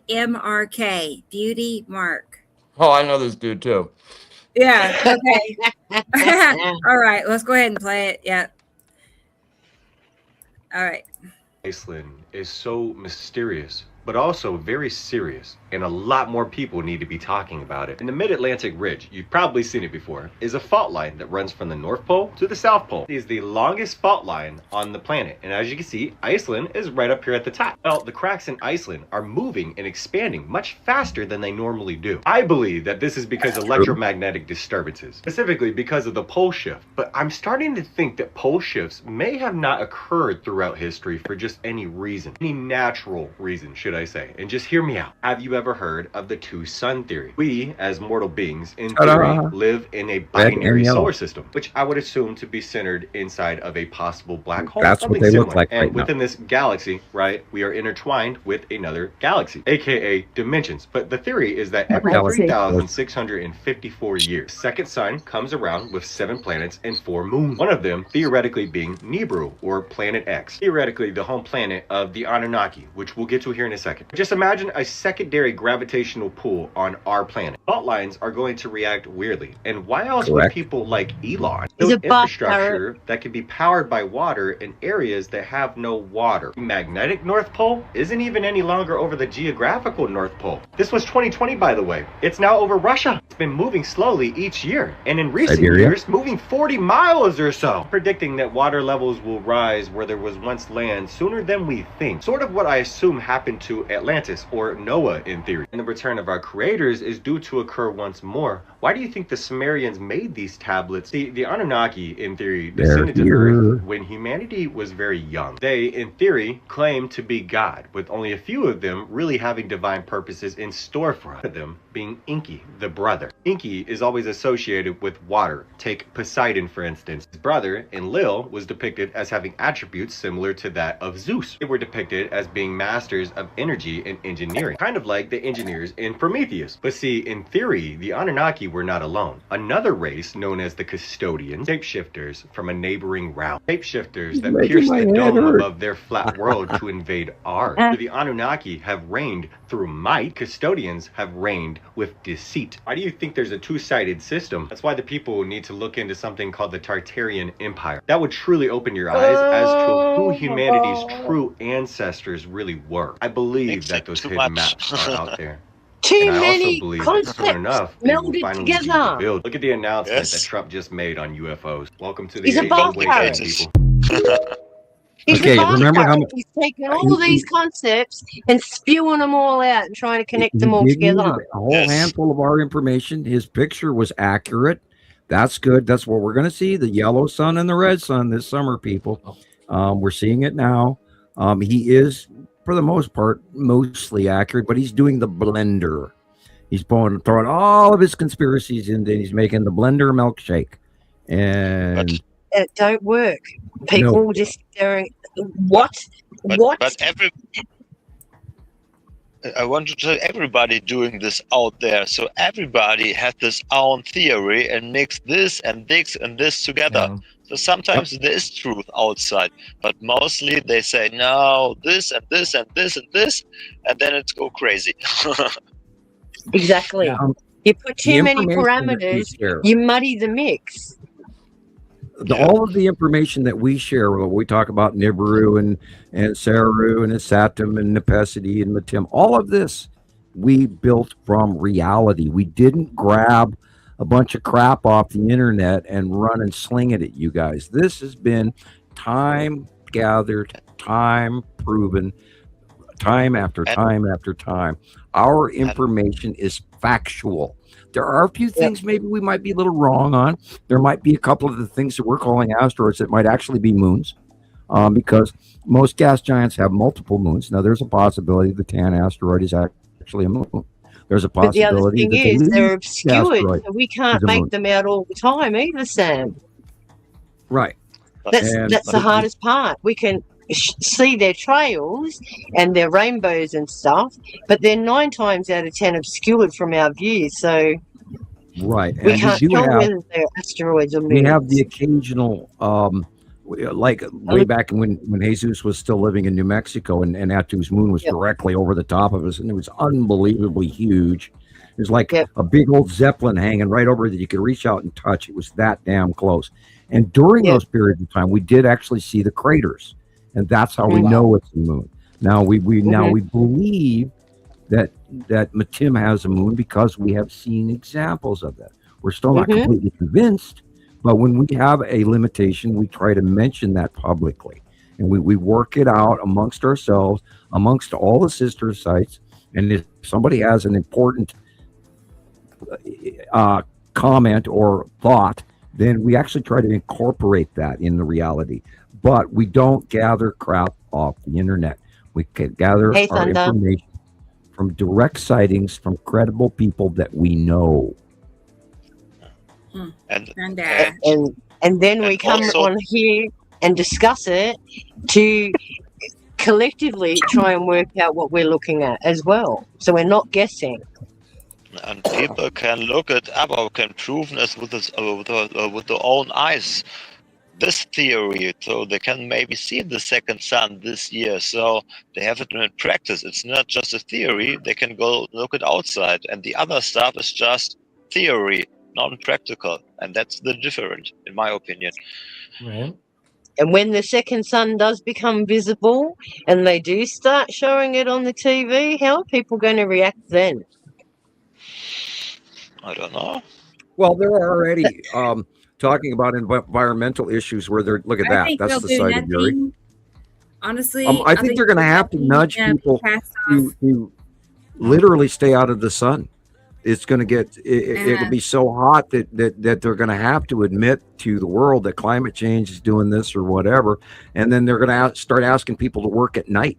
There are sci-fi movies out there where that is the case, where people have to actually exist at night and they don't dare go out during the day. And if you look at Cappadocia, Turkey, Yes. Underground cities. The underground cities, that's why that there's 30 miles of tunnels, because you don't go dig 30 miles of tunnels for willy-nilly or just to hide from the Romans. Not And only that, They're so sophisticated. 20,000 people? Yeah. Yeah. Probably And more. 18 levels. they were dug around the beginning of the last cycle. And of course, remember people, the last time Santorini blew up, it was 1650 BC. Right when the planets were coming, and that wiped out a whole area of the Greek islands. I mean, the Greek islands look like that because of Santorini. They literally Atlantis disappear. Wow. Atlantis disappeared this time too, I think. So there's well, a Atlantis, huge I still believe the theory Atlantis is in the eye of the Sahara, and because the river patterns on the west coast of the Saharan Africa is where I believe Atlantis is, because the geological area there in the eye of the Sahara, you can look that up. The geological ground, it looks like what Homer described as Atlantis. But scientists have come back and dismissed that now, saying that it was like a sink. So when the Mediterranean got flooded, that was the last place for the water to pool, and all of those show like a sedimentary dehydration process. It's been proven it's not Atlantis. Atlantis is a landmass that was supposed to be sunk between Africa and Australia. So right in the middle of that area is where it was supposed at to the be. mouth. It was described in old tales by being Rock of Gibraltar. Rock of Gibraltar. I can't even say it. Gibraltar. Rock Jeez. of Gibraltar. I got rented That's lips, why we man. have I'm all the telling you. fables of Constantinople and all of those. Yeah. So, well, but Atlantis was off that coast, and they're saying some geological thing happened for that whole landmass to be swallowed under the ocean. True. Or rising of the oceans. Correct. Melting of the ice caps through the pole shift.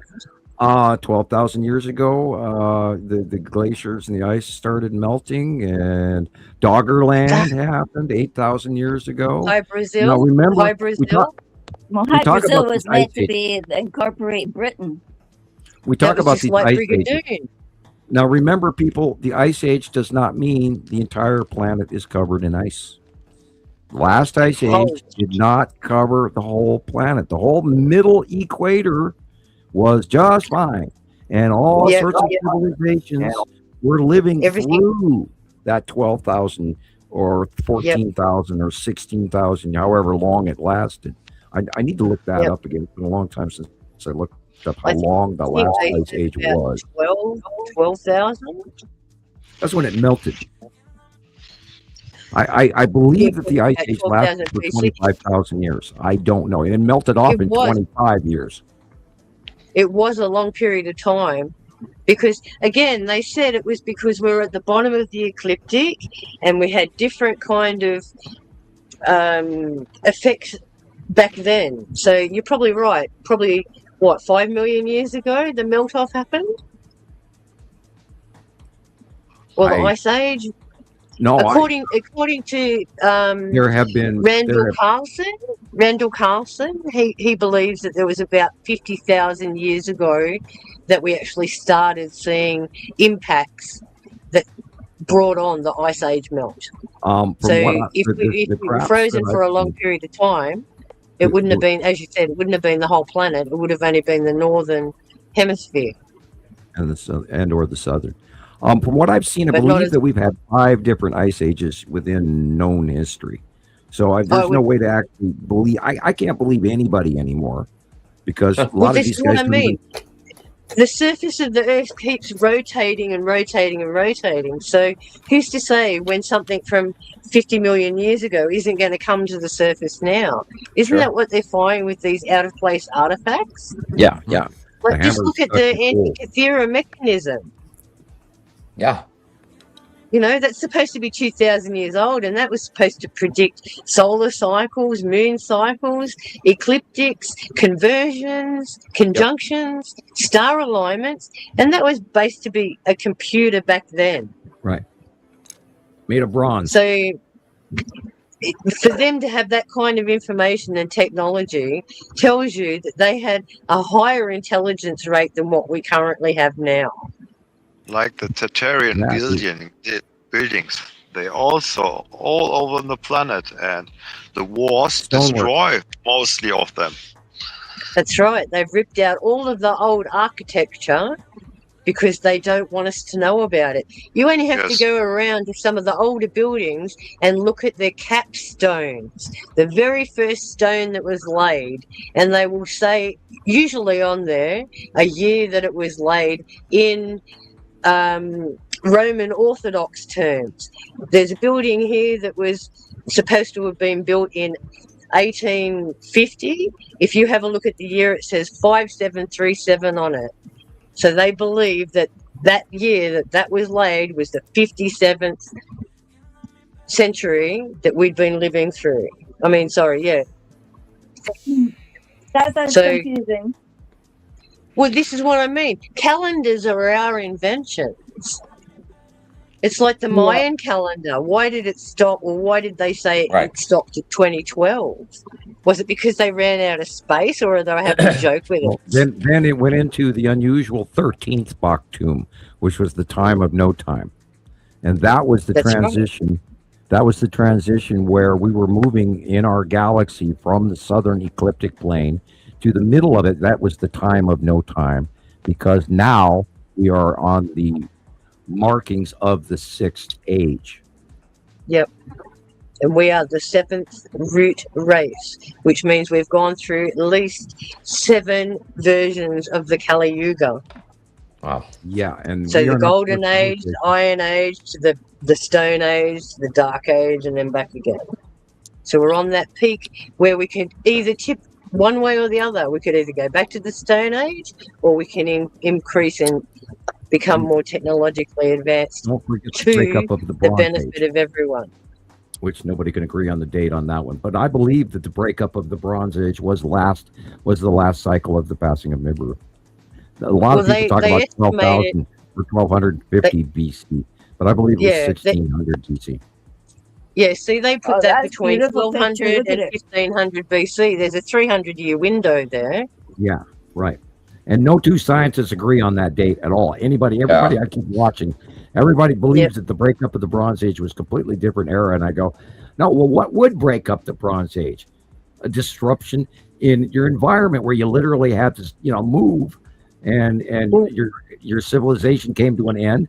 Look at what, broke up the Sumerians and the Arcadians and all of that. Wow. Well, Gillian and I were talking about that the other day, like in Lebanon, where they've got some of the unfinished obelisks, like the pregnant woman. apparently when they first uncovered that under the undergrowth, there was all of their tools left behind. Wow.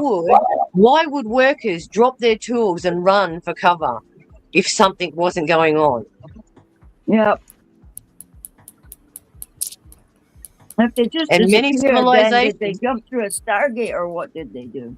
Well, that's what they were trying to say. The Mayans and the Aztecs did. They opened a Stargate and That went red elsewhere. asteroid. Oh. That Look at one, thing. Sam? What You is still that? with us, Sam? Hello, Sam? We've I think lost it's red Sam. asteroid. It has to be That red because of the asteroid. stripings. We'll go back. Pretty sure it's. Yeah, Oh, look yeah. at that thing. Star Destroyer, maybe. Mm, Looks like a Oh. spoon, a big to me, it orange looks more spoon. like an asteroid because the swirl shape it has. Looks like a Yeah. spoon. Tail. There are some pictures of the red asteroid with that tail. Yeah. Exactly. Mm-hmm. Red asteroid.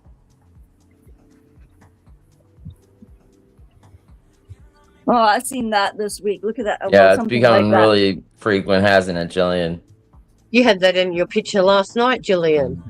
Yep. When you Yep. Backlit custom flows are happening like every day now. But that the thing, there's a thing sat on the horizon like that, and right next to it is a deep, big blue. Yeah, the big And blue the thing. focal was in between. The focal Yeah. was in between. Beautiful. It's just wild.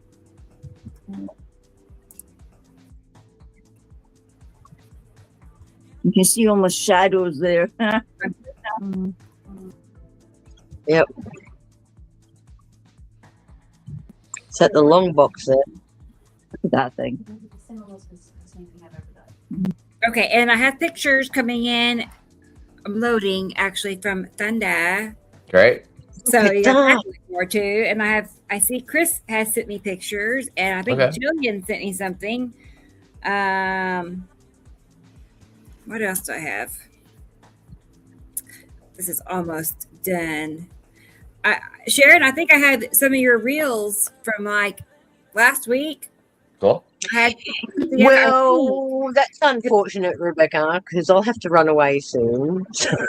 oh well, it can but wait. that's okay. You can play. You can play them if you wish. Yeah. I'm easygoing. I'd much rather, everyone have a fair share at having a look at what these guys have got going on. So, Yeah. I but feel yeah, the same way. Sharon. I've got a birthday to attend to, so Cool. I hope everyone has a wonderful week. Keep taking those cameras out and taking the best sky pictures ever. And I'll catch you on the lives again, Rebecca, when I can. Yay. Anyway, I appreciate take it easy, that, everyone. Sharon. Okay. Take care. Night, Sharon. Oh, See ya. have a Bye, lovely everyone. birthday. Give a hug to I will. Rochelle. Yay. I will. Party, Take party. care, everyone. Bye for now. Bye-bye. Bye. I know, rebrand. Look at that. Isn't that cool? Mm-hmm. I never get tired. I mean, I really don't get tired of looking at sky pics. Like because they're all just a little bit different. Even though you've seen it before, you never have. Not like that. Never. So, right. Look, there's the fishbone effect again. Yeah. But that's the side of Uri, isn't it? I think What is the so. fish- It's Yeah. it's kind of flat above the sun, but it does look like Yeah. Uri. Uri has some asteroid action with it, which that's what it looks like, and that too. Yep. Wow. And see how blue green that is? And Mhm. Saru is blue green. That is so big.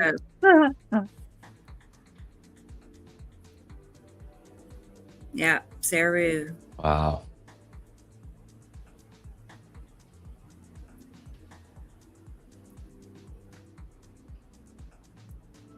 Yeah. I love these drone shots. It Yeah. gets up Oh, high yeah. like that.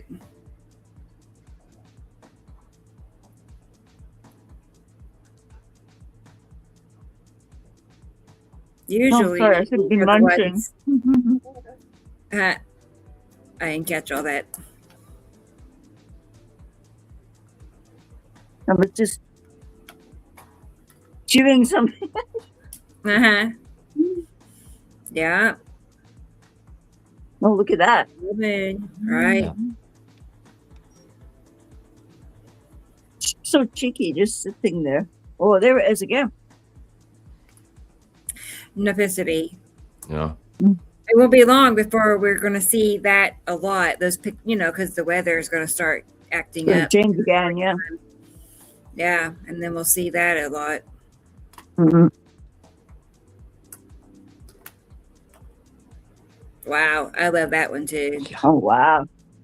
That's crazy. Imagine seeing that in a time lapse. Yeah. Oh, I wish. I know. I wish. I love that. Weird. Illumination.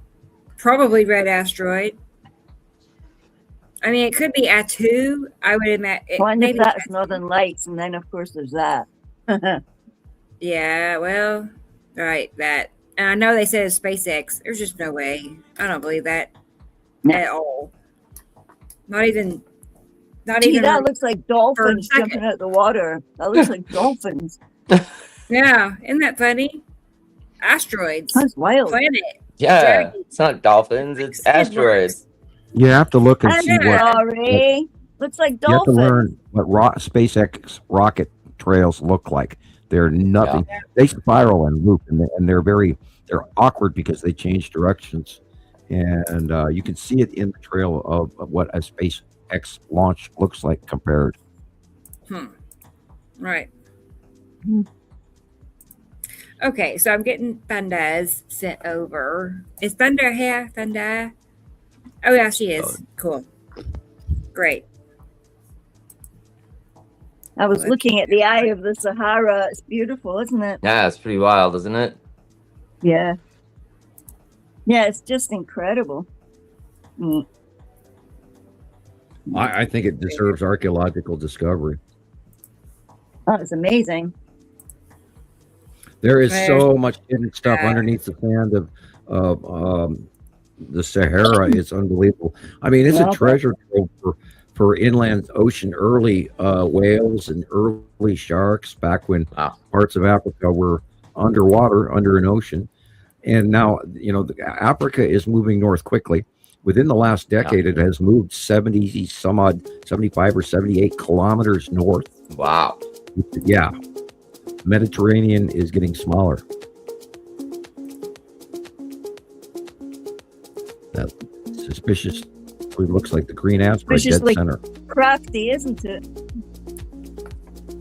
Very like square. right there too. Wow. Yeah, that's Casper, that black dot. Yeah, look at that little face sticking out. The black dot is Casper. Wow. Cool. Yep. That's so cool. Yeah. Sam just says it also nonchalantly. Jason in New Zealand was going, "Where's Casper? Where's Casper?" Well, we've been talking about it for weeks since. Hello, Casper. Casper's really cool. It is the most rainbowy out of all of them. Yeah. Beautiful. It's really sparkly.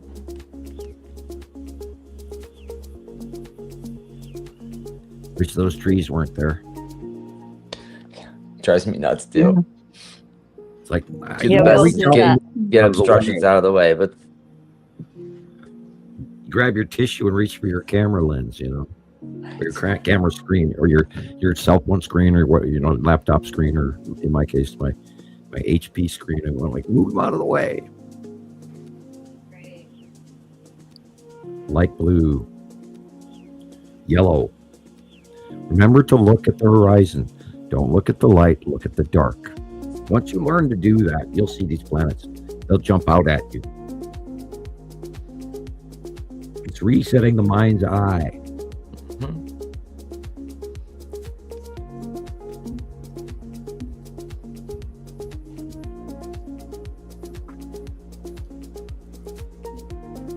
So whose pictures are these? Thundas. Okay, thank you. That looks like Atu's moon. Remember, Matim is on the left-hand side of the sun. Very big now. You can see it. I can see it right there.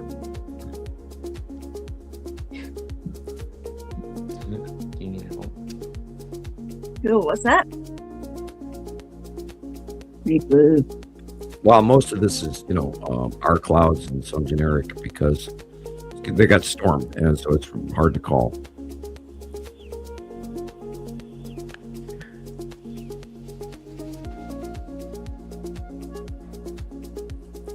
Remember, we can see the planets at night. Now, people go outside. If you don't have too much light pollution, you can see these planets at night. They're not always out there. It's just when the lighting is right. And you can, sometimes you walk out the door in the first 5 minutes, you see something awesome. Other times it takes a half hour or more to actually see something, or longer. Again, the other night I saw the two crescents on the moon, and I immediately ran in the house and made a drawing. That is Aptu's moon illuminated at night. Wow. Because if you look at the horizon, it's pitch black.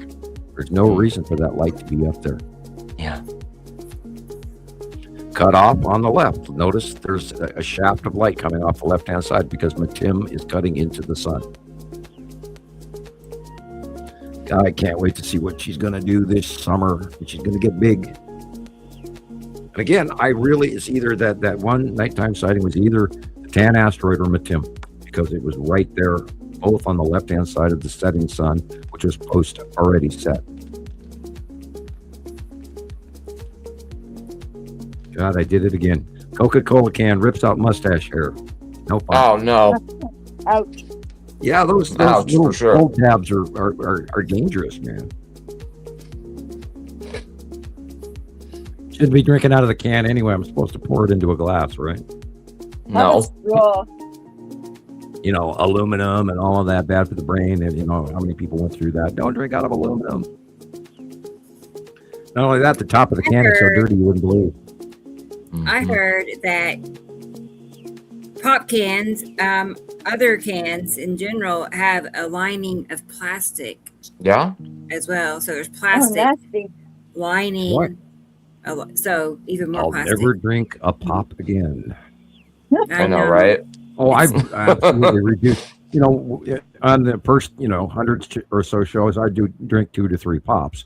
I can't do that anymore. The other day, we did the show. I didn't even finish the pop, and I was so uncomfortable after the show because I couldn't even get a decent burp out of the deal. It's going down in my stomach and intestines and bothering me for hours afterwards. So I apparently can't drink that stuff no more. That was it. Get a nice healthy glass of Culligan water. Thanks, Thunder. Thank you, Thunder. Nice. Thank you. Yes. We have not seen today. What? You know who's missing? Doobaloo. Oh, yeah? No, he's been here. Doobaloo. Is Doobaloo here? He's been here. Well, I was a little jealous yesterday, or the other day when we went on the live. She kept beating me to #1 on the comments stream. She is That's usually funny. first one in the chat when I go live. Like She's a like, professional "Man, tiki talker. She is there. Pardon me for not noticing you, Doobaloo, if you are here. It's okay. I'm gonna A throw pro this up tiki here. talker. I'll show you a little bit of the live. Let's see. Yeah, that was a good day. Huh. And this, of course, is her recording on YouTube, so she can't show you the drawings, but she show a good feed. Yeah. But I can hold my camera sideways as a compensation for that. Yeah. Yeah. Just amazing. It was Literally, that is the sun peeking out between like 4 different planets right there. thing. There's the ion tail of a Saturn's yellow moon, very thick, and above that patchy weird thing is the long box, I think. And there's Nipacity right there. Really showing. Wow, look at that. Yeah. Big 3 asteroids, and this, of course, that's the ion trail right there off of Saturn's yellow moon. Oh, cool. Look at Nipacity. All right, somebody just whipped out a doobie. Uh-oh. I can smell it. I can smell it. Oh my god! Wow. It's fresh, unlit. So somebody's rolling one somewhere. Huh. Who is it? Not me. I'm smelling unburnt Oh my marijuana. gosh. Raise your hand. Yeah, it's legal in many states. Yeah, it's legal. Well, and it's in my medical opinion, here. highly over about time, because oh my God, can you imagine the resources we wasted on and all the poor people that got put in prison over weed? That's horrible. That was sad. And by the way, that was brought to this country in the 1700s along with the revolution. Most of the hemp, of course, was used for making rope, but there was a lot of folks that were taking part of the buds. But now it's, of course, highly hybrid comparison to way back when. Oh, yeah.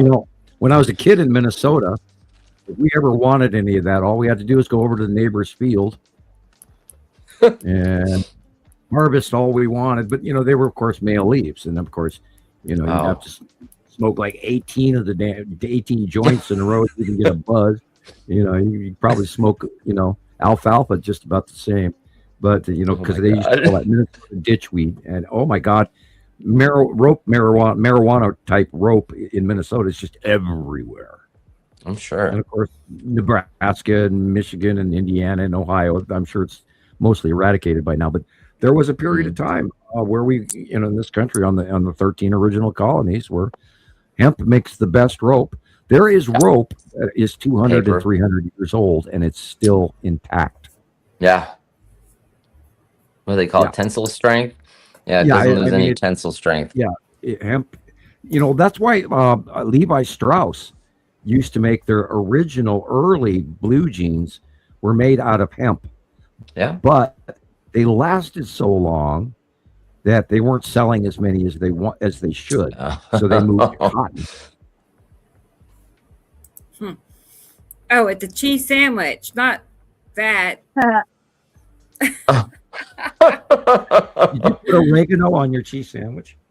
I know. It's like, does it smell like that? I don't know. I have never associated cheese what sandwich. Kind of cheese sandwich you got? Unburnt marijuana. But I got this strong whiff of like somebody was rolling a joint or something. It's like, that's not happening here. Where'd that come from? Right? Better not be. Well, Aren't you kidding? Remember, I'm the guy with the halo. Right? I know. I can't imagine you having to get authoritative or the disciplinarian type. Yeah, well, remember we had complaints about that picture that Rebecca made of me, and I mean there are people out there going to complain about everything. Oh yeah. So I'm still chuckling look about that. Look at that trail there down the side. How dare you? That one on the right is a sea trail. But that is, I think that's Nibiru related. Where's the light? Okay, yes, directly back. Yeah, that's Nibiru related. And that's what, of course, your hand is pointing out right there. Look how it's making like a shadow on the sky. Yeah, that's one I always chuckle about that. The shadow on the planet from the sea trail. And we've talked in the past. We've been wondering if maybe some of those star destroyers were up there skimming from one planet to the next, leaving their own sea trails. Because that's awful close up to those planets up there. But it leaves a shadow on something that it should not be able to leave a shadow. That's definitely a sea trail. And again, when you were doing this, I was looking at the shadowing going on. It is on something going straight up. Look at that shadow, people. I just thought it was odd because I remember talking about that streak and how it just abruptly stopped. It didn't continue. It just stopped right where you see it. It's not continuing. Right. They spray over populated areas only. And otherwise it would cost them too much money to spray everything. I remember in 2010, 2012 that they were just going ape shit on the spraying. I counted like 10 planes that night, I thought you got to 11. Okay, sorry, 11. I'll give him 11. Fine. Yeah, but you know what I mean. 11 streaks or planes. I mean, look at the sky. It's just like obviously something else is going on. Well, there are people out there that are going to doubt everything we're telling them, and they're going to chalk us up as nut jobs. And remember our favorite YouTuber, Dan, the science guy, and you know, those people are absolutely batshit crazy. It's one of the most elaborate, insane things I've ever heard of. Meanwhile, back at the farm, you know, all right, we're sitting here watching the planets. Well, he can't even imagine them. Am I frozen? No, you're moving. Oh, Carol Ann is checking on me. She thinks I'm frozen. No. I don't. Yeah, you got to be more animated. Time for an instant. Yeah. Yeah, the first thing you do is you check the light source. Where's the light? And I'm always, when I look at a picture, I look at the buildings and I go, okay, where's the light coming from? And then I look at the planet and then I know what I'm looking at. Because you guys count on me for the correct answers, not the wrong ones. Oh, look, you can see that curve. So right there. Yeah, that's the edge of your. So beautiful. And you were right. Now see that rainbow over by the tree on the right? Mm-hmm. Yeah. That is where Casper is, right next to the lead asteroid. Okay. Oh, so yeah, okay. That big blue shape in there is that the lead asteroid on the right. Yeah, behind it. And Casper and lead asteroid are right next to each other right now, currently this week. The little nuances of the side drawing. A lot of people missed crescent flares have been getting bright. I was very proud of Rebecca. She noticed that Yuri had risen and noticed the nuance change in the drawing. I was proud of you. Thanks, Sam. It's true. I mean, I've never seen Yuri up where Atu's moon usually is. Right. Basically. And you've gotten literally, you're in the high 90 percentile of accuracy while doing your shows. You know what you're talking about. You know exactly what's up there. You're doing an excellent job. I haven't had to correct you in forever. So you're doing great. Oh my goodness, Sam. Thank you. Wow. That's nice to hear. Well, you know, that way, if, you know, I suddenly don't wake up and I take the long dirt nap, then you can take over. Dirt. Stop. I guess, but yeah, I don't. Hopefully that's a long time from now, really. Yeah, I'd like to have another 20 years or more. And I was telling, I think Jesus the other day, or Mark, I can't remember who I was talking to. I said, yeah, I plan to live to 125. Like by then my elbows and knees will be worn out, but you know. Bad joke. Let's fast forward it a little bit but more. You know, I could always study Lazarus syndrome. Yeah. You know, there's a term to look up people if you don't know who Lazarus was and what happened to him. And there, you know, there's huge sci-fis about the Lazarus syndrome. Oh, yeah. People have been writing about that in sci-fis for years. Oh, yeah. All the juicy movies you can make. Yeah, I'll just, you know, I'll call my alien buddies and tell them bring down a med bed or take me up to a med bed and, you know, give me a recycle job. There we go. I need to live another 100 years, please. Hey, Kara, I'd like that. I would very much like that. And if you think I'm an authoritarian when I'm sitting at the table at the restaurant with my friends, now, could you imagine me 100 years from now? Oh, man. I would be unbearable. Oh, yeah. Total know-it-all. Yeah, I had friends, you know, in the 80s and 90s, and I sort of hinted at the binary solar system. And oh, my God, would they fight me on that? My little brother, I hinted at it one Thanksgiving to my little brother because he was talking about space. And I said, well, in my knowledge of the solar system, we have 2 stars. And he, well, what do you know? And he laughed at me and I went, okay, you don't want to know. And therefore I'm not going to tell you because I could not break the non-disclosure agreement. I definitely could not do it because I knew what the threats were. They were so huge that I didn't dare. I totally didn't dare. Come to find out that the people that they used against me because pulled my heartstrings, turned out those guys weren't worth it. My family has completely abandoned me, and I hate to say that they weren't worth it, but in actuality, my family has completely shoved me away because of whom and what I am. And you know, my mom called me Mr. Know-It-All, and it was rhetorical, and it was also accurate because I don't forget things. I used to have a perfect memory. I remembered everything, not so much lately, but I knew shit. And I was very strong in my opinion. And God has saw it fit to hand me one of my children to be just as big of a smart ass as I was to pay me back. So, and we won't name names. Right. Just in case they're behind the corner listening to me again. The other day, I was talking about one of my daughters. Again, I won't say which one. I was saying something that was a little personal, and she's standing around the corner, and she comes into the doorway and goes, "Thanks, Dad." And I was caught, sharing, because they don't want me to share any information about them at all. That's why you guys have not seen a picture of them, because they absolutely refuse to let me take a photograph of them now, because they don't want. Come on, girls. Well, I can't blame them. Especially my young daughter. Of course you can't. She is a very seriously private person. And we were having at Nova's birthday dinner, we were having the conversation how much we actually enjoyed being hermits as a family. And I was briefly worried about that when they were little, like, we're hermits because we live out of town and nobody comes out to visit us. Driving to Lolo from Missoula, it's only 8 to 10 miles, but you'd think it was the moon. People will not come out. And maybe that's a good thing. I stay 2 miles away and they still don't come. Yeah. Yeah, Not that you want them to. You're right. At the time. That is the Tan asteroid and the edge of Uri.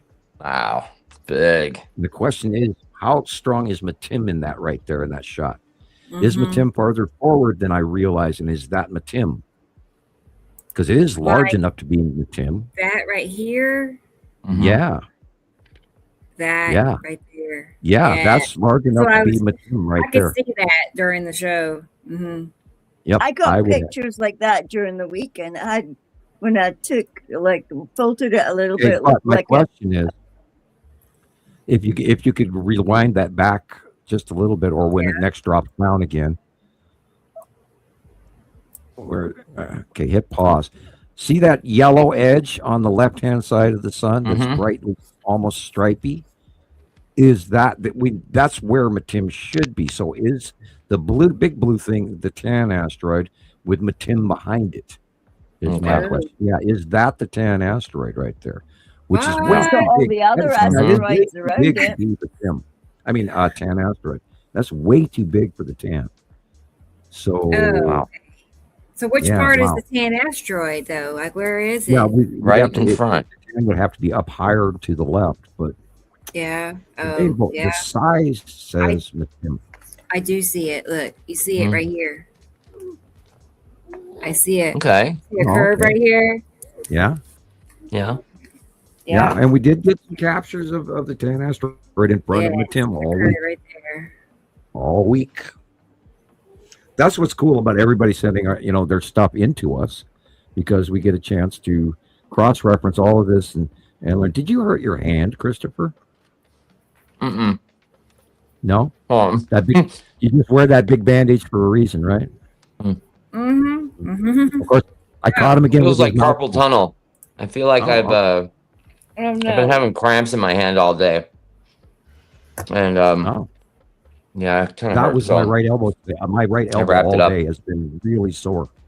No reason I didn't hit it. I didn't do anything to it. There's no outside owies. It's just inside owies.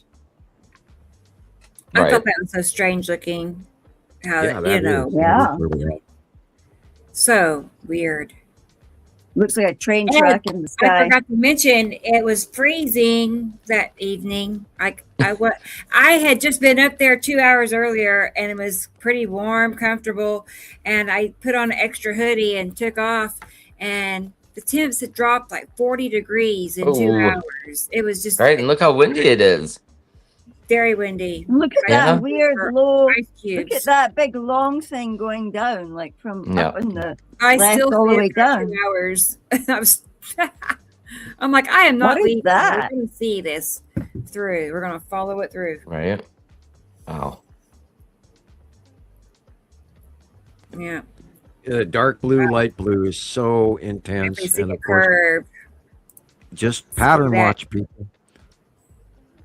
Look how obscured that sun is. It is so. Of course, the tree helps a lot, but look how big that blue is. Tell them they got to chop their tree down because that's right there. Cube. Yeah, that.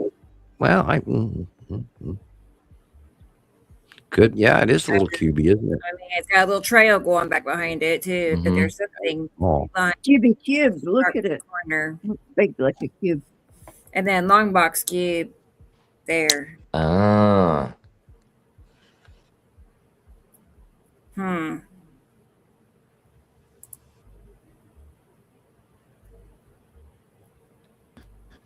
I am going to step away for a minute. I will be right back. Okay, Sam.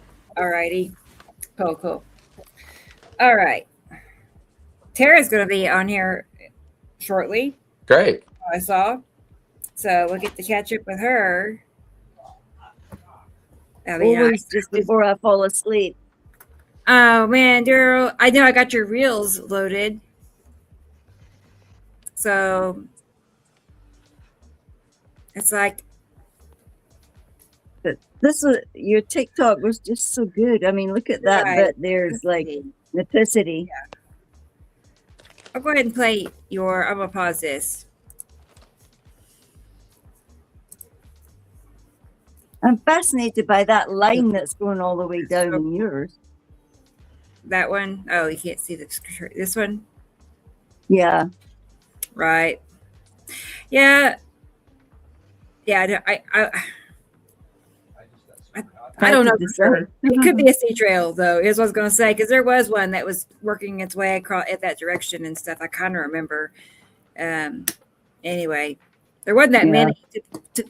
Considering what you're seeing, like 10, 11 is you might as well say 0, basically. It doesn't matter. It's not going to phase this. So that's when you know this is something other than that. Yeah. You know it. I know you all know it.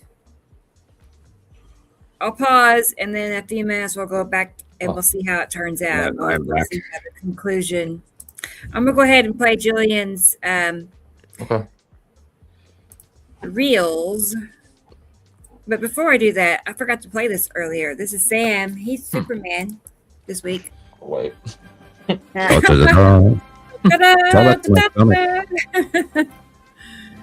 Oh gosh. Yeah, I like that armor. I like the SH belt buckle very much. I like it too. SH. I stepped away from the microphone because I started sweating and thinking I might have to throw up. Oh no! Yeah, I'm sorry you didn't my feel ears well are with the ringing. nausea. I'm dizzy, and I got hot, and so I when I said I'm stepping away, I was like running to the bathroom, but I didn't, and I'm still really queasy. Weirdly. Oh, Sam. I remember there's this puking thing going around. Oh, that's the worst, man. Well, I've had sneaks up on you like that from nowhere. Well, we went out to dinner for Nova's birthday, and I've had a sore throat ever since. No, don't get me. And usually, I do the Listerine before I leave the house and when I come home. And the other day, I did not do it when I came home. Oh. And I force the kids to always wash their hands the moment they get home. Wash your hands, wash your hands. They hate me for it, but I force them to do it. Yeah. They rarely ever get sick. It's me the one, of course, I'm the one that goes to the store all the time. Oh, man. Yeah, look, there's the little ball. Yeah, it does look like the moon.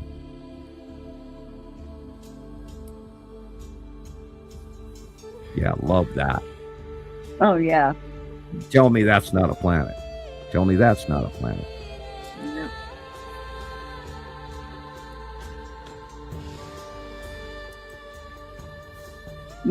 The sun is nuts.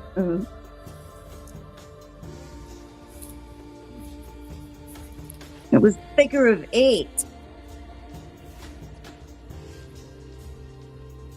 And the light's all dim. Look. Yeah, I'm amazed that people haven't real. Maybe there's a lot of people that notice that there's something wrong with the light, but then they immediately go, "Oh, it's just a storm." It's so different, though. The light, the dimness, it's so much dimmer this year. Look at that in 2018. Well, there's, you've got Matim, you've got Uri on the left, you got Saru over the top, and you've got a Saturn yellow moon on the right of the sun. And it's just, the sun is just poking out in between all of that. And then you got the lead asteroid, and you got, Matim, Mary Moon, and the asteroids. And they're all just right there in our out view. Yeah, look at that. I was talking to myself saying it was unbelievable, the dimness. Yeah, look, see, that's the hourglass. The top illumination is the bottom of planet Saru. The bottom illumination is the sun that's going into setting mode.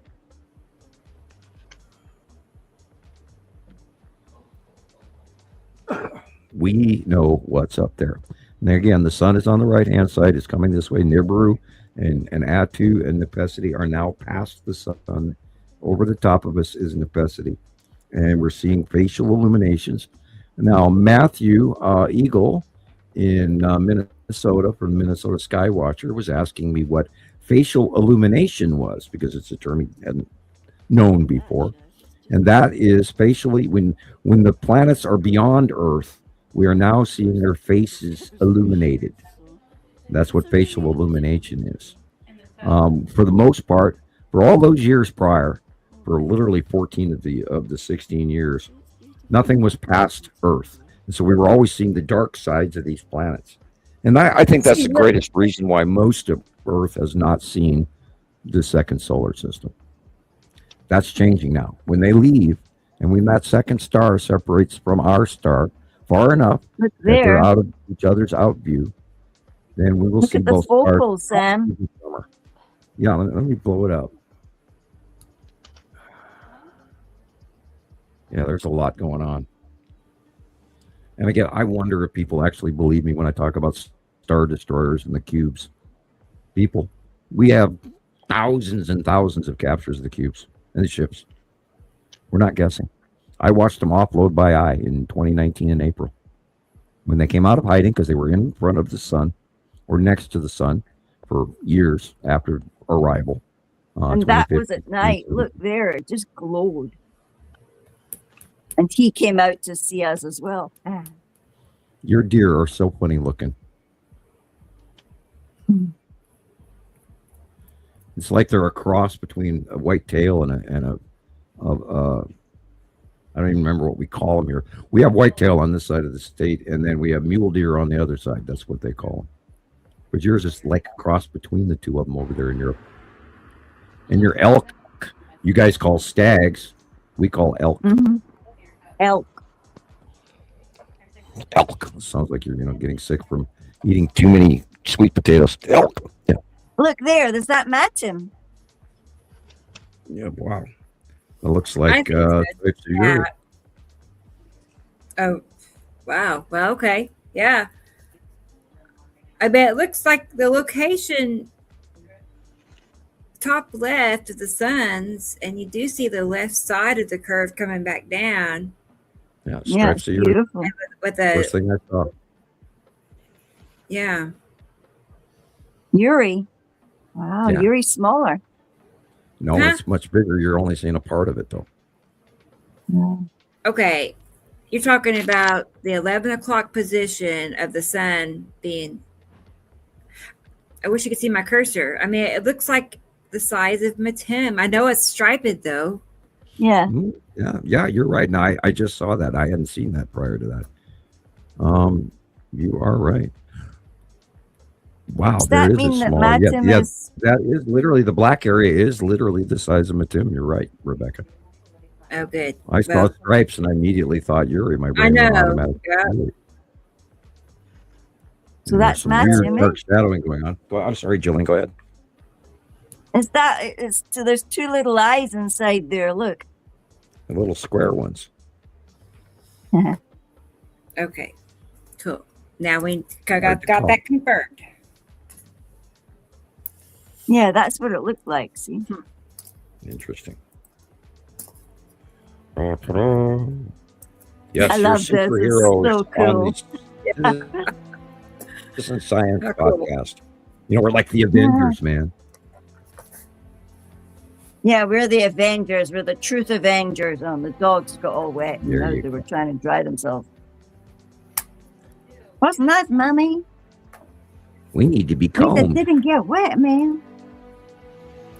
Oh, I just love how NASA's tiptoeing between. We discovered a planet, and it's most likely already inhabited. Duh.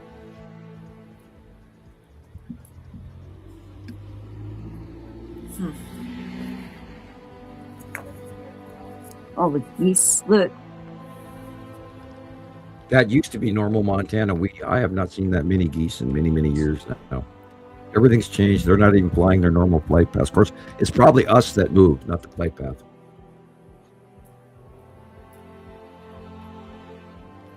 It was actually peeing rain on me when I took that video. Yeah, then there was this lady. And then the hill of stains I just found out about.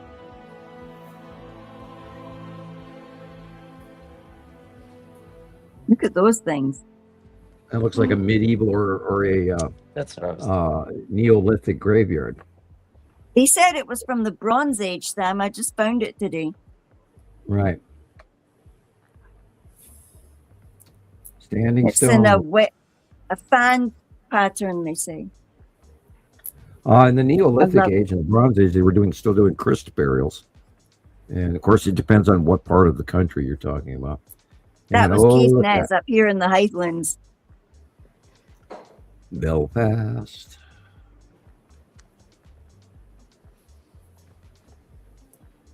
I love this picture. It's beautiful.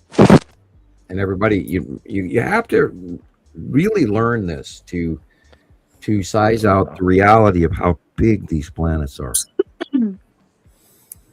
Kitty cat. Yuri again. Gracie. Yeah, such a great picture there. Yeah. Love it. There's that at Glen Shee. Look, it's amazing. It's like a pyramid. Yeah. Well, now remember that there are volcanoes in Scotland. Yeah, try not to remember that. Glacially rolled stone. A lot of round rocks were also used in mining operations to break up ore so that they could boil the minerals and the silver and the gold out of them, or copper, depending on what you're mining. Somebody just found gold here again. Nice. Oh yeah, there's gold everywhere. A lot of it was not worthwhile to get out of the ground, but now that the price of gold is so high, that it's absolutely worth it. I know where a gold mine is in Missoula that I'm sure has moved past local memory. Because I mined it as a child. I was my dad was in a gold mine, and they brought me down in the tunnel, and they didn't let me go very deep in, but it was spooky. Yeah, I was scared of mines. I didn't want to be. My dad went in them too. Yeah, Rebecca, this is so prominent right now. Well, no disinformation. There is so much disinformation, and I hope that this Leah lady that we keep talking about, I'm not going to mention her last name, because I don't think it's her real name anyway. But she is so much producing this Zeta Talk crap. And if you guys listen to Zeta Talk, turn us off right now and go back and watch them, because you're not even the same world that we're in. So if you believe in Zeta Talk, who is this guy? What was this? Go away. That's Ion Tail.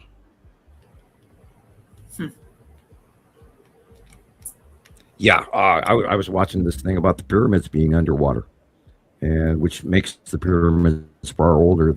They say the pyramids are 4,000 years old. I think they're far older. Because I reckon they are too. I think they were underwater, and being the top one that has the capstones, and it goes down a little bit, and then it's all washed away. That is shoreline water processing. And of course, the Sphinx was underwater. You can see that because the plankton ate into the limestone. No, thank you. That is it. That's where it ends. Yeah. So you're going to cut that out now? The sun was doing such bizarre things up here in Scotland. I mean, even Sharon McKee, that light pinch one, the one picture, it was so striking of Sharon's as well. You guys, It's a calendar marked day. My daughter's growing up. She's cutting her own pizza. Oh my God. Oh, wow. Well, yeah. Everybody's clapping for those guys, they hate digging things out of the oven and they don't want to get burned and all of that. So they have Be meat cutters careful. for them. Put your oven mitts on. Yeah.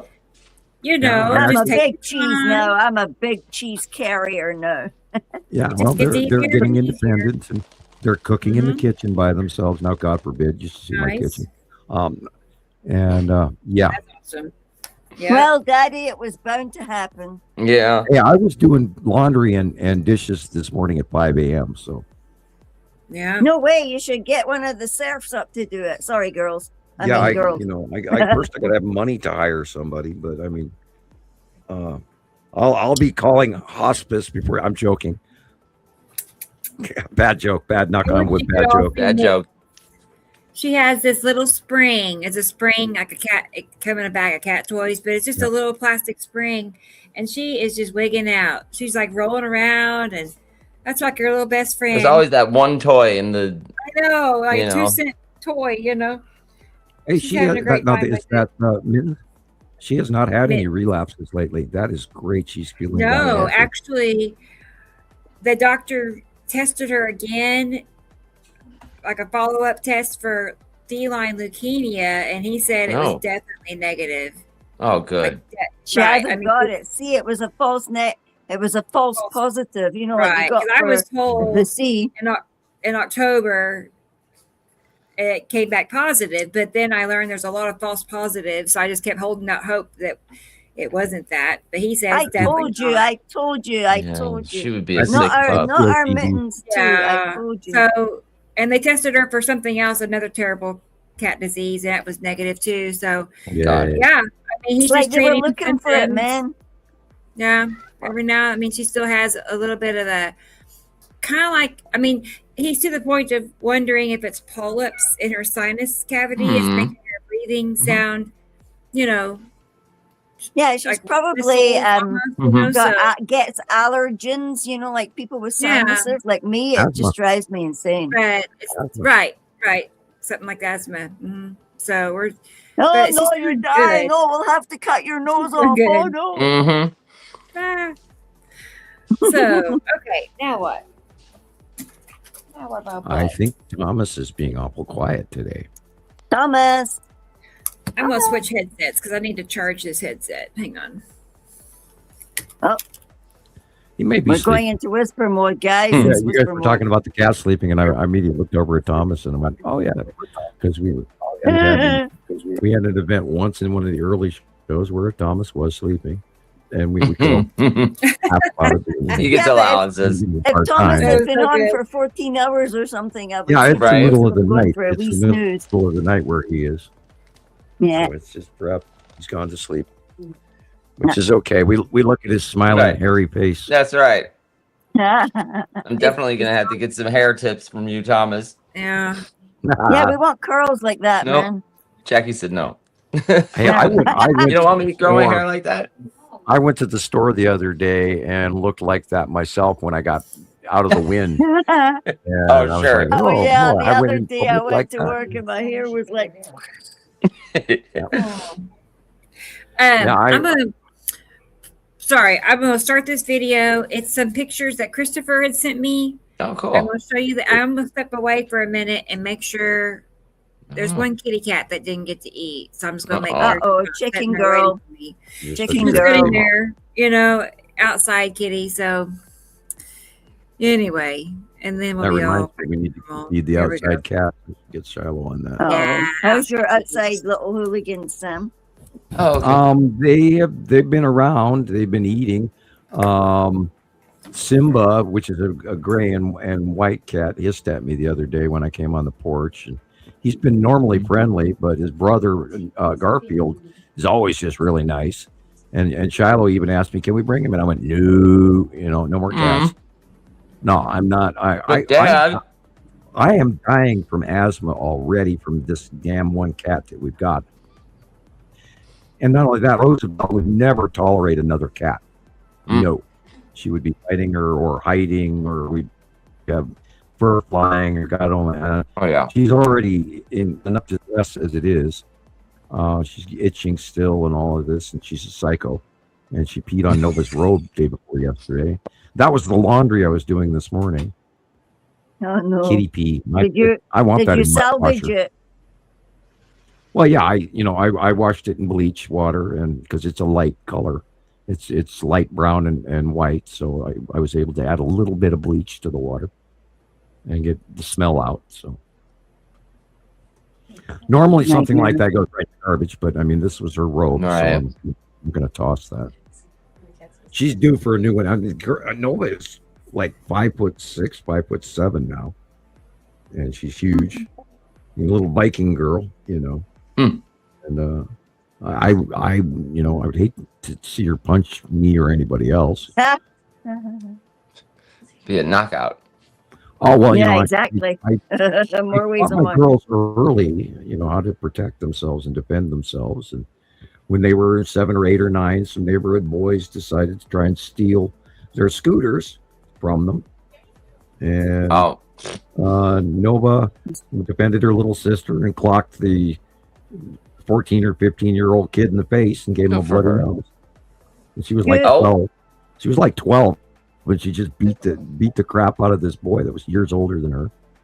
Just smacked him hard, and they backed away and ran. And they gave the scooter back, but they stole it off our porch later.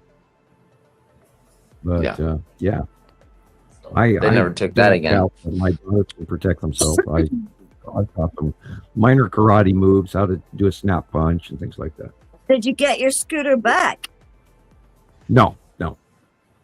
Little beasts. Yeah. Yeah, we didn't know where they lived or anything like that, and it was a cheap scooter, and I'm not going to create any. I've learned in my neighborhood that if it goes on outside my front door, I don't pay attention to it anymore because I don't get involved in my neighborhood because I've had enough crazy neighbors. We have this immediately next door neighbor lady, and she was into firefighting, but she was as crazy as they come. She would be screaming at things in the living room at 5 o'clock in the morning, throwing her house furniture around, and I repeatedly had to call the sheriff because I thought somebody was in there beating her up because you were hearing crashing furniture and screaming, So after the third time of me calling the sheriff on that, she used to come over and break my sprinklers because my sprinkler hit the side of her house, and you can't control water pressure. When I put it out, it was not sprinkling on her house, and I was careful about that. But the water pressure changes, and a couple of splash. I mean, she's got aluminum or vinyl siding; it's not going to hurt it. And but still, so she'd go over there and break my sprinklers over and over again. That's nuts. I think we've all had that one neighbor that's just a total, too much. And when she moved out, she left her cat Ellie.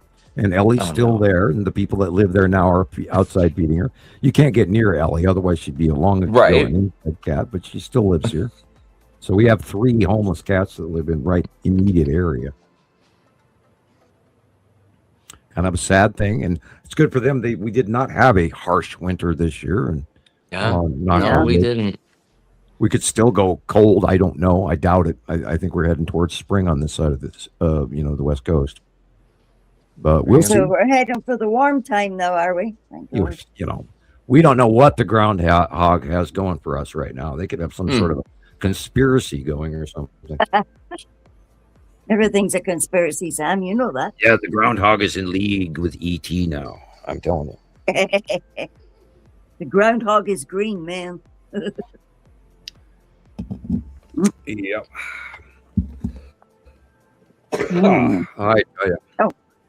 I have a very sore throat. Oh man!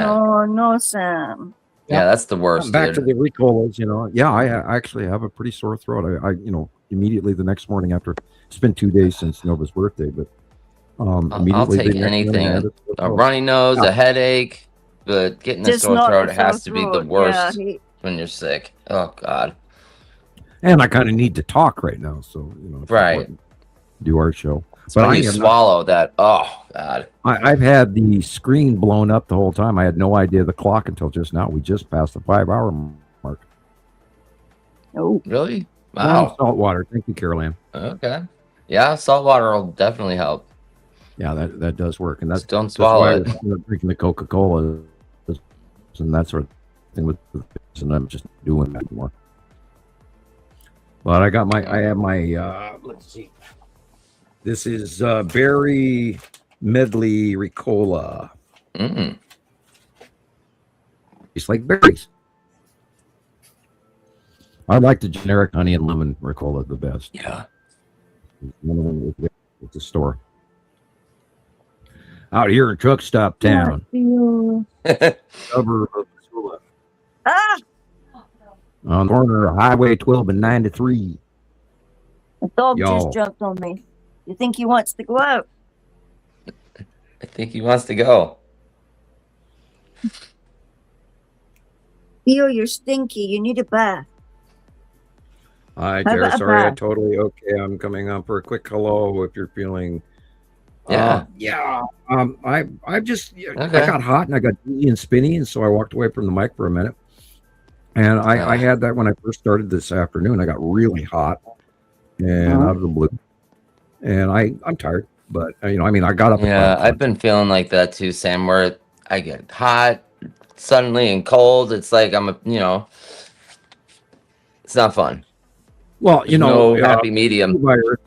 The C virus is probably mutated, and we probably all had it 5 times. I know that SARS did the same thing, and that's literally the same kind of virus.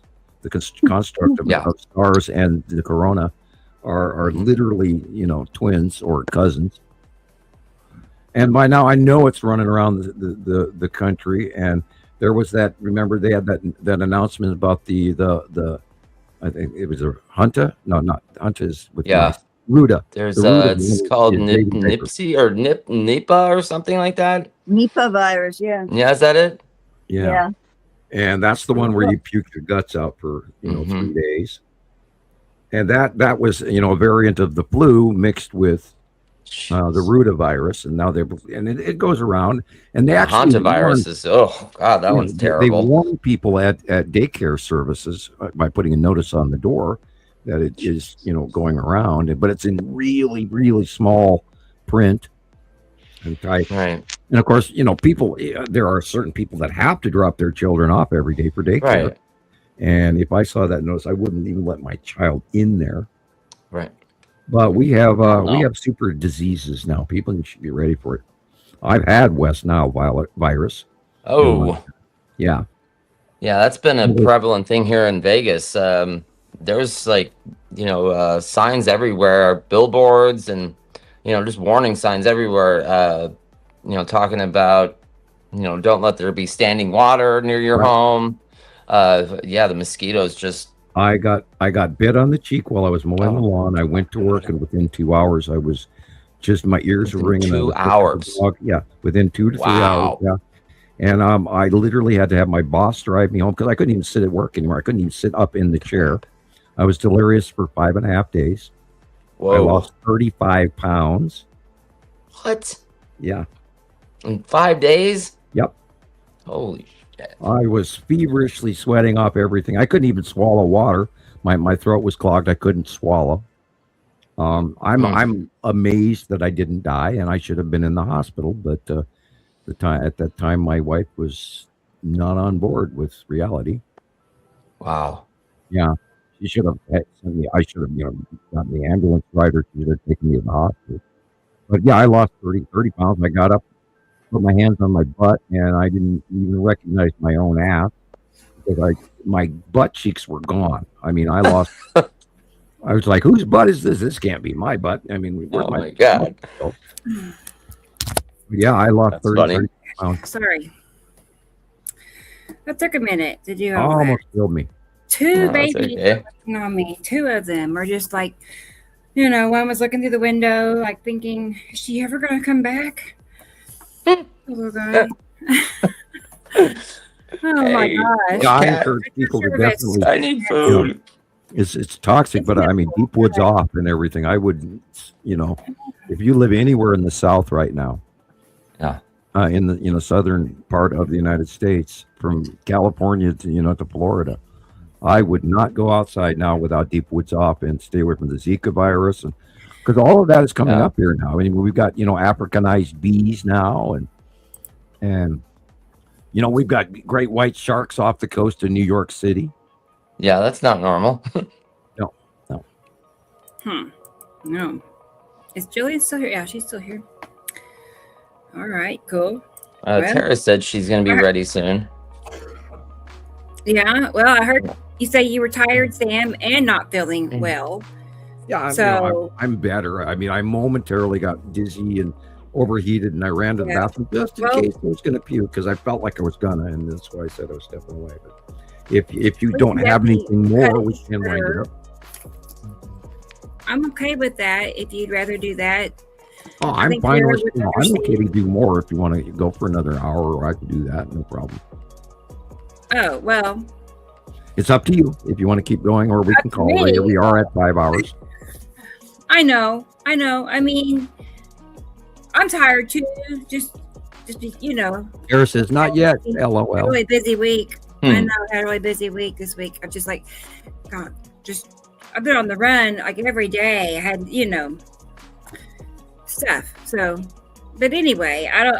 It's your call. It's your call. You do what you want to do.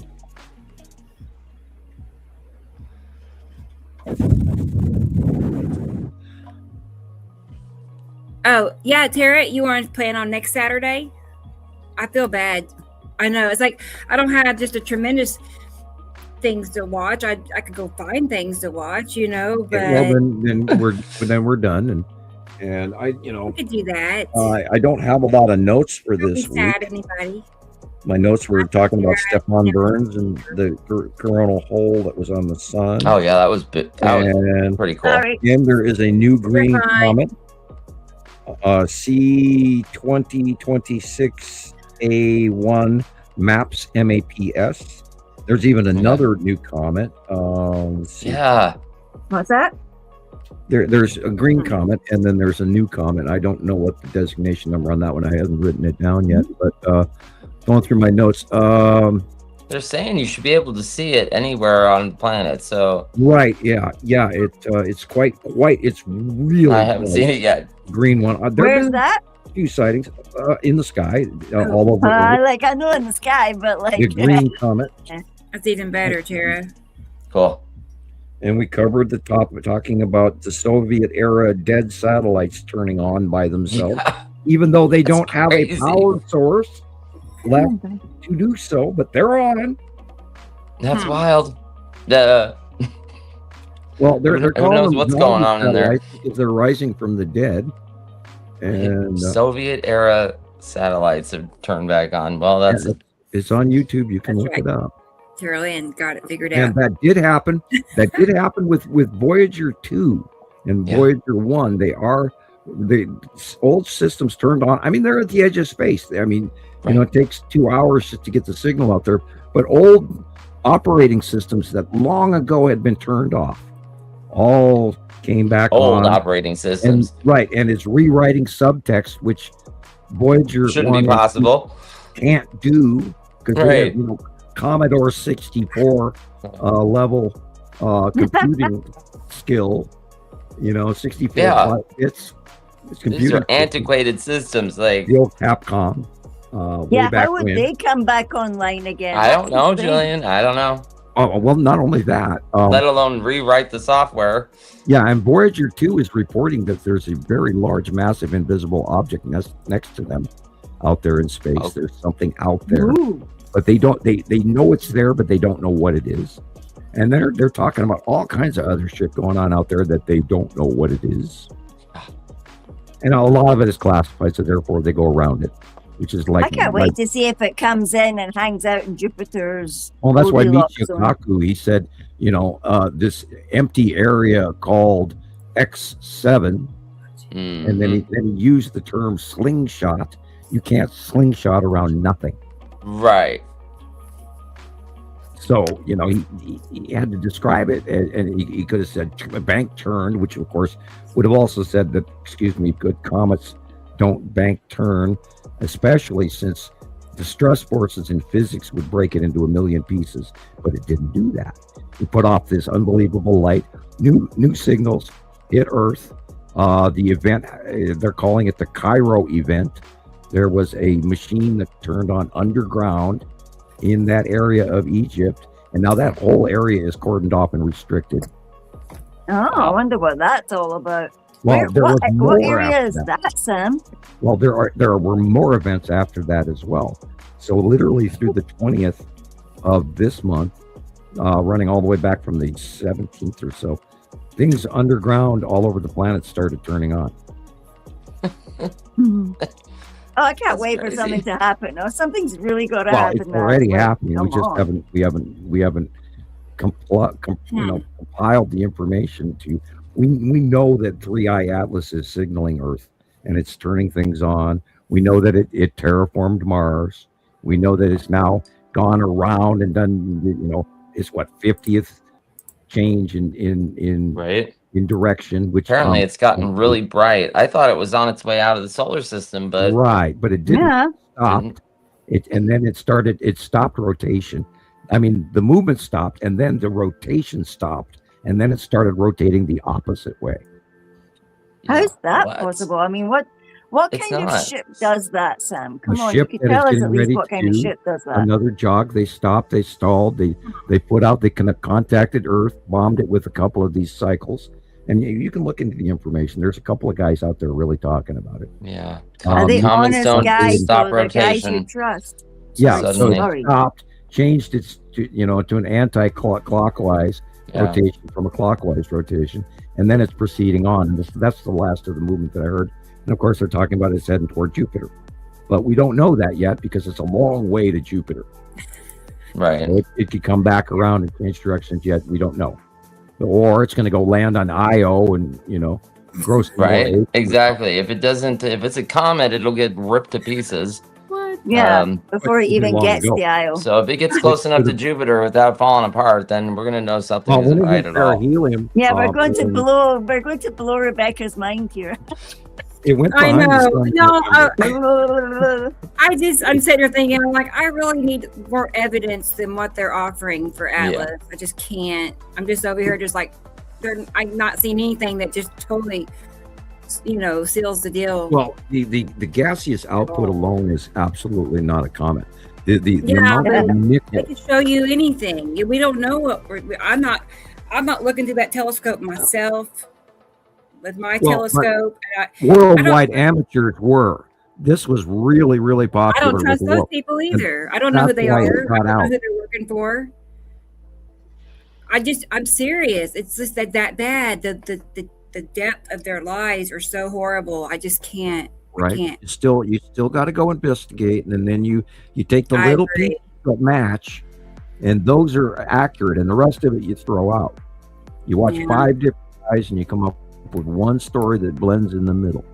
And if you don't look because you're overly saturated with too much bullshit media, then you've already buried your head in the sand, and you can't do that. You have to keep investigating. Focus on what I can see and confirm for myself. Right. I can't. Rebecca loves her planets and her comparisons. Stranger that's to me. Comfortable. That's comfortable. Tara's not a stranger. Thank you, Tara. Tara. Right. Thank you, Tara. Yeah, that's super thoughtful. I can't wait till next Saturday. She'll be here early, she said earlier. She says it's her daughter's birthday too. Happy birthday, you Tara's guys, daughter. Your daughter's birthday's in February. Cool. Well, cool. That's neat. We find a little something here. So, we got to get come up with that soundbite from Batman and Robin in the 60s where it goes and they had the spinning that's good. we need our spinning alien, and then we need that sound segment that goes I think we could probably start with the contract without getting in trouble for that. It's pre-1973, so therefore the copyrights don't apply. I would think so. Stella, you've been fighting again. Are you saying for thank yous? Is that what you're saying? Oh, no, just for a segue, For something a different. funny segue video that you can stick in between, la la la la, as an attention grabber or something like that. You want Right. one In of that time, the so boys' Sam Space to do superhero it? goodies, Rebecca. One of the 7:34 boys' for what? superhero. What does that mean, Tara? It's 7:34 at 7:34 a.m. It's when her daughter was born, it sounds like. Oh, okay. Oh, how sweet. There we go. Yeah, I guess moms know the Figure that out. On the 22nd, Birthday, see, so- so it's going to be Okay. Happy tomorrow. birthday. Or well, Nice. isn't that I know. wild? That's the same day as We gotta do mittens again. Sharon's girl. Oh, yeah? Because Sharon's girl's birthday is Sunday, as well as Eli. Yeah, when Nova was born, we were in the Look at my hospital glasses. for 2 days. When Yeah. Shiloh was born, we were in the hospital for 5 hours. Wow. Wow. That's nothing. Wow. Yeah, but Nova was your firstborn girlie. Yeah, that's so, pretty yeah. fast labor. 5 hours. Yeah, she was in her final labor with Nova for 2 straight days. It was Yeah. insane. Oh God, I can't even imagine what she went through. I know I was exhausted, but Yeah. Daddy's always there, like and carrying then the we got our slippers little and the dressing gowns Nova. and getting has her screamed name. at. Nova has her name because she is an exploding sun. She has that much energy. And then Shiloh, of course, is the Shiloh in Jewish terms is a resting place. It's an alcove in the wall, resting place for a holy artifact. Oh. That's what a Shiloh is. Okay. And Shiloh is, even though we took the H off of it, it's Shilo, not ILOH. But we took the H off the end of it. But she is the resting place of a holy artifact. It's a great kid. Shiloh is a treasure, and Nova is very active. Your chaos factor. Yeah, I got 2 sides of the coin going here, and they're just awesome kids. Sorry, we know you're proud of them, Sam. You're proud, Daddy. Daddy It shows. binging, your daddy binging. Daddies are allowed to do Well, that. I have donated my life to 2 things: Montana Skywatcher and these kids. Keeping your girls And safe, we just don't- like you knew you had We to. don't get out of the Hermitage much. We stay in our little dusty cave and let all the grizzly bears run around with the mountain lions. And the cats. Yeah, And the planets. neighborhood cats. And I haven't seen a raccoon out here, and our turkeys are gone. The other day, The we had turkeys 50 are gone, deer too. in the field across from me. I've never seen 50 deer before at one time. It's like wow, and they were running like a herd. I couldn't believe it. You'd think we were watching, migration of yaks or wildebeest or something. It's just amazing. It was like they those deer that were here the other day as well. I wonder if it was all the same day. Well, One of what's the weird planet's is the frequencies deer are must be usually pushing them. alone in small groups, 3 to 5. But this was an entire herd. Of course, there was no snow this year, so maybe their Wow. mating season changed, or whatever. So I don't. It's weird. That's all I know. It's weird. Everything's not normal. People, pay attention. My Entering chat the, GPT says free 3i electron. could be a free electron entering the atom, a fragment from the electron cluster, a scout or precursor particle. I had that sounds thought of that. interesting. Thank you. A free radical electron. Yes, that is. That was one of my first thoughts, putting it to chemistry terms. But then it started Yeah. direction changing and changing speed and speeding up and slowing down. And then they got close-ups of it when it was, let's see, December or something. When it came back out from perihelion from behind the sun, they got a good close-up and they read it. And there's actually geometric shapes on the outside. It does not look anything like a mud ball of ice and dirt, which is what comets are. And then they also noticed that temperature change inside the interior was different from the exterior, which, by the way, they also talked about how it warmed up here recently. And in deep space, that can't happen unless it's a machine. This is a 3i Atlas is a machine, and most likely with either it's a supercomputer or there are actual occupants. Wow. Yeah, without a doubt. Yeah, that's Everything cool. I've seen is absolutely a machine or or a ship with people inside. By people, I mean space beings. But if it was one of these panspermiac like ships, wouldn't they be in deep spaces or something?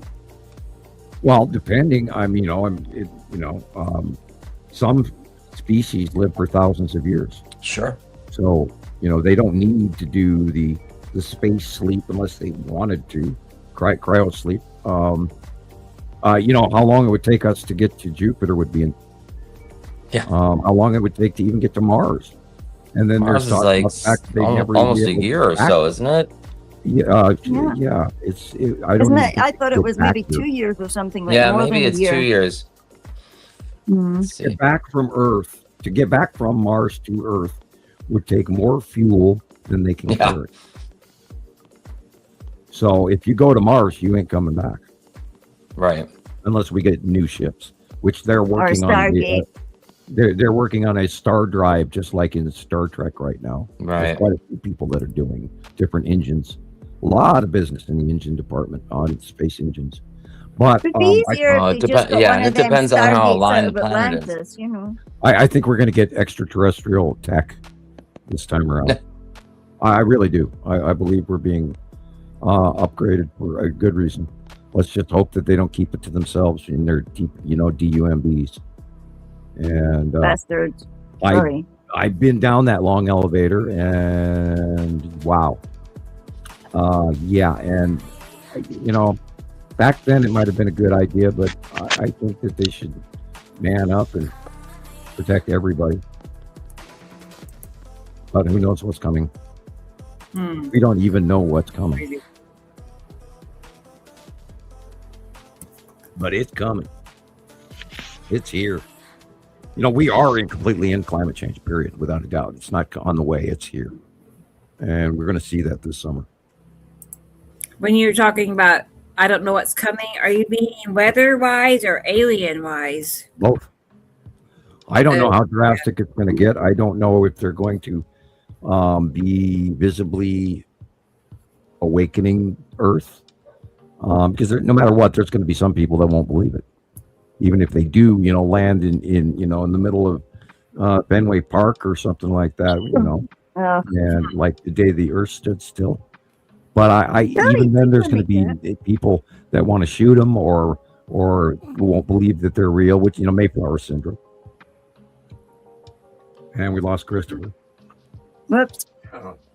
It depends on who the source of the information that's sharing it is, really. Well, I hope our world leaders are prepared to actually interact with them in a sane manner rather than in a hostile, aggressive manner. It's not a good Let's hope they've grown up a bit more. Yeah. Well, if the current administration in the United States were to have contact with them, I don't think we would fare very well. I think they'd laugh at him for one thing. But you can laugh at him and leave us alone. I didn't know Anissa was here. Anissa. Hey. Cool. Howdy. Yes, Anissa. Yes, a Stargate. Mm-hmm. So we ticked off another half hour, and I'm gonna vote for that we be done, and wrap it up, Sam. hope everybody comes back again next week, and of course keep reporting everything you're seeing. Take pictures, go outside, watch, look for yourself, learn for yourself. Excuse me, dry throat. The big thing is once you it's for yourself, you learn. Yes. Got a sneeze going here too. So anyway. I think you better that's the get big yourself finale. sorted, Sam. But you do. Well, thank you, Sam. Yeah, thank you everybody for being here today, and thank you for listening. It's been great. I appreciate you guys so much. It's not me doing this; it's all of us that are doing this. Right. That's the fun part. For real. Yeah, absolutely, it's fun. I love it. I love what it's grown And into. yeah, it is a little bit addictive. I mean, my God, I've been doing it for 16 years, and I it's know. Then when you realize it's real, it's My awesome. new mission. Carol Ann said I had a sky disease. What is I've got that, a new Gillian? mission. Yeah. Oh, okay. What is it? It's Well, blurry. you can't really see it. It's like it's A poster? No, it's for the window. Okay. Oh, the see-through, the light. You can see through it, but it'll block the light. I thought it was a roll of Christmas wrap or something like that. Yeah, I know the last time I Christmas wrapped, Sam knew exactly what was in it. All right. Okay. Yeah. Yes, DJ, rebel. I made it the whole show. Can you She's believe a it? rebel. You did it. Yay. I don't work tomorrow, so there's always method in my madness. Right. Yeah. Okay. Yeah. Okay, you guys. All right, next Sam. week. Let's go ahead. Hopefully and Thomas will and do all wake that. up in an hour and see that we're off. Yeah. Good night, Thomas. I think Thomas is awake. Like, this is like the Waltons, like night, John. Yeah. Night, Michelle. All Good. right. I'm glad you're still Good night, everybody. Good Okay. night. Good My night. hand See on you the guys red in the groups, and we'll talk to y'all next weekend. Yes, Bye. be good out there. Go look for the planets and let us know what you There's see. CJ. Send in your Indeed, suggestions. DJ. Like, subscribe, and be sure to hit the notification button. That way, Rebecca can get her little Yeah, do all on that the good wall. stuff for us. And Where did Chris Mom, disappeared again? Popped off. all right. And Anissa. Okay, Sam. Well, I'll probably be talking to you sometime during the week. Okay. If I go Yep. live and all that stuff, And yes, Take care of Julian, I yourself, slept. Sam. Go and Now get I'm something awake. like Oh, honey. Sam. Now we were yelling at you. Wake up, and so we're signing off that's now. funny. Bye. Bye, Sam. Okay. Good night. Bye-bye. Okay, bye-bye. Night, night, Thomas. Night, Sam. Oh, that's so funny. There they all go. Jeez, that was fast. Wow. They all vanished. I know. Yes. Chris popped out of here. It's frustrating that I wish you all could see. I took pictures to send to StreamYard.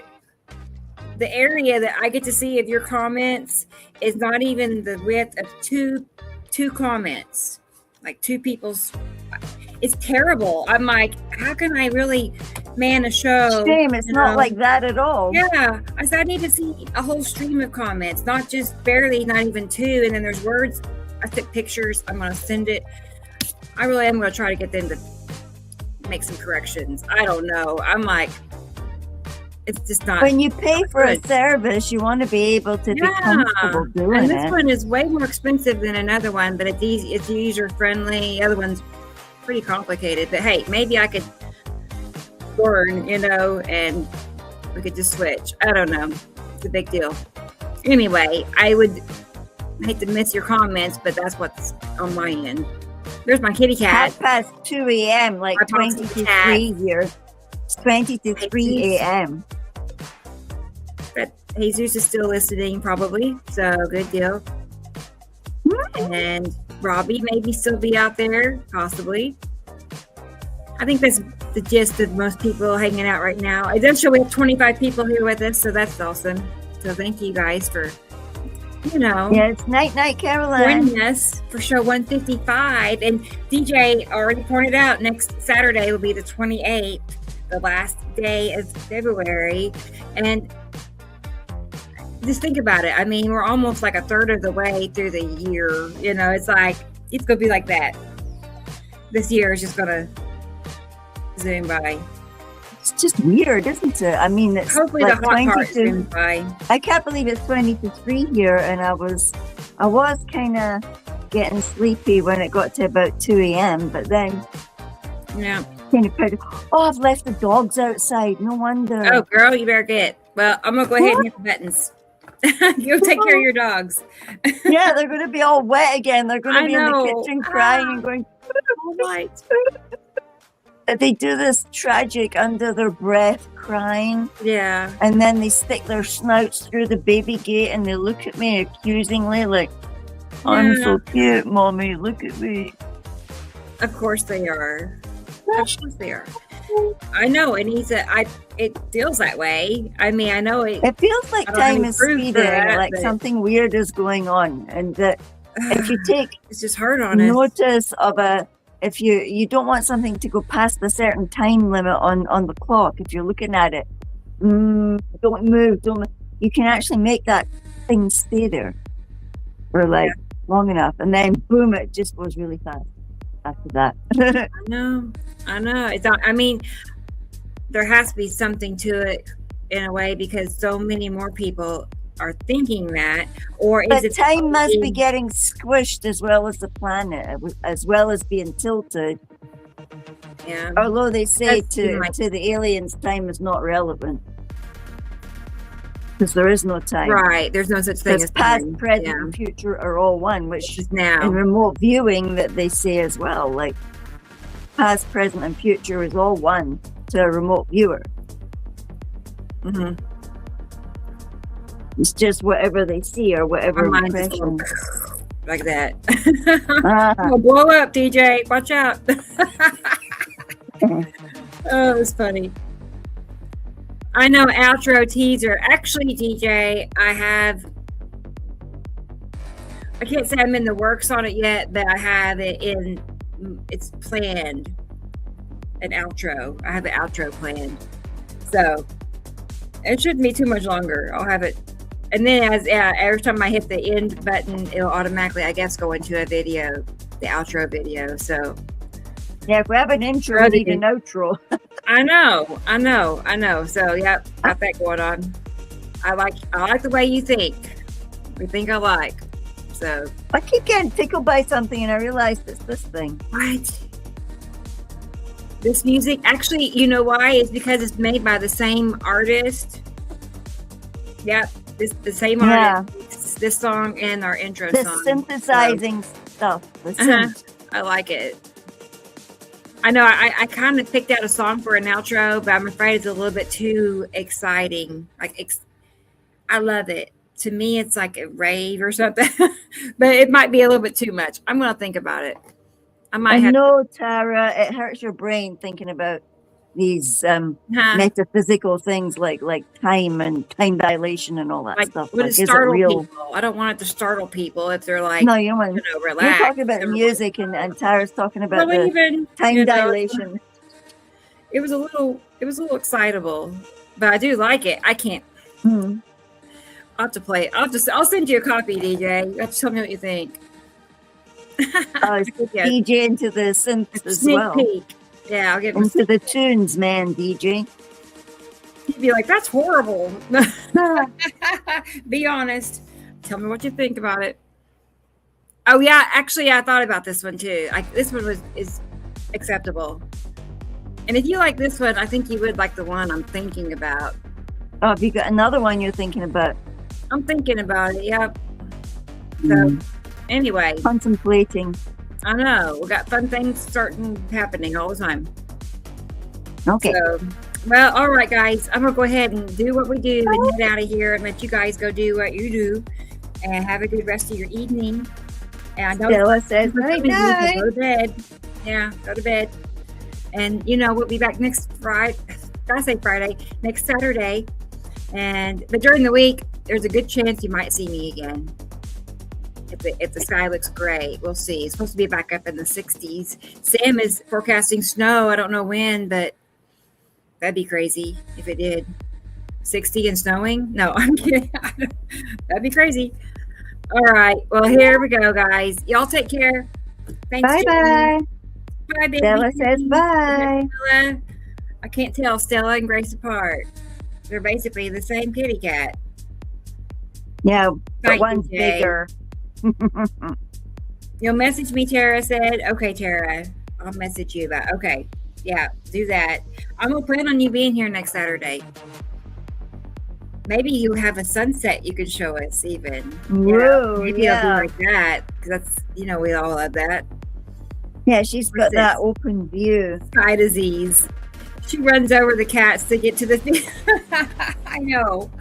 It's true. I'm like, I gotta get out of here. No, stay back. Can't go out. Yeah.